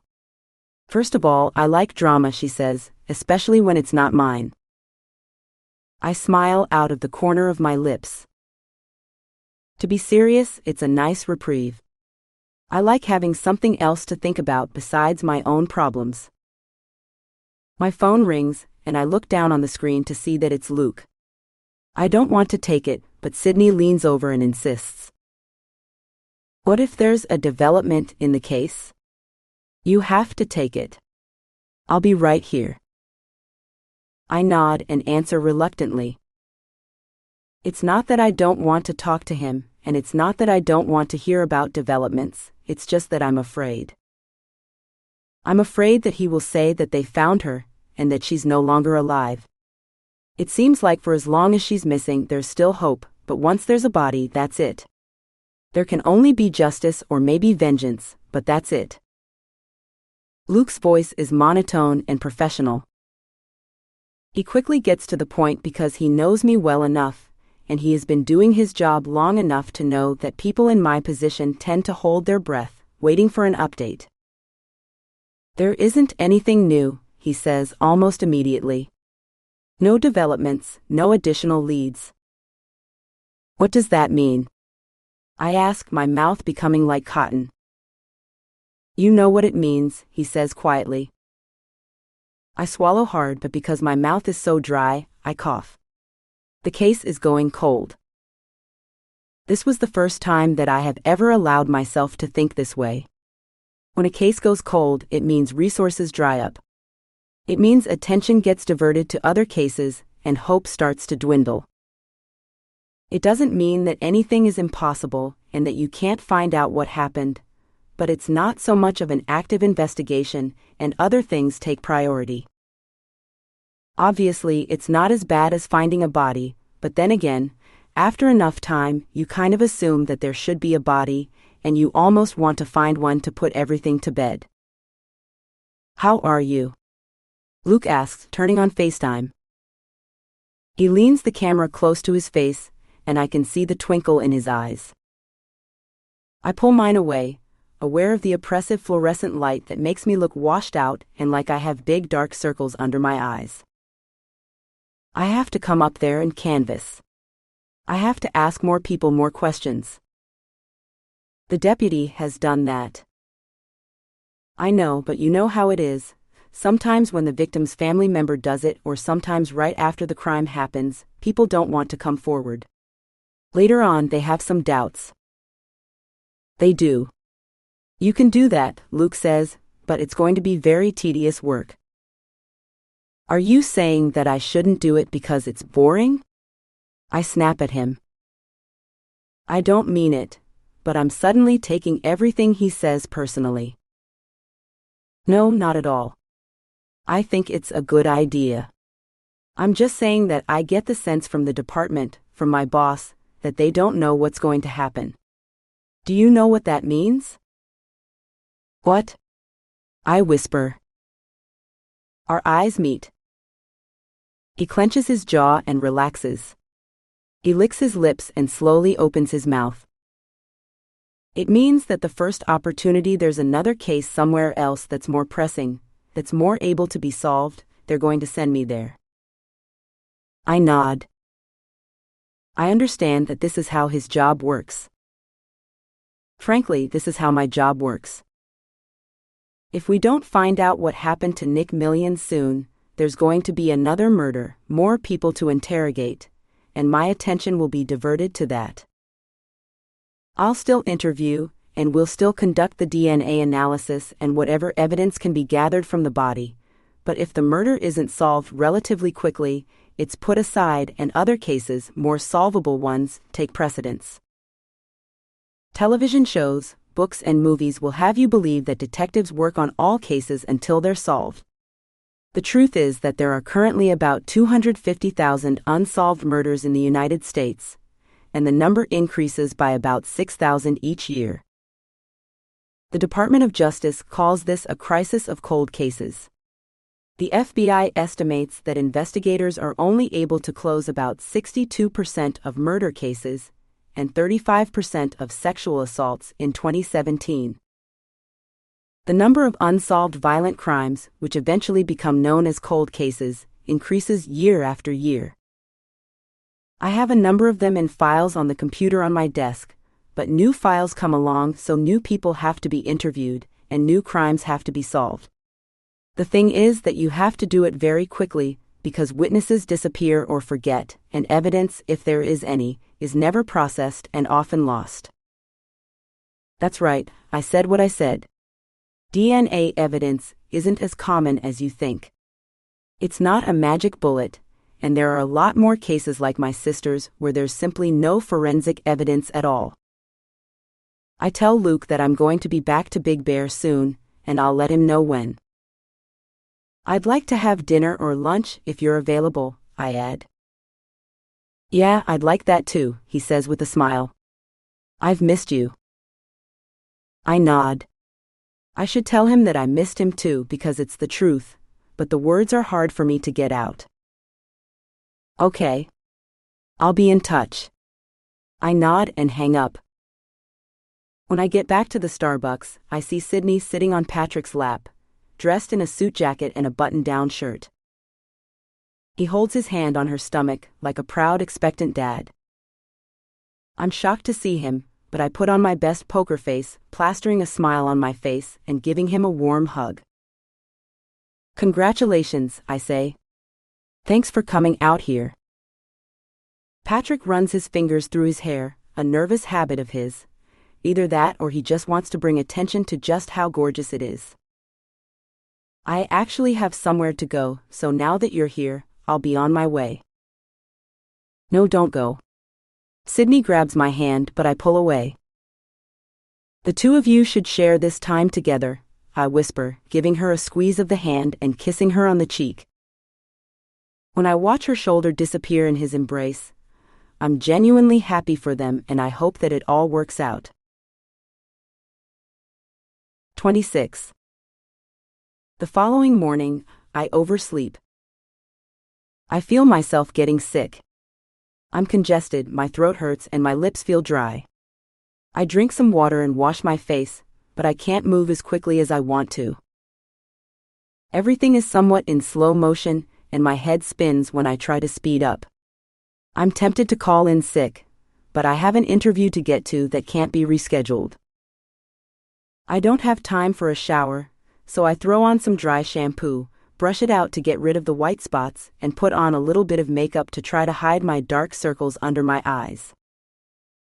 3 Advil isn't enough to take the headache and make it go away, but it takes the edge off a little bit.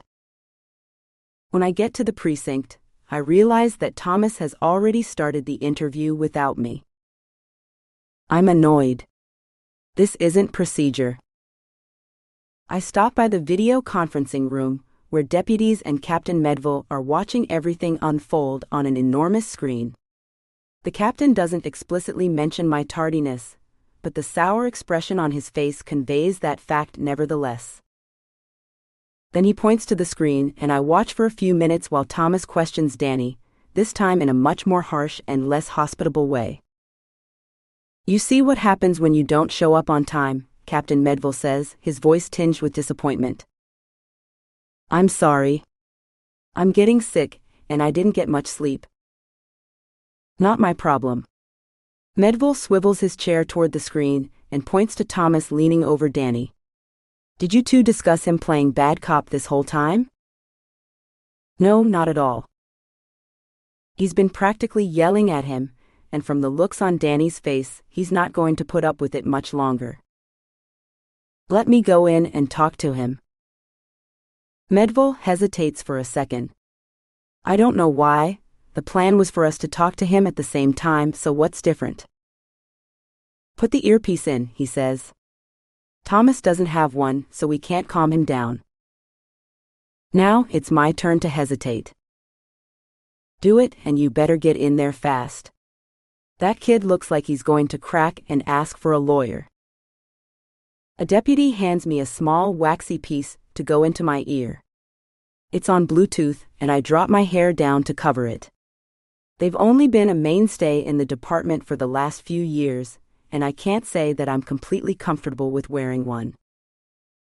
It's one thing to listen to music or a podcast when you're going on with your life, like doing grocery shopping or having some coffee, but it's a whole other thing to have the captain bark orders at you while you're trying to talk to someone in an authoritative way and not have them notice that you're actually taking orders from someone else. "You have to quit lying to me," Thomas yells at Danny. "I'm not. I already told you everything. I don't know anything about Nick or Janine." "That's not true. You know it. I know it. Eve knows it." "Eve doesn't know anything," Danny yells. Danny stands up and starts to gather his things. It's almost too late. I rush around to the door to that room where they're in, when I hear a loud thrust. Thomas has put his hand through the drywall. I open the door just as he pulls it out with an expression of shock and awe on his face. His eyes look like they're practically bugging out of his skull. His skin is white, devoid of all blood, and yet there's still anger there more than before. Thomas looks down at his bleeding hand, and he practically crumbles to the floor. Suddenly, I'm taken back to that moment when he did that to me, only there was no drywall. He punched me really hard just like that. The anger started rising and rising within him, and then he couldn't make it stop. I can say that it was someone else doing it. I can say that some sort of darkness took him over, but I don't know if that would be true. This is Thomas. This is a part of him. When he did that to me, we were just having an argument. I didn't call him any names, and I can't even remember what we were talking about. Then suddenly, he just kept getting more and more pissed off when I refused to agree. That's when the violence exploded out of him. I turn toward Danny, and I'm at a loss for words. I look back at Thomas, who walks out of the door and slams it behind him. He's off the case, and he will be lucky if Danny doesn't press charges or ask for an attorney right here and right now. I lick my lips and grab onto the manila folder in front of me, tighter to try to calm down my breathing. Where do I take this now? Do I keep going, or do I stop? I'm afraid that if I let him go now, he'll have some time to think about this and he'll get angry at Thomas. Maybe he'll come back here with an attorney and take his badge. Perhaps he deserves that. No, I know that he does, but he's also a good cop. What are you doing just standing there? Captain Medville shouts into my ear, shutting down my stream of consciousness. Talk to him, comfort him, and show him that you're nothing like Thomas. I'm really sorry about that, I say in a quiet, reserved way. Is that who you have to work with all the time? Luckily not all the time, I say, but yeah, he works in the department. God, I'm sorry. He's a nutcase. I mean, he punched the wall. I look him up and down. Combat boots, black t-shirt. A head that's been shaved since the last time I saw him with an attractive undercut. Tattoos up and down his arms and a metal dog collar around his neck.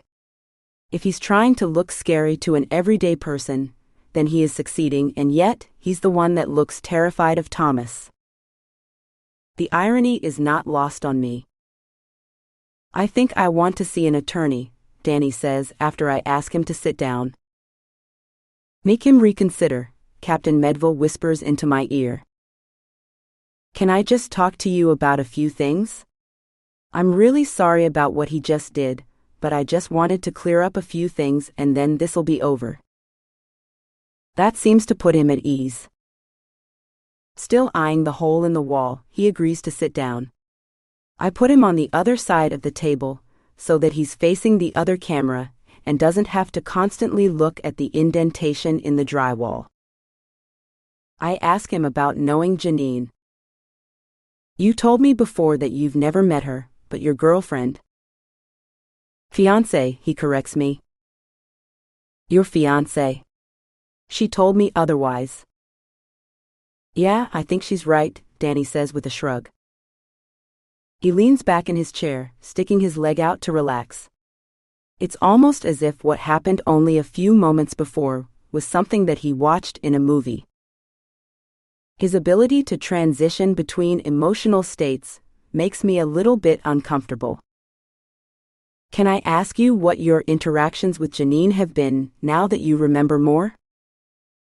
Yeah, I think we met a few times at either a party that he had or I had. What kind of parties were these?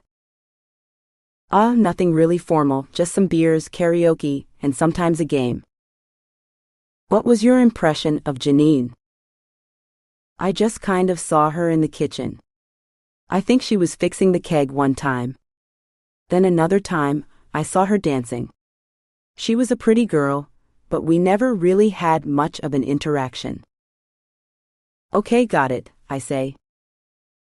Looking through my notes, I feel a little bit uncomfortable sitting here in front of him with my back completely straight, dressed in a suit jacket, matching black pants and heels. My head starts to feel cloudy again, and I can't help but sneeze.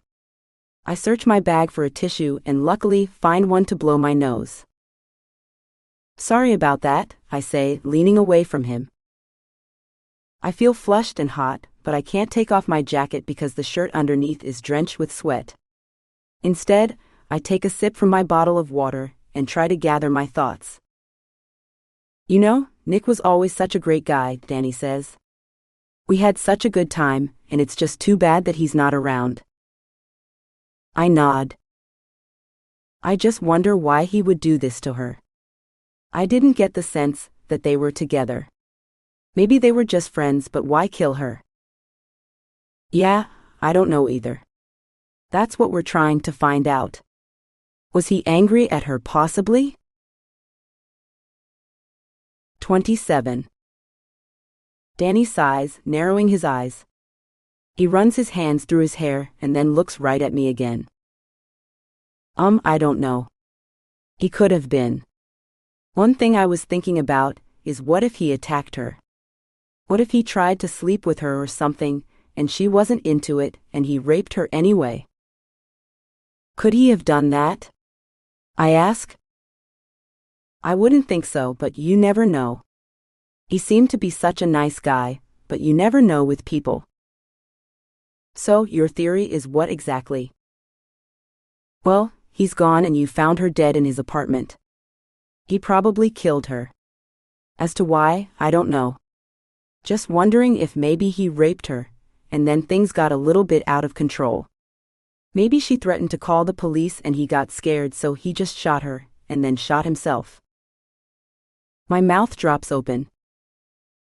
Shot himself. Shot himself. Medville yells in my ear. He never said this before. Call him on it now. I hate having this earpiece in. He's drowning out my thoughts with his voice, but in this case, Medville's voice is like the sound of my own conscience. Keep him talking, he continues. Why? Why does he think that Nick is dead? Why do you think that he's dead? I ask, trying to be as casual and nonchalant about what he has just mentioned as possible.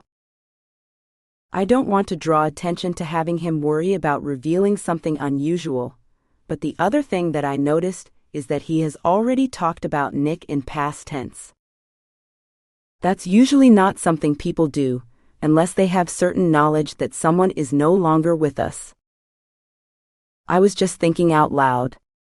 I don't know. I mean, maybe he just ran away and is hiding out somewhere. He hasn't touched any of his money or any of his bank accounts, though. Well, he probably knows that you can trace that and his phone, so maybe he's hiding out for real. He did have a lot of money in his bank account, I say. Did you know that? Yeah, he actually mentioned that to me. He did? I ask, surprised. Yeah, he had a lot of money saved up from being overseas. I still don't quite understand how Kenny Tuffin is involved in this. You paid him in pizza to use Nick's card to get money out of his account, but why if he promised to give you the money? Well, I knew that you'd be tracking his bank stuff and credit cards. I needed to get that money back, so I didn't want it to be traced to me, but I guess you found it anyway. Yeah, we did, and now you mention that Nick might be dead, so of course that sparks my interest. Our eyes meet again, and I wait for him to look away first. Yeah, I know. I was just talking, you know? Danny says casually, completely unfazed. I was just so shocked to see that he had murdered Janine that I wasn't sure what was going to happen. So what makes you think that Nick is dead now? I don't think that exactly, but it seems like an obvious turn of events, right? How so? I ask. I run my fingers along the outside of the folder and feel the smooth pressure of it on my tips. Another sneeze comes on, but I fight it to keep the tension in the moment. My eyes begin to water, and I press the tissue to my nose, trying to keep everything at bay. I think he's afraid. I think he was afraid, Danny says, twirling his thumbs. He intertwines his fingers and continues the circular motion, almost as though it were a nervous tic. Afraid of what? I ask. I can hear the clicking of his heel on the linoleum floor. Thump. Thump. Thump. He's speeding up slightly with each collision. I don't think you'd be surprised if I told you that I think that Nick killed Janine, Danny finally says, bringing his eyes to mine. He killed her and ran away and maybe killed himself. Of course, it's just my opinion. After Danny utters those words, I look at him for a while. His irises shift just a little, but whatever nervousness he exhibited earlier vanishes, and I wonder if it were all an act. Everything that he told me is hypothetical, but this is how it starts. At first, I get him to reveal a possibility of what could have happened, and then we start to etch out the truth. Good job, Captain Medville whispers into my ear. Keep him talking. Get him to say more. Do you have any idea where Nick could have gone? I ask. I mean, you two were close. No, I wouldn't say that. We were neighbors and kind of friendly, but I didn't know much about his personal life. I didn't even know about Janine. Well, you knew that they were friendly. Yeah, but I had no idea that he could do something like that. He leans back in his chair again, the arrogance pulling toward the surface. Well, you seem to be one of his closest friends because we couldn't find anyone online or in person that he spent more time with. So, would you have any idea where he could have gone? He did mention Montana, but then again, he also mentioned Mexico. I nod. He's trying to throw me off course here. What I still don't know, however, is exactly how many details he's aware of. Is he covering for his friend? Is Nick sending him money to protect him for what he did? Is there something else going on? Listen, Danny, I know that you're trying to be helpful, but is there anything else? Is there somewhere he liked to hang out at, like a special place that he would go? Well, if you are assuming that he's alive. You're not? I ask. He hadn't mentioned Nick possibly being dead now, a number of times enough to not let me ignore it. Yeah. I was worried about that. Nick would have these dark moods. He would get really depressed. You told me how Eve told you about what he said to her. He lost his friend, and he felt like he should have been the one who was killed out there in that Humvee. He had kind of a death wish. What does that mean? I ask. Was he driving too fast? Being reckless? What? I think he just snapped. Danny shrugs. That's probably why Janine got killed. Maybe regret and remorse set in so he couldn't deal with that anymore. He's a very sweet guy. He thinks a lot about people and animals. He has a lot of empathy. So knowing that he did that to his friend, that would be really difficult for him. I feel like you're trying to tell me something, Danny, I say. You know that you're not going to be in trouble. If you know where Nick is, I can protect you. Danny casts his eyes onto the Formica table and picks at a crack in the corner. His nails are painted black and chipping off in big flakes, yet he digs into the crevice before looking up at me. Nick is my friend, and I promised him that I would protect him. I know, but you also owe something to Janine's family. They need closure. They need to know what happened to their daughter and sister. Good job. Keep him talking, Medville whispers in my ear like I don't know that. I want him to shut up and stop from distracting me, but Danny doesn't know about the earpiece and I need to keep it that way. 28. I want to keep talking to Danny, but it's also not lost on me the fact that he had already asked for a lawyer. He had asked for an attorney, and I had essentially talked him out of it. It was kind of a casual asking, and I don't know exactly if it will stand up in court. But if it does go there, and we get an ornery judge, then that part of his testimony can be thrown out, along with any other findings that it leads to. Medville wants me to keep talking, because he forgets about stuff like that. I know that he's the captain, but a lot of his cases have come close to being thrown out on technicalities. That angers him, but that's also what makes him kind of a sloppy detective.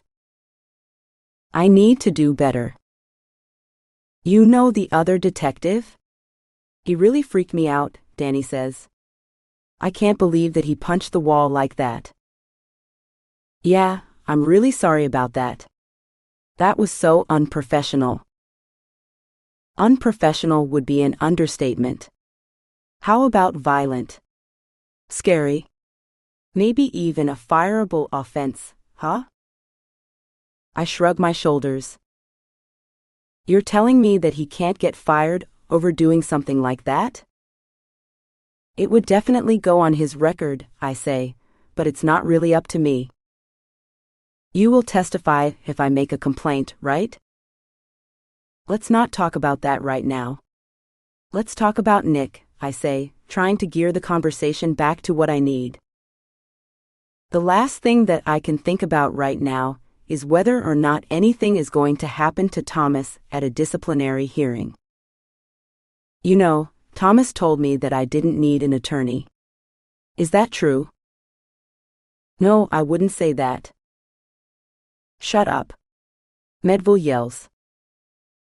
I swallow hard, trying to ignore him. I mean, that you're right, but it would make things a little more complicated for you. Look, Danny, from how it looks here, you haven't done anything wrong. You're just helping me find your friend who may be responsible for what happened to Janine, or maybe not. He may be hiding out for nothing. He might have come home, found her there, freaked out, and disappeared thinking that people would think that he did it. But forensic evidence and circumstantial evidence might point to a stranger altogether. I have no idea. That's why I'm trying to gather all of this information. That's why I'm trying to get to the bottom of this. 90% of what I said is just a story. It's a casual kind of thing that a cop tells someone that they interview in order to put them at peace and to keep them talking, but I do realize that I'm making a mistake. If Danny says something to me now, after I told him that he doesn't need an attorney, his lawyer is going to have a very strong case to get that testimony thrown out. Would you like something to eat? I ask. My stomach is growling. Yeah. I could have some pretzels and M&Ms. Danny smiles. Also some Sprite, if you have an extra 75 cents. My treat, I say. I'll be right back. I head over straight to the video conferencing room, where I'm relieved to see the Assistant District Attorney, Katherine Harris. She looks tired and overworked from having way too many cases in a day, but she's here and I appreciate it. You shouldn't have said that, Katherine says, shaking her head. You shouldn't have told him that he didn't need a lawyer after the second time that he asked. I know. You also do not want to deny them their rights. Anyway, so far, I think you're in the clear. Just get him to say that he doesn't want a lawyer. Get him to affirmatively say those two words, no lawyer, and then keep him talking. I don't have much time. I head over to the vending machine, get what he ordered, and grab myself a pack of pretzels and a coffee as well. I wish to God that I could take off this jacket, but when I reach over, I can see that my pit stains are practically down to my waist. My shirt is drenched. I can't let him see me sweat, quite literally. This didn't just happen from talking to him. I often get sweaty when I'm in a cold room and when I have to interact with strangers. I have a low grade of anxiety that used to be a lot higher grade and unmanageable, but now has settled into this point. I can relax enough to make it bearable, but I'm never fully relaxed. I hand Danny his food and we dig in, eating in silence for a few moments. He's ravenous and drinks the Sprite in 3 big gulps. I know that I need to get him to say that he doesn't want a lawyer, but I don't know exactly how to do that without arousing suspicion. Listen, since you asked for a lawyer, I can't really keep this conversation going. Oh, okay. He looks a little disappointed. Unless you want to. I mean, there's still a few things that I think you can help me with, but I first need something from you." "What? What is it?" he asks, chewing with his mouth open, crunching loudly and tossing handfuls of M&Ms into his mouth. "Well, you kind of have to say that you don't want the lawyer anymore out loud. Otherwise, this interview has to come to an end." "What the?"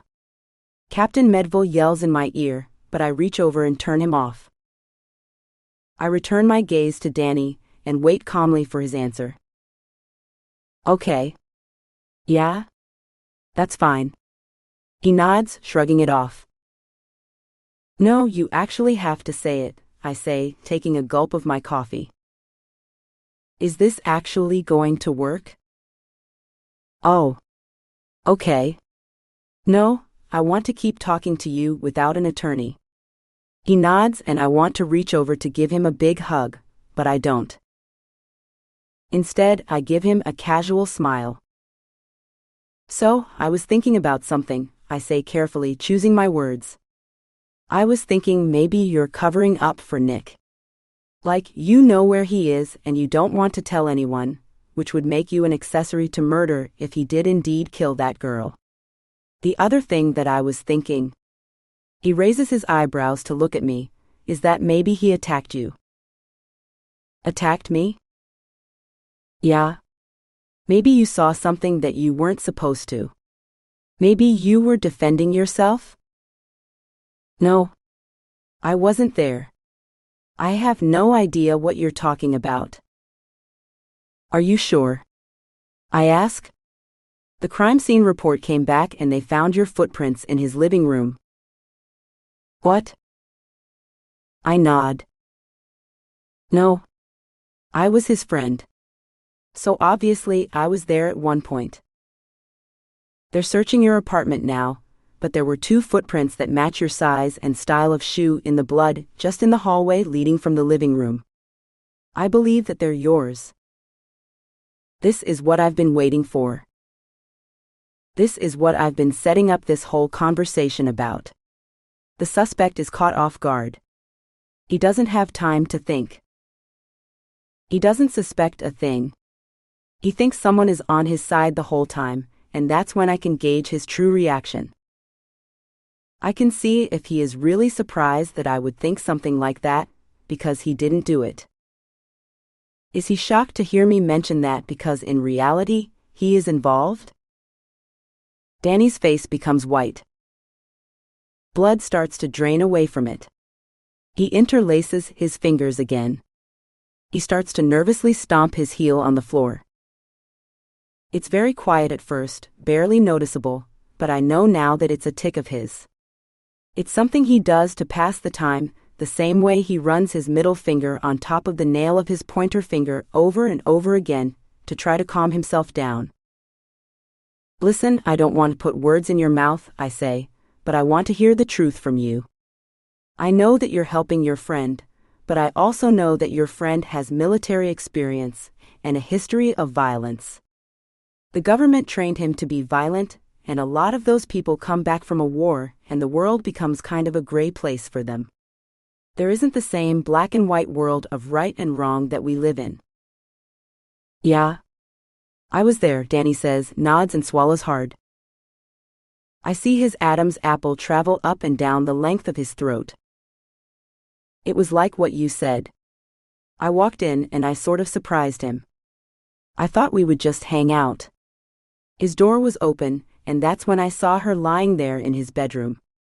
You couldn't see her from the living room, so I had no way of knowing that anything happened." "What about the sound from the gunshot?" "I don't know. There's always ambulances and helicopters outside, and people playing their music too loud.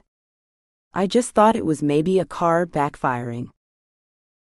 "So you came in and what happened?" "I walked into the living room and I called his name. I saw that the lights were on everywhere, so he must have been home. I took a few steps into the hallway, and that's when I saw her foot. I should have just turned around and walked out, but I didn't." "What did you do?" I ask. Nick freaked out.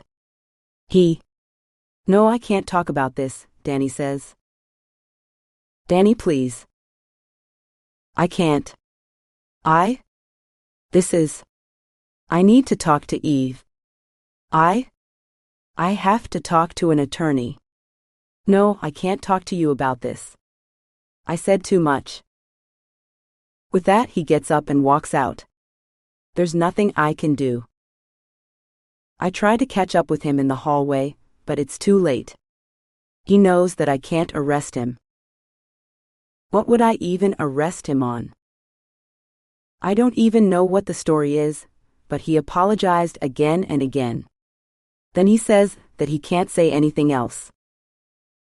After he walks out the front door, I head toward Captain Medville, DA Catherine Harris, and all of the deputies spill out of the video conferencing room.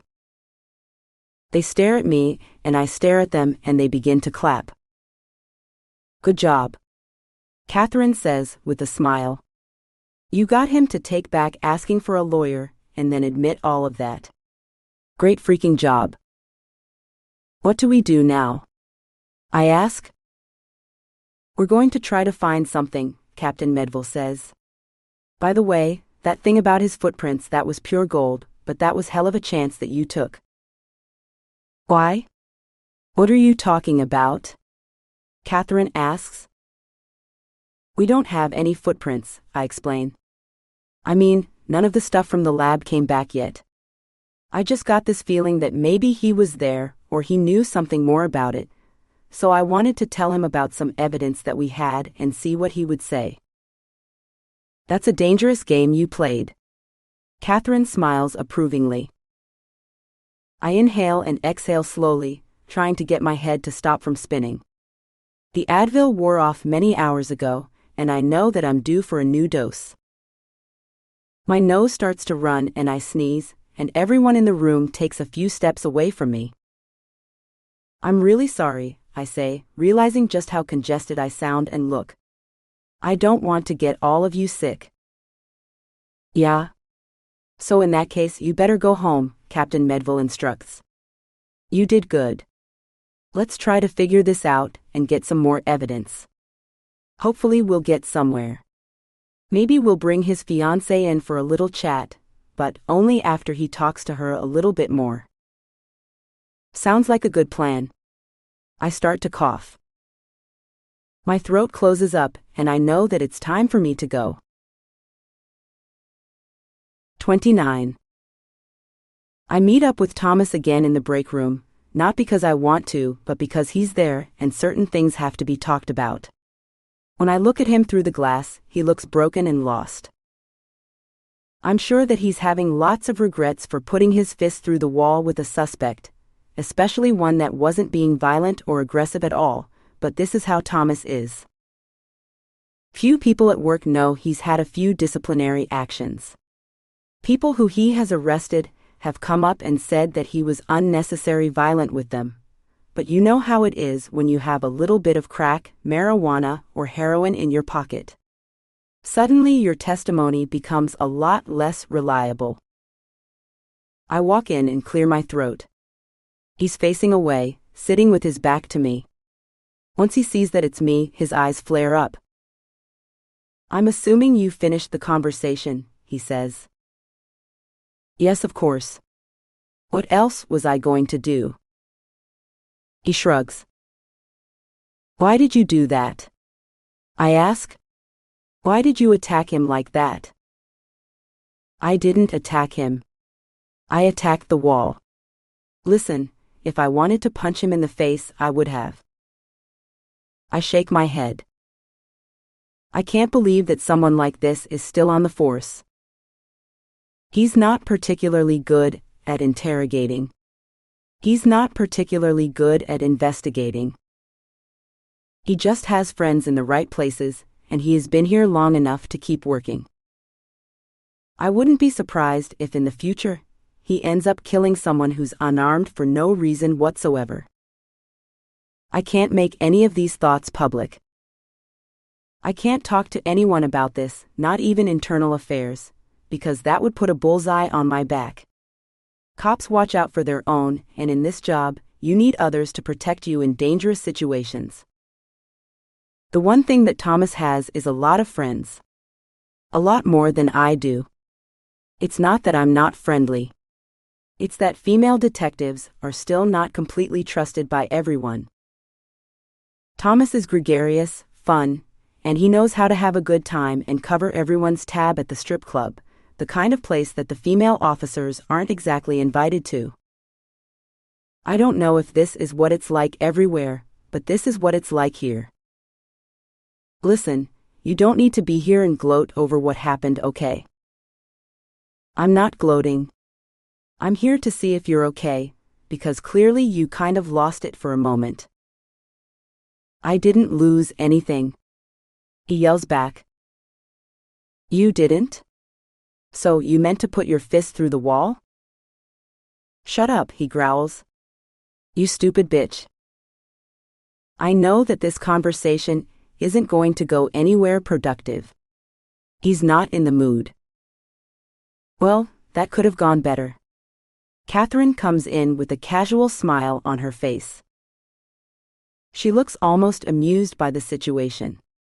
She has always seemed to have a sixth sense when it comes to Thomas Abrams, because she has never been a big fan. When we dated, I noticed that she stayed away from me. I wonder how much she knew. She remained friendly, cordial, and professional as always, but not particularly going out of her way to include me in any trips to the bar. Listen, I know I messed up, Thomas says, turning around and throwing his hands up. He's sitting at the white Formica table. He has a can of Coke in front of him. He finishes it with a few big gulps and throws it in the trash. He misses, but then doesn't pick it up. Kaitlyn and I exchange glances and wait. Finally, embarrassed for doing something wrong, he forces himself up to his feet and throws it away as if he had meant to do it all along. That's how it has always been with him. You practically have to shame him to do anything that's right, polite, or according to rules of society. You know, we're going to be lucky if Danny doesn't press charges, Kaitlyn says. She leans against the counter and her pencil skirt scrunches up just a little bit, but it's tailored so nicely that it still looks very form-fitting and exquisite. Assistant district attorneys don't make a lot of money and usually can't afford nice clothing like this, in addition to rent and everything else that goes into living in a big city. She's still paying off her student loans, but she cares about fashion and presenting herself well. Her hair is always styled and her makeup is always flawless. Listen, isn't there anything that we can do? Thomas asks. I mean, maybe the camera stopped working at that moment and there's no record of what happened. Even if that had happened, we have all seen what you did, Kaitlyn says, crossing her arms in front of her. What are you asking us to do exactly, Officer Abrams? He starts to huff, and his face starts to resemble that of a petulant child. It's like he has been told that the world works one way and is suddenly surprised, but it doesn't. Maybe he would have never even become a cop if he knew that things were at least moving in the right direction in terms of not being such a corrupt and toxic workplace environment. A few moments later, Captain Medville joins us. What the hell was that? He asks, spreading his feet out in a wider stance and placing his hands on his hips in that commonplace cop stance. Nothing. It was just a mistake. Thomas apologizes without really apologizing. Well, that's completely unacceptable, Captain Medville barks back. We don't do that kind of stuff here, you know that. We don't threaten or agitate suspects in a physical way. Do you know why? I know what Thomas is thinking. He wants to say, because you're a pushover and this department has too many women in it. Captain Medville tilts his head and says, it's not the right thing to do, and because suspects like that, they get lawyers and then don't tell us a thing. Then they go and tell their friends that you can just act out, get punched, and then get off scot-free of all your charges because a police officer was violent with you. No, we don't do that anymore. You know that, I know that, hell, you're a young guy. We haven't done that kind of thing in a long time, so don't pretend that you don't know what kind of world you're living in. Thomas shrugs and mumbles something, but it's not legible and it's hard to make out. When the captain leaves, Kaitlyn follows soon after and we're left alone again. I don't want to stay here any longer than necessary, so I head toward the door, but Thomas rushes up to me. You did that on purpose. He puts his finger in my face and cold sweat rushes down my back. I have a flashback to what happened before, to him putting his hands on me, threatening me, to all the put-downs that he said to me, to all the times that he made me think that I wasn't good enough. You're a stupid little bitch, Thomas whispers in my ear. You made me do that on purpose, but you're not going to get away with it. What? What did I make you do on purpose? I ask, taking a little step away from the wall just in case he slams me into it. I wasn't even there. You were there all alone, and you let your anger and your frustration and all of your emotions out on that guy. When all you have to do to get him to talk is to connect with him, to make him feel safe, to make him feel like you're his friend, but you couldn't do that, could you? Now it's his turn to take a little step back. He knows I'm right. I see his whole body deflate, just a little. I see him. It's almost as if he's a balloon, just letting the air out of itself. Being around Thomas is like being around a bomb that's about to explode. You make the wrong move or you say just the wrong thing at the wrong moment, and it will explode in your face.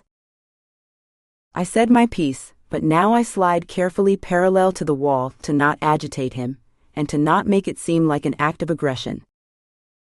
There's no recording of our conversation here, and who knows how he can spin it. I need to play my cards right. This is a game of poker, and it requires strategy. I walk around him, open the door, walk out, and I don't let out a breath until the door closes behind me. What's going on with you two? Kaitlyn walks up to me, and I nearly jump out of my skin. I exhale in a quick burst, and she licks her lips slowly, assessing the situation. Nothing. Just some professional differences. Yeah, it's more than that, Kaitlyn says, tilting her head to one side and crossing her arms across her chest. I don't know her well, and she has always been cordial. The fact that she doesn't like Thomas is a good thing, but I still don't know who to trust. Did something happen? Did he do something to you? I swallow hard and ask, what are you talking about? No, of course not. My protest is hardly believable or honest. She bites her lower lip again, and then calls me into her office. I need to talk to you, she says. As I follow her across the room past all the cubicles, it feels a lot like I've been called into the principal's office. 30. Kaitlyn Harris' office is on the other side of the building. It has a beautiful view of the LA skyline. The door is made of dark wood to match the rest of the outside, but inside I find an office that's light and very easy when it comes to decor. There are no heavy dark colors, there's no ornate furniture, and there's no grandiose artwork. There are 3 matching pictures on the wall, looking out the window. They are sepia in color and minimalist in style, each one portraying a different type of plant. A cactus, a eucalyptus, and a third one that I can't quite identify. The focus is zoomed up close and personal, the background is blank and the frames are all slim in a white ash wood. Her diploma from Southwestern Law School hangs in a similar style frame on the other side of the wall. Her bachelor's degree from University of Southern California with a major in philosophy is right below that. I went there too, I say. Oh yes, that's right. She smiles. I remember you told me that when we went out for drinks. I nod. We talked for maybe a few minutes. Going out with a group, I always find it hard to get a word in. There are 2 wall bookcases, slim and nondescript, reminding me of the IKEA ones popular in the 90s. A sparse number of law books are stacked one on top of another, separated by more cacti and even a few novels. The desk itself is uncluttered. Just a laptop, an iPad, a small wireless keyboard, and a notebook. On the right-hand side, there's a stack of folders in a plastic organizer. She sits down on the swivel chair across from me, pointing to the small blue one in the front. Wow. This one is surprisingly comfortable, I say, spinning around in a half-crescent. Yeah. I like it. It doesn't look like it would be, so people don't tend to hang around for long. I smile. Listen, I don't mean to call you out on anything. I just wanted to chat, she says. I thought here we could be a little bit more comfortable. I nod, not entirely sure what that means. Tell me about Thomas. She shifts her weight from one side to another. Even though she's wearing a pretty tight jacket, she doesn't remove it. What do you want to know? Well, to tell you the truth, you didn't seem very surprised by what he did. You mean punching the wall? She nods. I guess I'm kind of aware of his temper, I say. I just wish that someone told me about it, she points out. What do you mean? Well, when I asked Captain Medville about it, that's kind of what he said. I wouldn't have sent Thomas in there to talk to Danny at all, if I knew that. I'm sorry. I didn't think it was my place, I say, feeling like I'm being scolded. Of course it's your place. Things are very complicated with Thomas. I'm his colleague. Things like what? Our reputation is all we have. Especially in this department, people have to know who they're working with, Catherine says. Maybe he's not a good candidate to interview and interrogate, but that doesn't mean that he's not a good cop. That doesn't mean that there isn't a place for him to do something else. He's a detective, I say, leaning back in my chair with a smirk on my face. If he can't interview people, there isn't much of a place for him to do anything. She smiles out of the corner of her lips. Her face is slim with high cheekbones and perfectly arched eyebrows. There's a pleasantness to the expression on her face, though. She isn't cold or distant. She's someone that you can relate to, even though she is quite beautiful. I got the sense that you and Thomas were close? I don't know how to answer that question, I say. Did you ever date? I want to lie. Maybe it would be my best professional interest to do so, but something tells me to trust her. I'd rather not talk about that, I say. Things were a little bit complicated, and it's better to just leave it alone. Not if you have previous knowledge of him being violent and aggressive. I freeze up. She knows something, but what? How could she? I didn't tell anyone about it. Look, Kaitlyn, we haven't had much of a chance to spend time together. If I tell you this, then I need to swear you to secrecy. Can I trust you? Yes, of course, I say, shaking my head.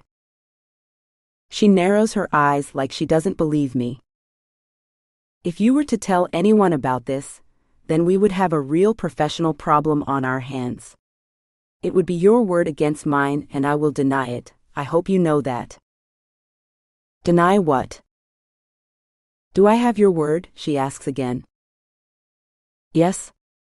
I nod, staring straight into her wide brown eyes, feeling my hands getting clammy and cold.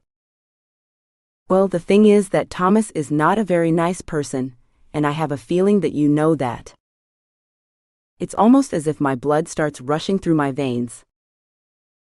Everything stops. The world even stops spinning.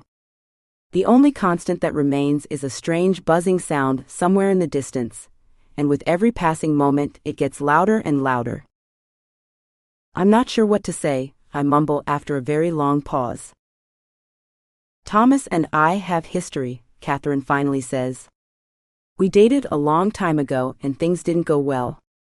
This was before I even went to law school. Oh. I had just graduated. I took a year off.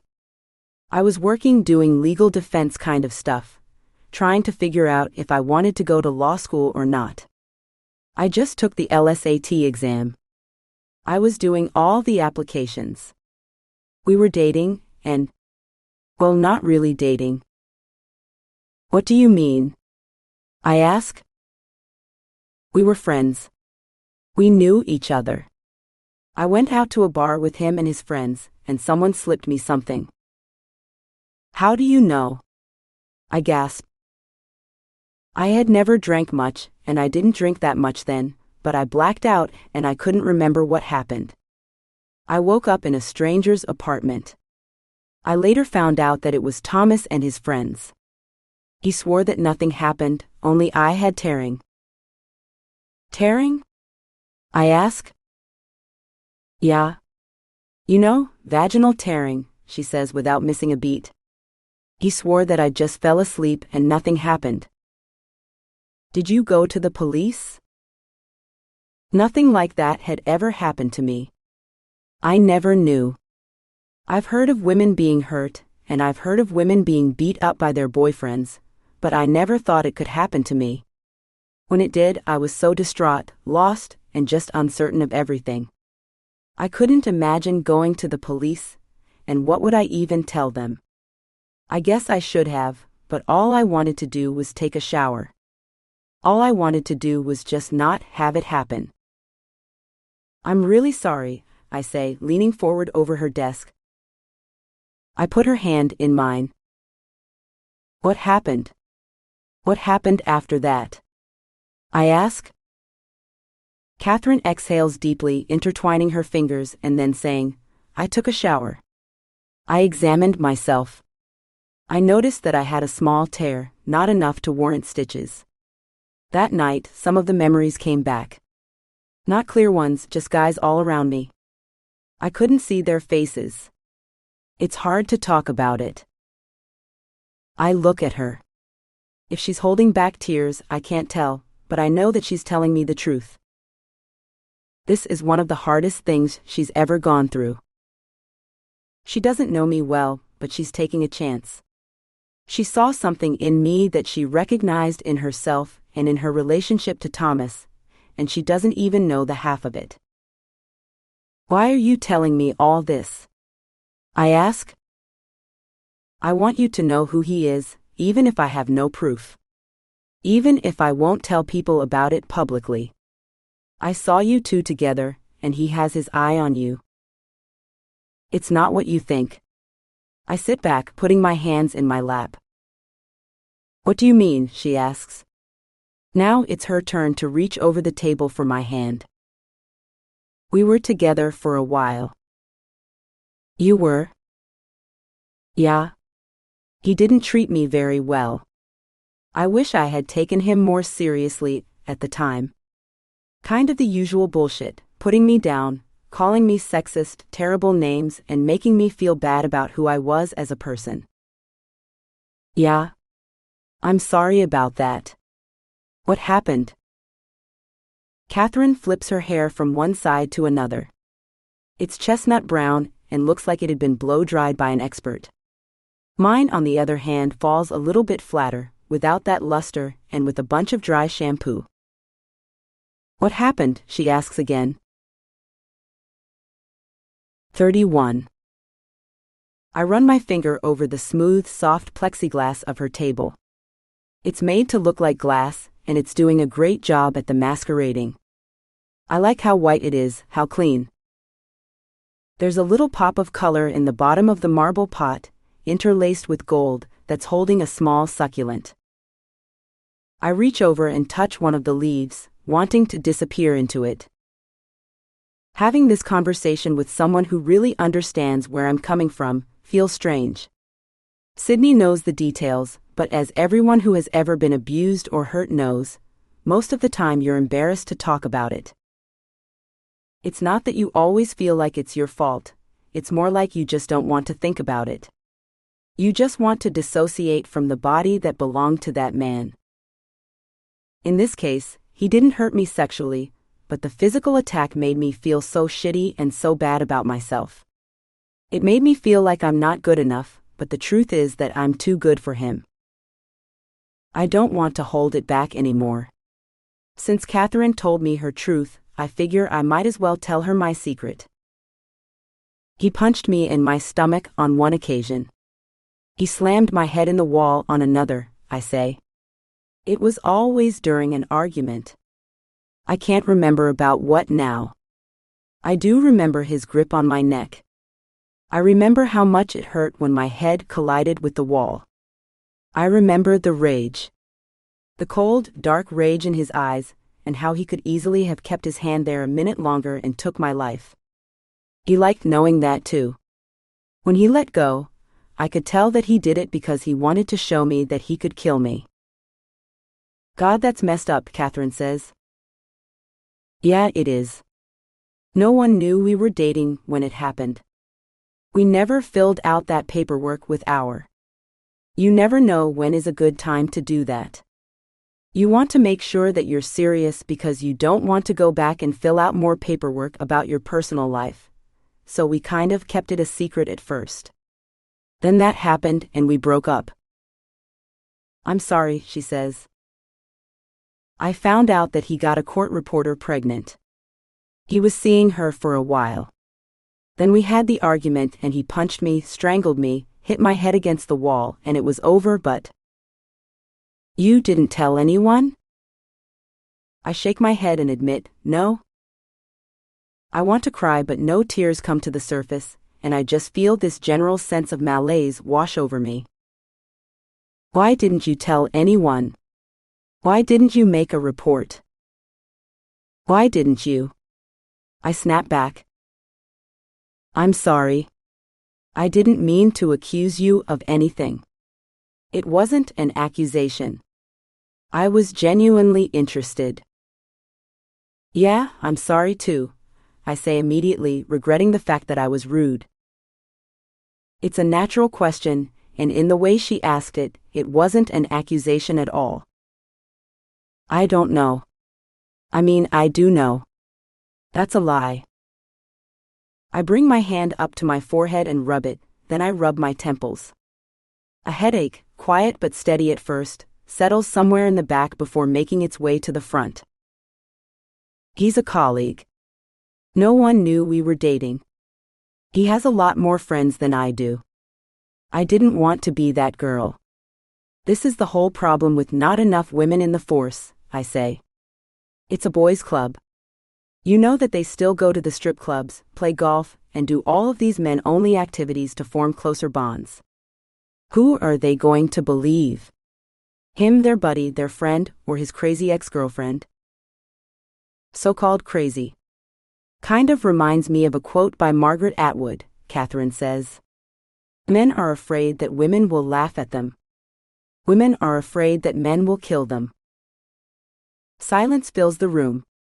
We listen to it together and apart, sharing our sadness and commiserating with one another. What now? I ask.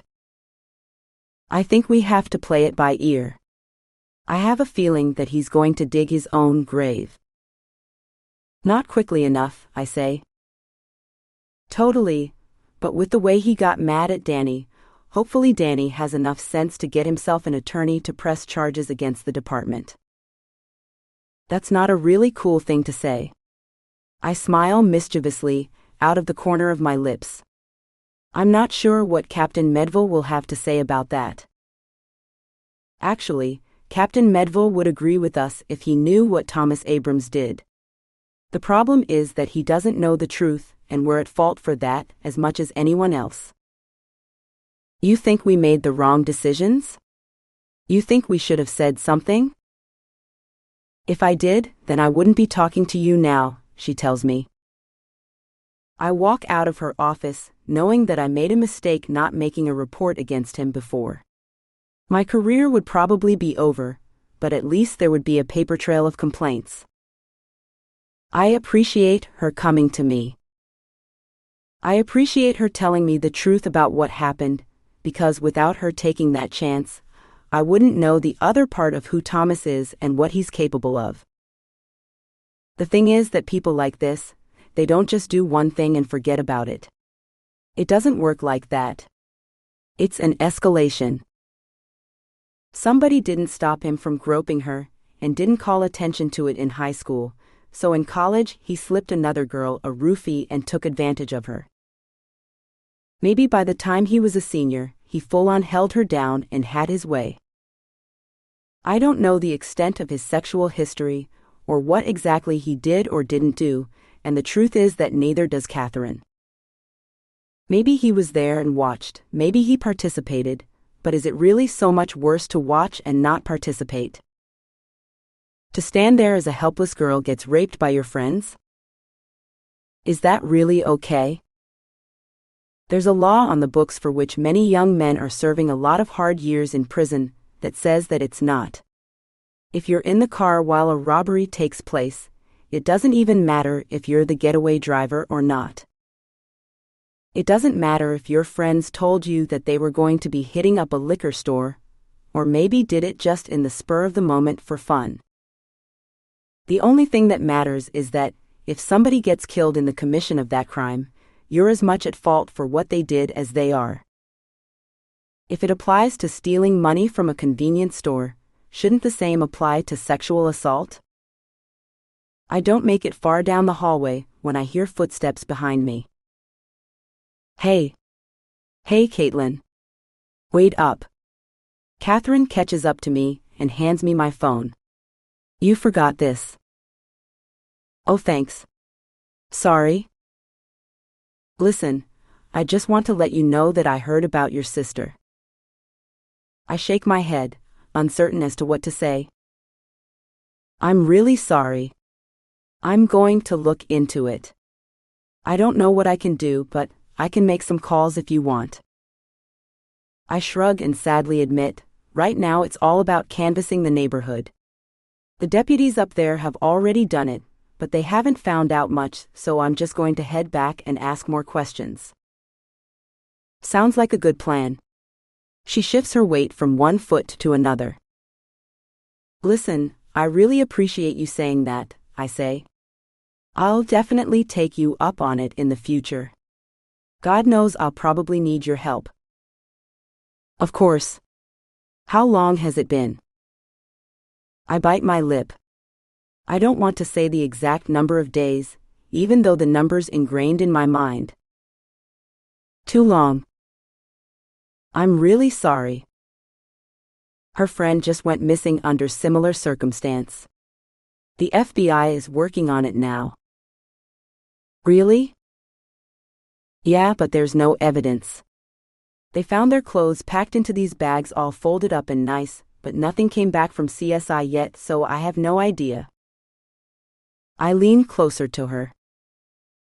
I don't want to say this part too loudly. It's almost as if the words are too scary to utter at full volume. I think the case has gone cold. Don't say that, Catherine whispers. I don't want to, but that's just what it feels like. There are not any leads. It's like they both vanished into thin air. I had some hope when Natalie went missing. Maybe if they were looking for two girls instead of one, there'd be more of a chance to find them, but no, doesn't seem like that. Someone has to know something. Don't get down, stay proactive. I nod. I appreciate her urgency and confidence. Just keep asking questions. Her friends. Their parents. Any random comments and statements. Out loud or on social media. Kids, they post everything. Yeah, I know. I nod. You're going to find her, alive, Catherine promises me. She takes my hand in hers, pulls me close, and gives me a warm hug. A tear runs down my cheek. I let myself sob like I haven't in a while. She wraps her arm around my shoulder and makes me feel like I'm not alone. 32. When it begins to rain, I decide to drive back home. I throw a few things into a bag, make sure that I have all my electronics and plugs, and I drive through the sad LA drizzle. Los Angeles is beautiful when it's sunny and bright. Then the sky doesn't have a single cloud and beams with turquoise. On overcast days, especially when you're driving on a freeway through the eastern parts, everything is gray, dark, and concrete. I get tired of music and instead put on an audiobook while I wait in traffic of cars stacked like matchboxes. The narrator's voice drones on and somehow matches up with the sound of the rain hitting the windshield. A tragedy unfolds in the story, horrific but not scary. It's a thriller, a mystery, and unknown. I usually stay away from books like this because I have enough of that in my real life, but I like the way she sounded in the sample. I like the whole antisocial aspect to it. Sometimes I'm attracted to books like Gone Girl, where you have an anti-hero telling the story. If I let myself think too much and I let myself go too much into my own mind, that's what happens to me. My thoughts can be quite dark and macabre. I can blame it on my job and all the ugliness that I see in the world, but the truth is that it's something else. I've always felt this way, particularly on those dark, dreary days. It's hard to get out of bed.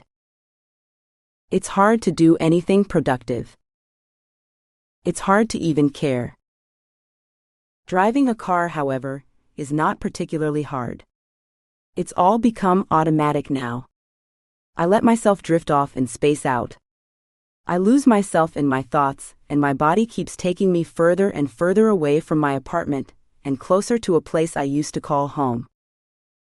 I have a few days here. I'm not sure how many exactly, but Captain Medville wants Danny to have some days to cool off. He wants him to think about everything that had happened in the interrogation, and all the lies that he told. He wants him to talk to his fiancée, Eve, and try to think of a story. This is a common tactic. We want Danny to get nervous, to worry about what he may or may not have told us. The thing is that we don't have any evidence to arrest him. So unless he comes forward and tells us exactly where Nick is, we don't have much of a case. I have some suspicions, but not anything that will lead to the courtroom. When I get to Big Bear, snow begins to fall. Small little flurries start to circle, and the temperature begins to drop. Instead of heading straight home, I stop by to talk to Lynn Rassel, a student in Violet's art class. She's one of the many girls on my list that I want to speak with. I saw Violet in a picture on her Instagram page. The caption on it talked about how much they loved art together and how much Lynn misses her friend. I've never heard Violet mention her name before. It doesn't mean much, but because I don't know every one of her friends and everyone that she had spoken to, I wish that we were closer as sisters. I wish that I was someone that she could confide in, but I'm 18 years older. She knows me more as an adult than a friend, but I was also someone who was too busy with my own personal life, career, and drama to pay as much attention to her. Lynn Rassel lives in one of the apartments by a waterfront in Big Bear Lake. There aren't many apartment buildings in this area, but these are one of the newer structures. Most are condos rented out by rich Los Angelinos on short-term rental sites. I find out that her mom doesn't own this place, because when I looked up the property records, somebody else is listed on the deed. When I called earlier, Mrs. Rassel had agreed to the interview, but said that she wants to be present.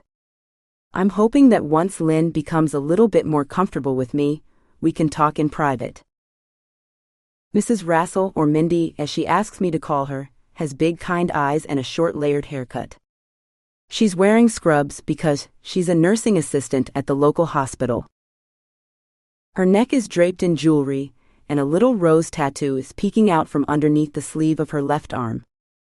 From the looks of it, it appears to be quite intricate and well done. The rose is wrapped around a dagger puncturing something.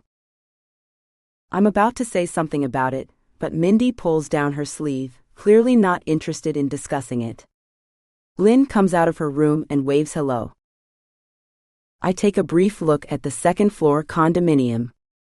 There's only one source of light coming from the big window all the way across the living room, but it's also partially blocked by a patio. Mindy waves me over to sit down on the futon masquerading as a couch in the living room, and asks me how they can help me. You have such a nice view, I say, looking out onto the lake.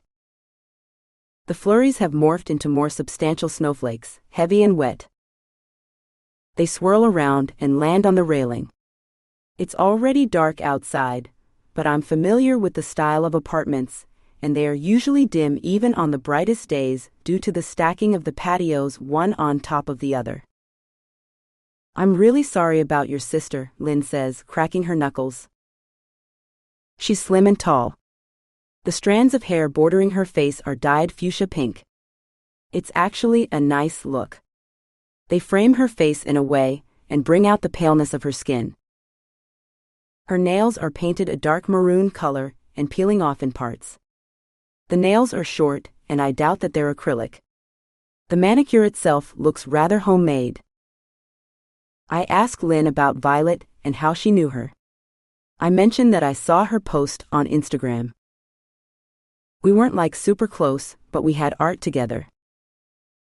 Do you like it? I ask. Yes, very much. We worked on a papier-mâché project together. Her favorite was doing these black and white sketches. I actually took pictures of some. She pulls out her phone and scrolls through her camera roll. She shows me the skull, dagger, and 2 roses framing the picture in both ends. Violet did this? I ask. She nods. I've never seen her draw anything like this. Yeah?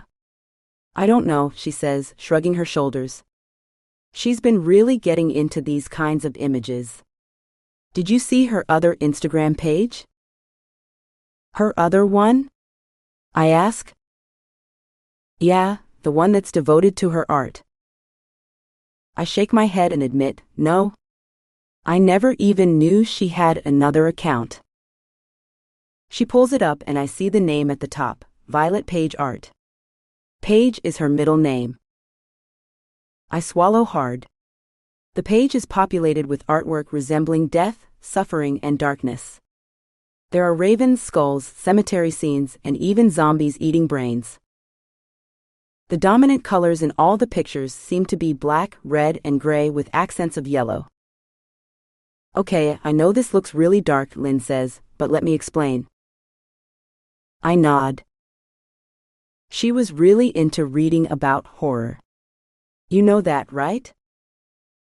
I nod, even though I don't know anything about that. Like Stephen King and Christopher Pike. I nod. Christopher Pike was one of my favorites when I was growing up. So, it's not like she's disturbed, even though her artwork sort of looks like it. I nod, trying to believe her. You're convinced? Lynn says, pulling on her spaghetti strap after it drops down off her shoulder. She's dressed in black jeans, a tight belly button showing black tank top with spaghetti straps, and a flannel t-shirt. I swear that I'm back in the 90s. She didn't want your mom to know this, she says, leaning over to me. Mindy sits at the dining room table with a laptop in front of her pretending to be busy, but by the way that her head moves, I can tell that she's actively listening. Here, come to my room, Lynn says, catching her mom spying on us. Sorry? Mindy yells a half-hearted apology. Does it matter, Lynn says, waving her hand. Her mom's room is right across the way, and it looks like a page out of an IKEA catalog, while Lynn's is the kind of bedroom you'd expect a teenager in a movie to have. The walls are painted black, and one side is covered entirely in pictures cut out from magazines. It looks like at one point it was a collage and then it became something else entirely. Just faces, a crowd of people looking at you. A string of lights hangs above her bed, and instead of a nightstand, she has a small white desk, which is cluttered with papers, art projects, binders, and a laptop. Lynn opens the bottom drawer of her desk and pulls out a folder. She made these recently, she says, and hands them to me. I look through the drawings and the paintings inside. More skulls, more daggers, and more cemetery scenes, but the style is evolving. The details are becoming brighter. Some of them are from the pictures posted on the Instagram page. Why do you have these? I ask. She shakes her head. Why do you have these? I ask again. She looks down at the floor while whispering, she told me to hold on to them. She didn't want your mom to find them. Why? She was really not supportive of her art. She didn't want her to go to that art school in LA. Please don't tell her about the Instagram page. If when Violet comes back, Lynn says, correcting herself, I don't want her to know that I was the one that exposed her secret. Violet's art school dream is familiar to me. She told me all about it the one week she stayed in my apartment, trying to get some space from Mom after a particularly bad fight.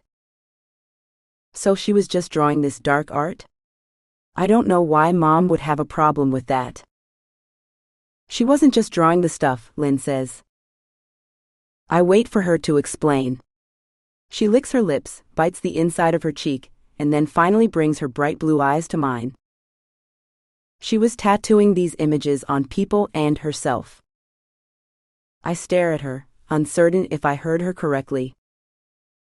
How can she tattoo anyone? You're not even allowed in a tattoo shop until you're 18. I shake my head, not wanting to believe her.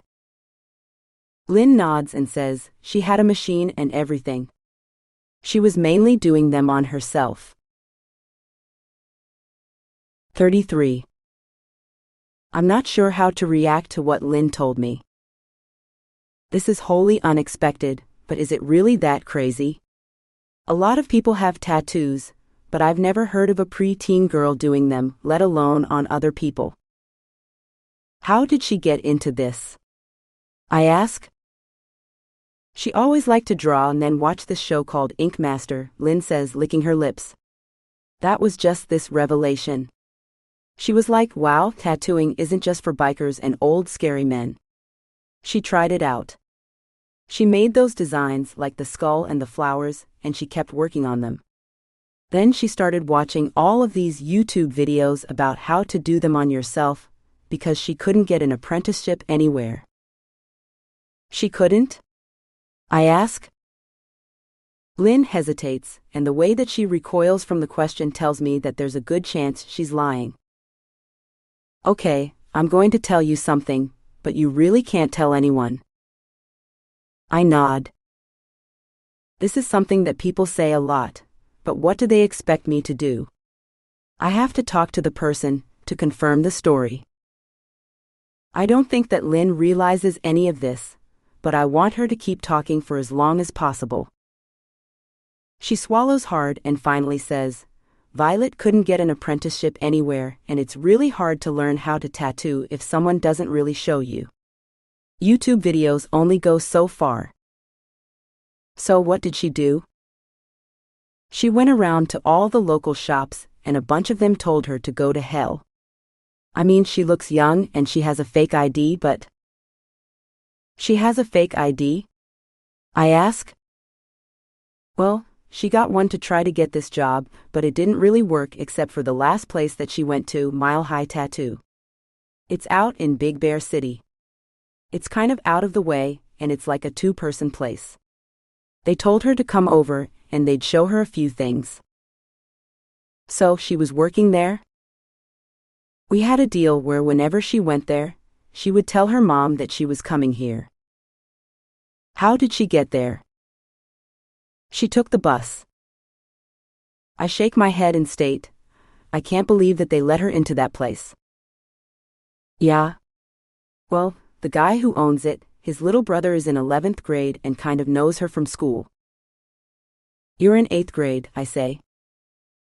Cameron knows everyone. Lynn laughs. What's his last name? I ask. Shapinsky. As in Mr. Shapinsky? I ask. Yeah, he's the chemistry teacher. She nods. Wow. Do you know him? She asks. I immediately have a flashback to the stern, no-nonsense teacher that never accepted any of my excuses for turning in late work. He was obsessed with keeping the Erlenmeyer flask clean, and the Bunsen burner had to be used just right. If you used the wrong flask for the wrong thing to do your chemical reaction, you lost a lot of points. I pace around her room, looking at all the paintings. I'm trying to figure out how I could have missed all of this. I was so focused on talking to Neil, Natalie, and then her brothers that I completely ignored a whole other part of her life. Listen, I should have come forward earlier, but the cops came around and they asked me these questions.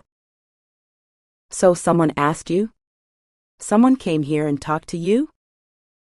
They talked to everyone at the school, almost everyone I guess, but I was shy and I didn't want to get in trouble. I only really wanted to tell you. I'm really sorry. I wish you had said something earlier. We lost a lot of time, I say. Lynn starts to choke up. A tear runs down her cheek and she begins to sob. I suddenly feel bad. I know that she's just a young girl who has no idea what she's doing. She's just pretending to be an adult, just like the rest of them. So, Cameron is a junior and you know him from school? Yeah. He would hang out around the playground, and we kind of saw him around. Saw him around, why? What was he doing? She shrugs and wipes her tears. I let her get herself composed. I look around at some of the paintings on the walls. The one that is the most striking is the big dolphin jumping out of the water. Unlike Violet's work, Lynn's paintings are light and bright. They look like they are actually done by a middle schooler, rather than a 20-year-old biker who just got out of prison. You're very talented, I say. Yeah, I really like this dolphin. I notice that you have a lot of ocean life. She pulls her hair up into a bun on top of her head. Lynn sits down at her desk, spinning around on the swivel chair to face me. She looks small, delicate, and hurt. Please tell me everything that you know, even if it's illegal or improper. I'm her sister, I plead. I just need to find her, and I need to know everything in order to do that. As a detective, I can tell you that a clue can be any insignificant thing. You may not think it's important, but when we start to connect the dots, each of those dots is super important. Cameron sells a lot of weed, she says, shrugging her shoulders. He's a drug dealer. He's very good, and everyone likes him. He usually has really good stuff. Thank you. I nod. I was half suspecting that. That's why he hangs out by schools. Is Violet into drugs? I ask, trying to be very careful with my words. I wouldn't say that. I mean, there's people who get high at like 7 in the morning, but we just smoked a few joints once in a while, like at parties and stuff. Did you buy them from Cameron? She nods. You said that his older brother is the one who owns the tattoo shop? Yeah. He went to art school in LA and then dropped out, so his dad paid for him to open that tattoo shop. He has a lot of friends and knows the locals. He's actually kind of active on social media. So he's got some clients from LA as well. What about Violet? What is their relationship? 34. Lynn pulls her feet up to her chest and looks away from me. I pull my chair a little bit closer to her. Violet was looking for a shop to teach her to how tattoo. Everyone said no. She talked to Cameron, and he got his brother to kind of agree to it. I asked, to what exactly? To letting her apprentice. She was mainly doing a lot of the cleaning and setting up. Then she could also hang out and see how it worked and how everything was done. What about my mom? She didn't know anything about it. Are you sure? I ask. Yeah. I'm certain. Why do you say that? Well, we were friends and I was the place that she was going to be when she was getting the tattoos. I nod, taking it all in. You mentioned that she had tattoos, and she started tattooing people? Yeah. She's been working there for about half a year now. She was getting quite good. Here.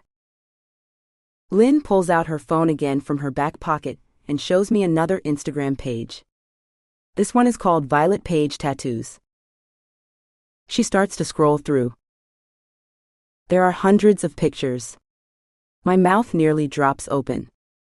Most are replicas from the artwork that I've seen on the other page and in the folder, but there are some other ones that don't seem to fit. One looks like the dolphin that's hanging on the wall. This one looks like yours. I point to it. She nods. Did she do this tattoo? Yeah. On me. Wow. Where? She pulls up her shirt, and I see a big dolphin jumping over her hip bone. This is beautiful. The work is outlined perfectly and has amazing shading. The water droplets look so real that the dolphin looks wet. It has a little smile, and it glistens in the sun. This looks so real, I say.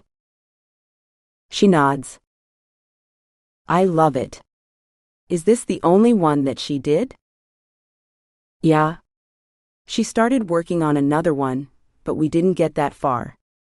It was going to go on my back. Your mom is okay with this?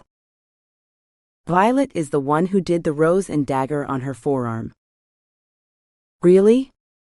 I gasp. Yeah.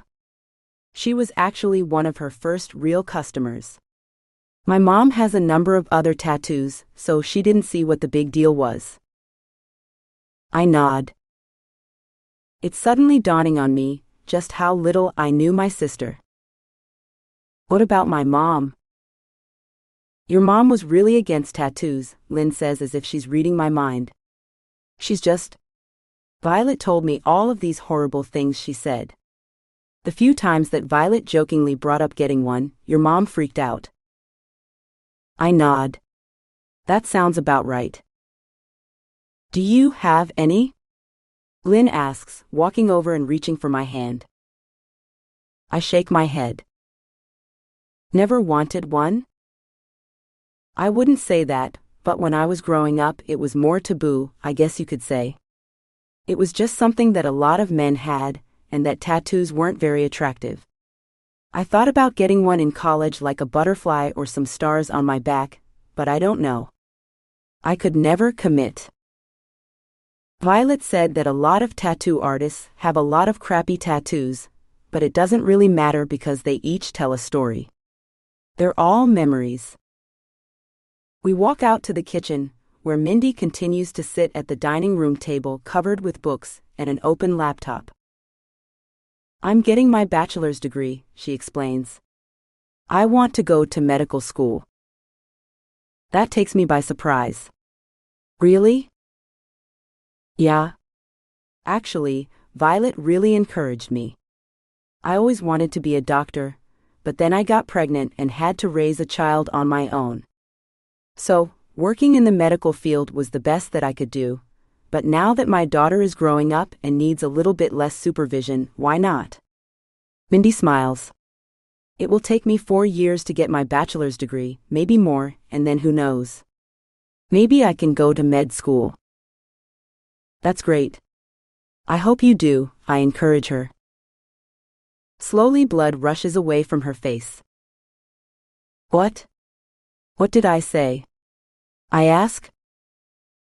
She swallows hard, then forces herself to look at me and say, the way you said it. You just sounded so much like Violet. We really miss her. She was like family. She was like my other kid. Lynn told me that you let her tattoo you. It's so special to have her artwork on my arm. I nod and suddenly realize that both of them here have something of Violet's that I will never have unless I find her again. They have a memento that's stronger than a photograph. It's part of them. It's ingrained on their skin. Every time they look at it, they can be with her. You're going to find her, right? Lynn says. Yes, of course. I'm going to do everything I can, and the next thing I want to do is talk to Cameron. Please don't tell him that I was the one that told you. He's kind of a connected guy, you know? I don't want to get hurt. Of course not. Your secret is safe with me. I walk downstairs and instead of going to the parking lot to my car, I head toward the waterfront. There's a small park with a playground to the left and then a boat launch. The lake is mostly marsh up front due to a series of droughts over many years, but this winter has gotten a lot of precipitation, so the marshy part is covered by water. I walk down the rocky path to get as close to the shore as possible.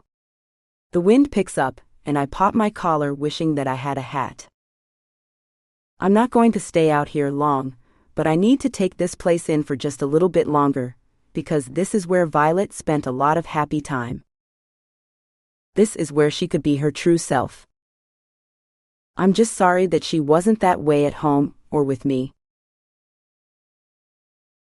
35.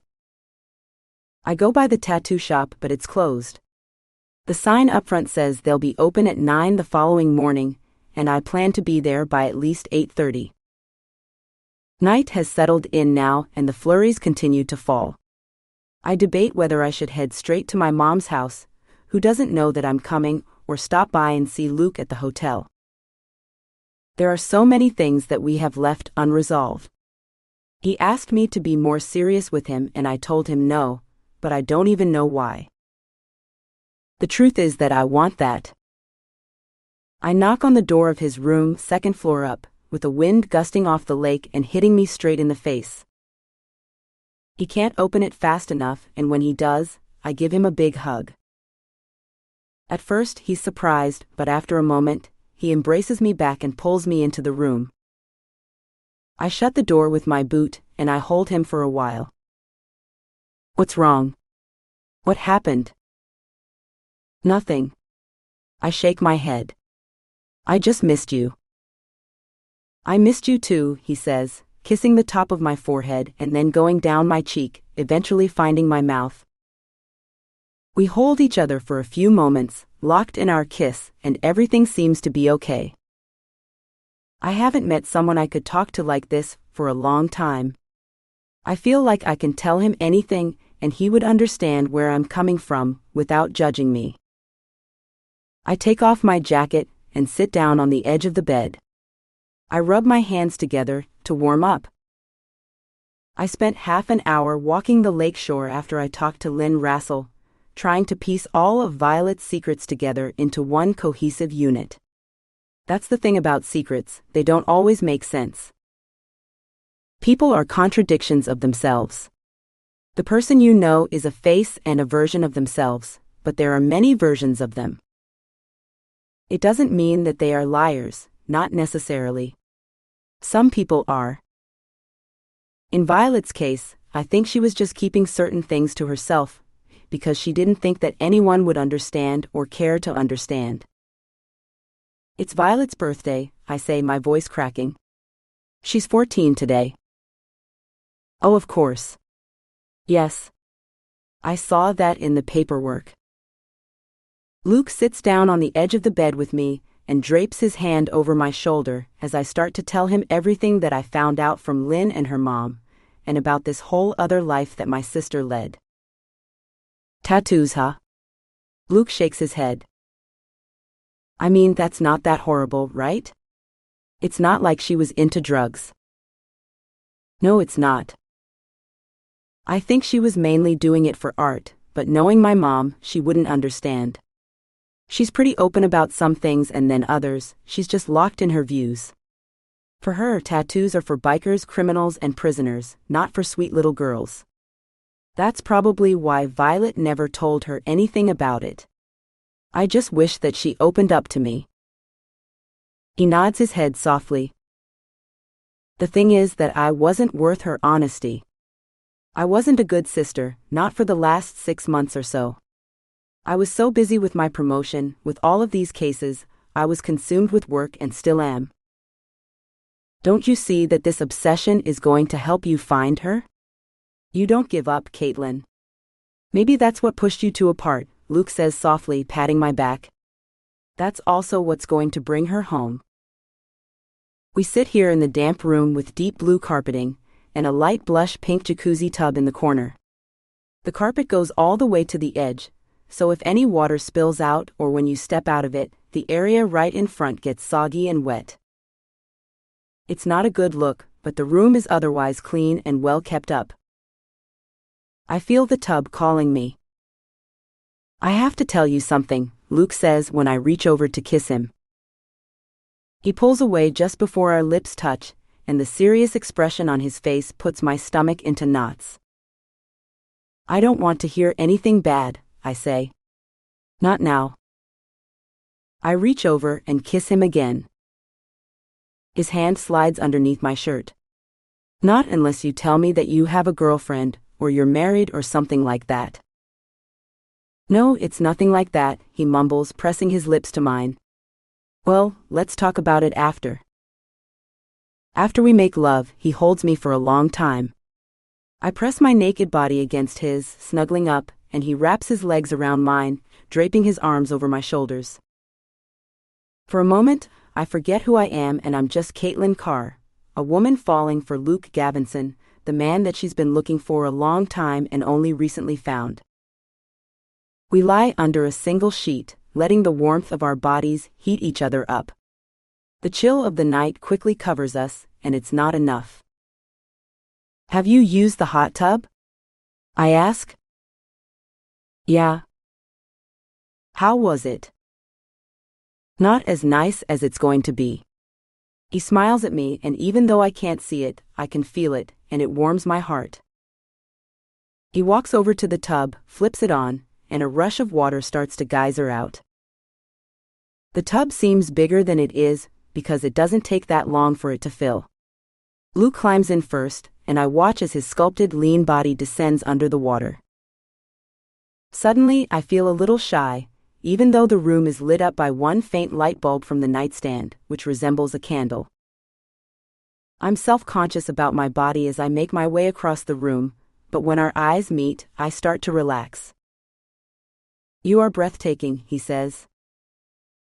Licking his lips, Luke reaches out for my hand to help me in. I descend into the water, watching the ripples spread in between us, and I sit across from him, moving slightly to the side to avoid the faucet. Thank you for coming here, he says. I've missed you. I've missed you too.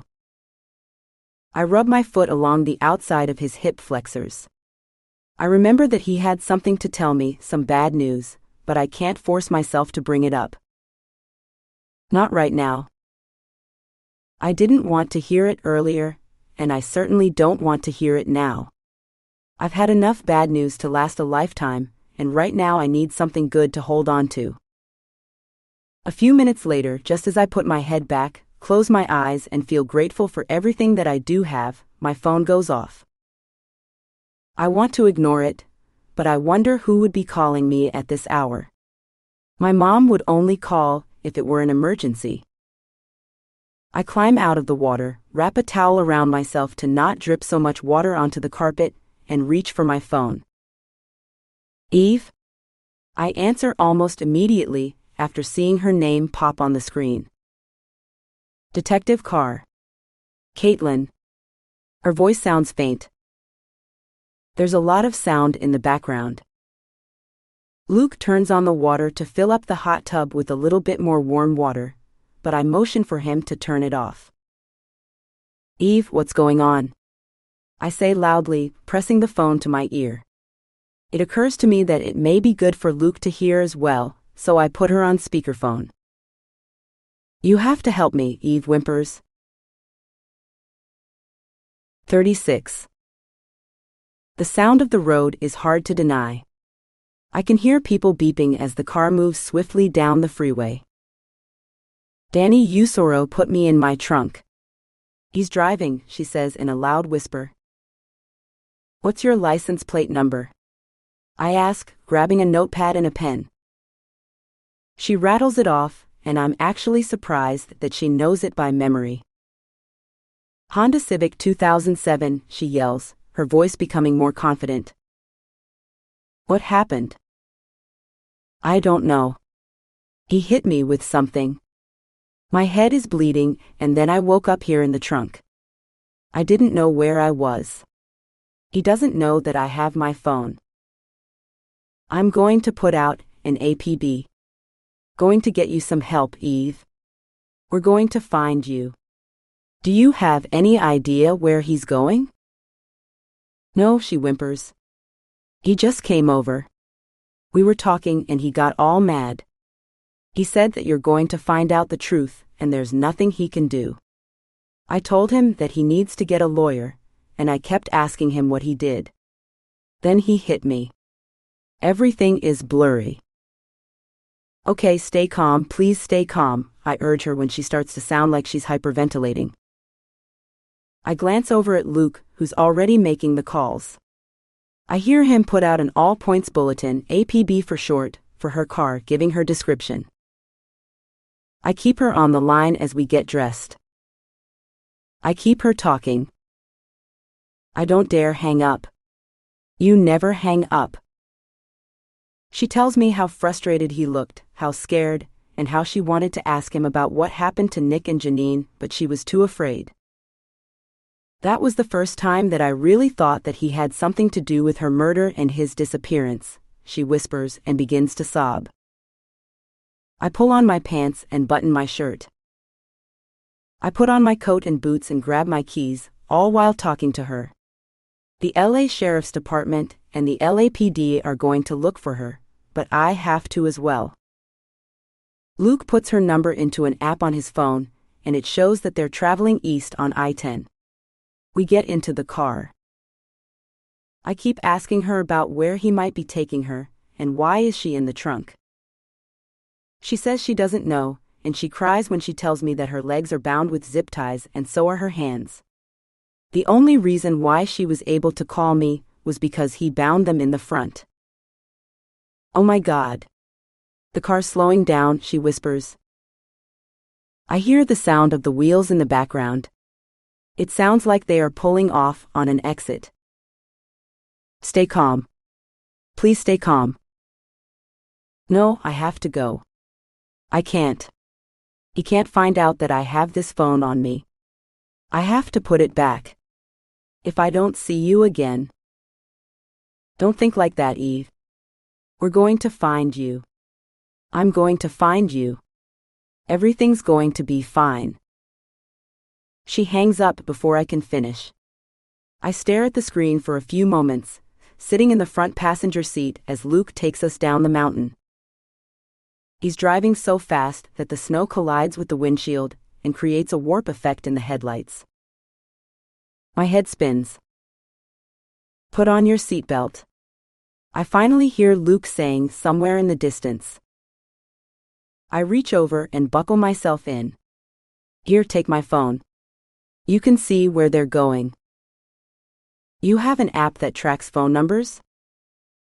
Yeah, iPhones that have their locations on. I call dispatch and confirm the APB. The woman on the other end tells me that it looks like the car's heading to the Ontario Airport long-term parking lot.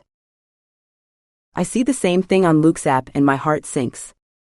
We're still half an hour away at least. We're not going to make it, I say, rubbing my temples and folding myself in half because my stomach starts to hurt. We're too far away. If we don't make it, somebody else will. The road gets slicker and slicker while the snowfall gets more intense. There are not that many people out on the roads, but at one point when we're making a turn, we slip and roll into oncoming traffic, swerving just in time. We have to get down this mountain safely, Luke says, grabbing the steering wheel tighter. A little bit later, we finally arrive. I check the location of the phone again, and it's still there. What do you think is happening? I ask. I don't know. I haven't heard anything. When we pull up, there are flashing lights and a couple of police cars near the entrance of the parking structure. The Honda Civic is in the long-term lot, apart from the other cars. The trunk is empty, but her phone is laying right there in the center. He's onto us. What does this mean? Luke asks, not really asking me in particular. He couldn't have gone that far, I say. Not on foot, anyway. He probably had a backup car here, I say. Now we have no idea what vehicle he's driving, and Eve no longer has a phone.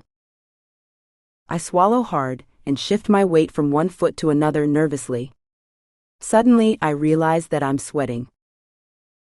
The jacket is way too warm for this tepid valley air. Even though it's snowing up on the mountain, down here the temperature hovers in the mid-60s. I pull off my hat and gloves and unzip my coat, letting the scarf fall loosely around my neck. What do we do now? Luke asks. The sheriff's department stays behind to process the scene, pick up fingerprints, or find any other evidence that's available from the trunk. Luke and I get back in the car and try to figure out what to do. He starts the engine and begins to drive. Sometimes it's easier to think like this. Where would you go? What would you do? The problem is that I don't know Danny very well. There were certain things pointing to him as someone who had possible involvement, but what does that mean exactly? I thought that maybe he was just covering for his friend Nick, but why would he take Eve as hostage? Why would he put her in the trunk? Why would he overreact to such an extreme degree if he didn't have anything to do with this? Luke drives slowly to the parking lot. Going down the various levels in the structure, we reach the second floor, turning right instead of left to get to the next level. Where are you going? I ask. I just thought that I'd check out the parking lot. You think that there might be a chance that he's here? I ask. I have no idea. Luke makes his way around, seeing nothing, and then drives up one more level just in case. In the corner, right around the side of the elevators, we see a figure standing in the shadows, sitting on the floor, shaking. That's them. I gasp and reach for my weapon. We have to be careful. We have no idea what he has on him. Please don't shoot him. We have to try to take him in. He nods. I know that if there's anyone I can trust with that, it would be Luke. If Thomas were here, I wouldn't be so cavalier about it. Thomas doesn't follow all of the police academy's rules, but the one he does like is shoot first and ask questions later. Luke pulls over. We immediately swing our doors open and shield ourselves behind them. We're close enough for him to hear when I identify myself. Danny, this is the police. I yell. And the FBI. Luke yells. Put your weapon down. No, I don't think so, Danny yells back. 37. Eve whimpers loudly. He presses the barrel into her head. She yelps. There's a small light above Danny's head that casts shadows and lets me see a little bit of what's going on as he moves. What do you want to do? I whisper to Luke. There's a staircase right over there, he mutters. I nod. If you distract him, I can make my way up and around and surprise him on the other side, I offer. That's a big risk. He shakes his head. You know what's going to happen when backup arrives? He'll end up dead, and he might take her with him. No, it's too dangerous. I don't want you to go. That's not up to you, I say, checking my weapon. Just keep talking to him. Take control and make him think that you're the main negotiator. If you surprise him, he might shoot her, he hisses at me. Luke's eyes narrow.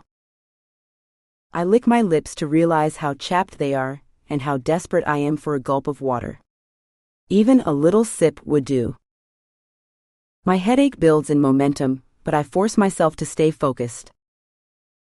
I can't let myself get distracted in any way. What are you going to do when you get there? Luke says. I don't know. I'm going to take my phone so you can hear me, okay? He nods. I call him and Luke accepts. I put my cell in my front pocket so he can hear everything. I glance across the parking lot. If I walk straight across, Danny will see me. The floor is covered in big black shadows, so the only way that this will work is if I slither my way over to the staircase. I get down on the ground.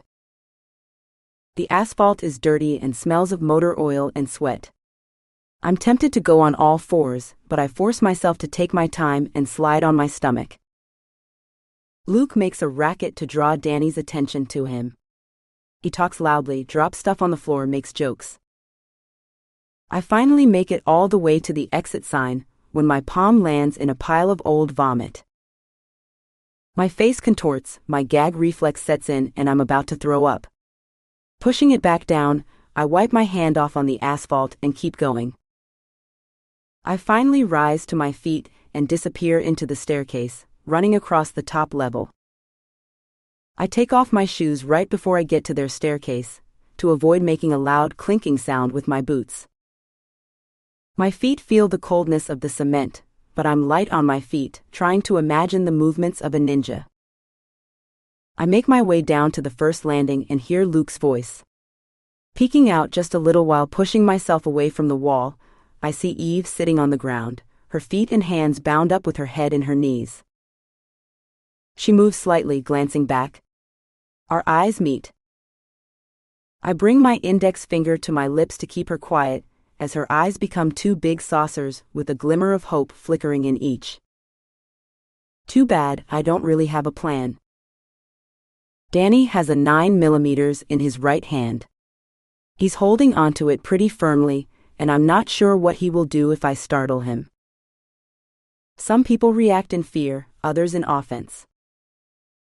He may shoot out at Luke, who's not exactly in the position to shoot in this direction, out of fear of hitting me or Eve. If he's particularly fast, he can quickly flip back and shoot me. I consider what might happen if I press my weapon to the back of Danny's neck.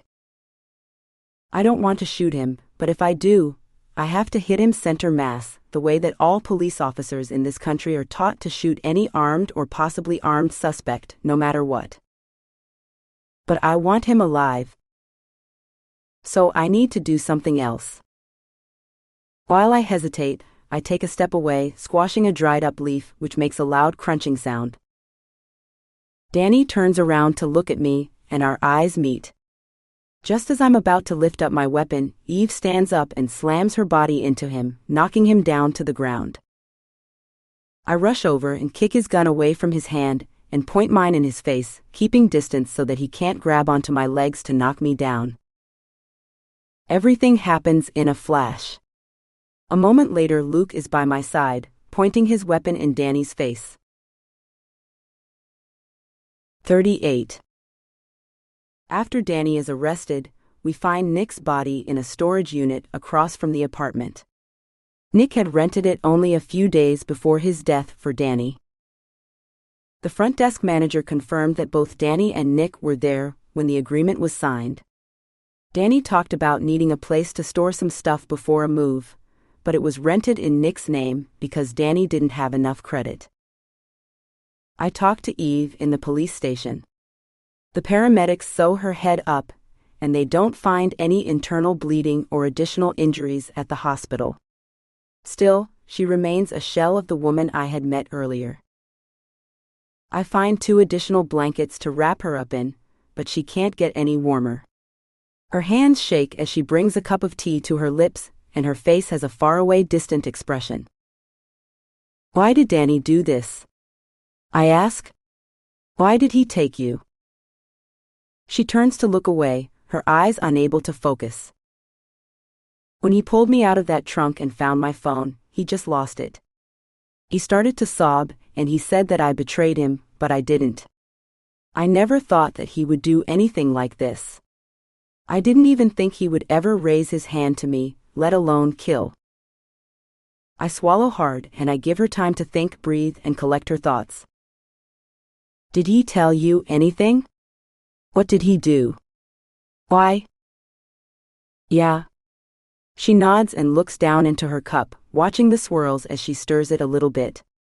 He told me that he did it all for me. I couldn't believe it.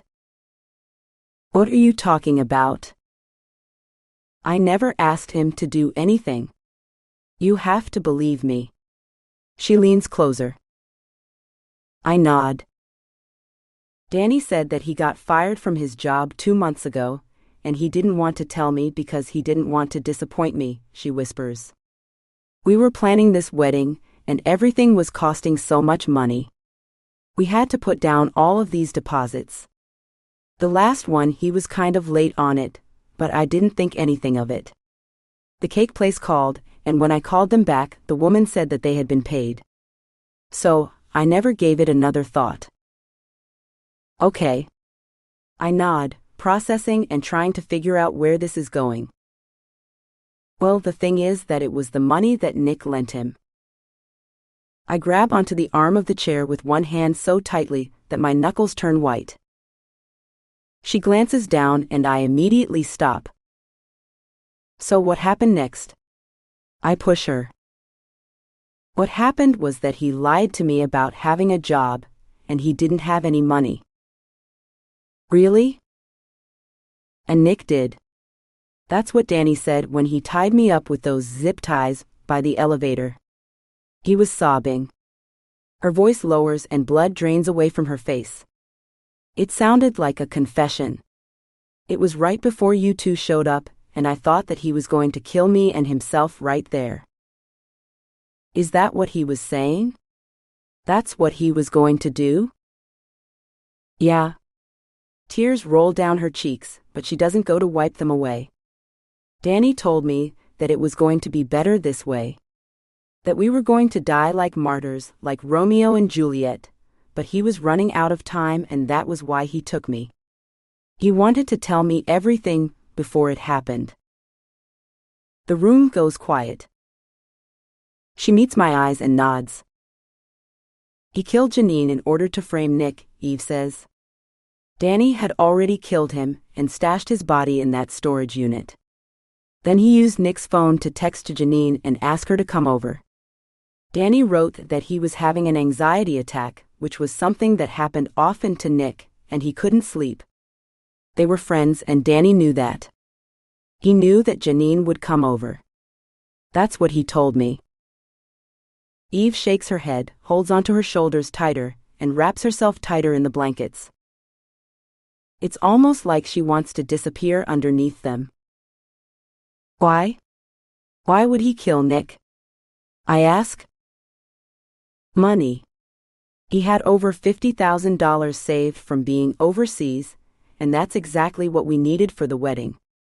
It's actually a lot more than what we needed, but he was going to take the other 20 grand and we were going to start a new life together. I was never supposed to know about it, but then you started snooping around.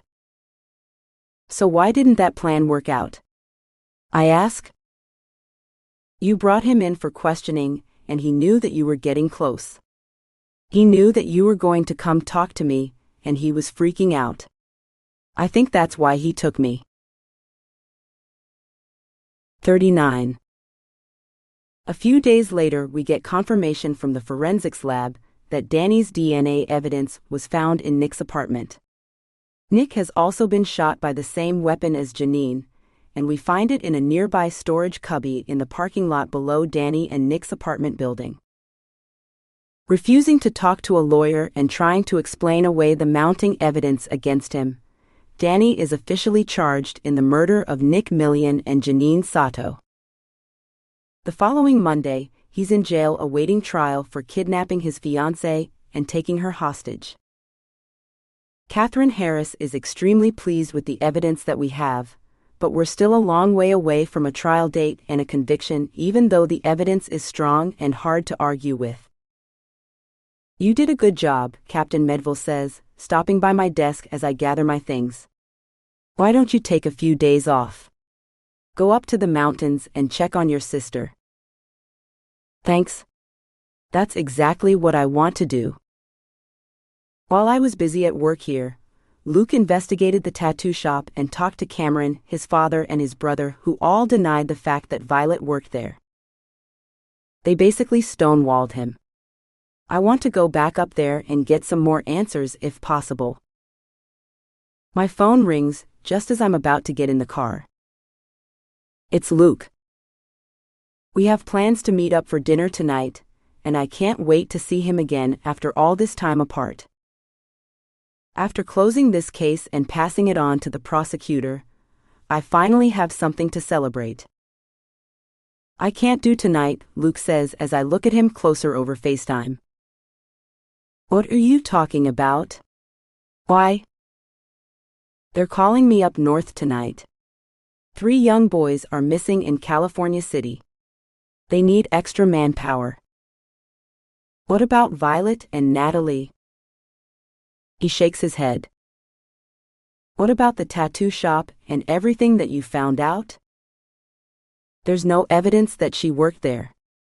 They're refusing to cooperate, and the case is going cold. No, don't say that, I say, pointing my finger in his face. It's not going cold. A cold case means we're giving up. Obviously, it's not officially cold, but there are no other leads. There's nowhere else to go. It has taken a back burner to new cases, and my boss tells me I have to go to California City. What can I do? I shake my head. I need to get up there. I need to investigate whatever is going on. I need to find answers. Maybe talk to people who are only willing to talk to me. You should come up here and interview more of her friends. Maybe talk to the tattoo shop again, Luke suggests. It could be nothing. I shrug. It could be everything, but I can't stay, Luke says, shaking his head. Let me just go to California City. I'll start working that case and I'll be in touch. Maybe I can get a few days off and drive back. I want to see you again. I want to see you too, I whisper. Don't give up. There's always something to uncover. I nod and hang up. Later that evening, when I am licking my wounds, so to speak, and drinking a little bit too much wine, celebrating the closing of the case all by myself, my phone rings. It's Lynn Rassel, Violet's friend. Cameron's dead, she says almost immediately after I answer. I went to talk to him again because he was lying to the FBI and he disappeared. His dad, Mr. Shapinski, was freaking out. He came to talk to us. He went to the cops. They just found his body. I hope you loved Detective Kaitlyn Carr's investigation. The next book in the Kaitlyn Carr series is Girl Taken. One-click Girl Taken now. When her sister's friend is found dead, Detective Kaitlyn Carr knows that time is running out. Her sister has been missing for weeks, and everyone is starting to believe that she's gone for good. But Kaitlyn refuses to give up. While the FBI and the sheriff's investigators collect evidence and run tests, Kaitlyn stays busy with another case back in Los Angeles, the disappearance of a missing couple who were trying to sell their $500,000 boat. Their grown sons insist that their parents would have never left without an explanation, but it's up to Kaitlyn to uncover the truth. Is the missing couple keeping secrets of their own, or is their life actually in danger? Who killed her sister's friend, and will finding her killer lead to answers about Violet's disappearance? One-click Girl Taken now. Can't get enough of Kaitlyn Carr? Make sure to grab Girl Hidden, a novella, for free. A family is found dead in their home. The only survivor is the teenage daughter who managed to escape the burning house. Who killed them? And why? Detective Kaitlyn Carr has to bring their killer to justice. A year before her disappearance, Violet, Kaitlyn's sister, comes to stay with her after a bad fight with their mom. She can't stand living at home as much as Kaitlyn once did and wants to move in with her. What happens when the dysfunction of her own family threatens to blow up her face and let the killer off for good? Grab Girl Hidden for free now. If you enjoyed this book, please take a moment to write a short review on your favorite book site and maybe recommend it to a friend or two. You can also join my Facebook group, Kate Gable's Reader Club, for exclusive giveaways and sneak peeks of future books. Want to be the first to know about my upcoming sales, new releases, and exclusive giveaways? Go to kategable.com. Want to email me? Write me at kate@kategable.com. Also, make sure to join my newsletter and my Facebook group. About Kate Gable. Kate Gable loves a good mystery that is full of suspense. She grew up devouring psychological thrillers and crime novels, as well as movies, TV shows, and true crime.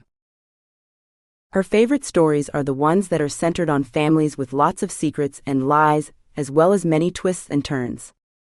Her novels have elements of psychological suspense, thriller, mystery, and romance. Kate Gable lives in Southern California with her husband, son, a dog, and a cat. She has spent more than 20 years in this area and finds inspiration from its cities, canyons, deserts, and small mountain towns. Write her here. Kate@kategable.com. Check out her books here.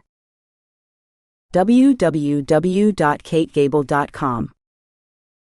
Sign up for my newsletter. https://www.subscribepage.com/kategablevaplis. Join my Facebook group.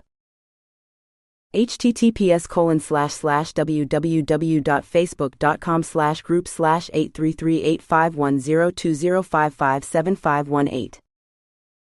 Bonus points. Follow me on BookBub and Goodreads. https://www.bookbub.com/authors/Kate-Gable. https://www.goodreads.com/author/show/215342224.kate_Gable. Facebook. BookBub. Goodreads. Instagram. Also by Kate Gable. All books are available at all major retailers. If you can't find it, please email me at kate@kategable.com. Girl Missing Book 1. Girl Lost Book 2. Girl Found Book 3. Girl Taken Book 4. Girl Forgotten Book 5. Girl Hidden Free Novella. Thank you for listening to Girl Found, a Detective Kaitlyn Carr mystery. A novel by Kate Gable. Narrated by Madison Gilpin. Copyright 2022. The End.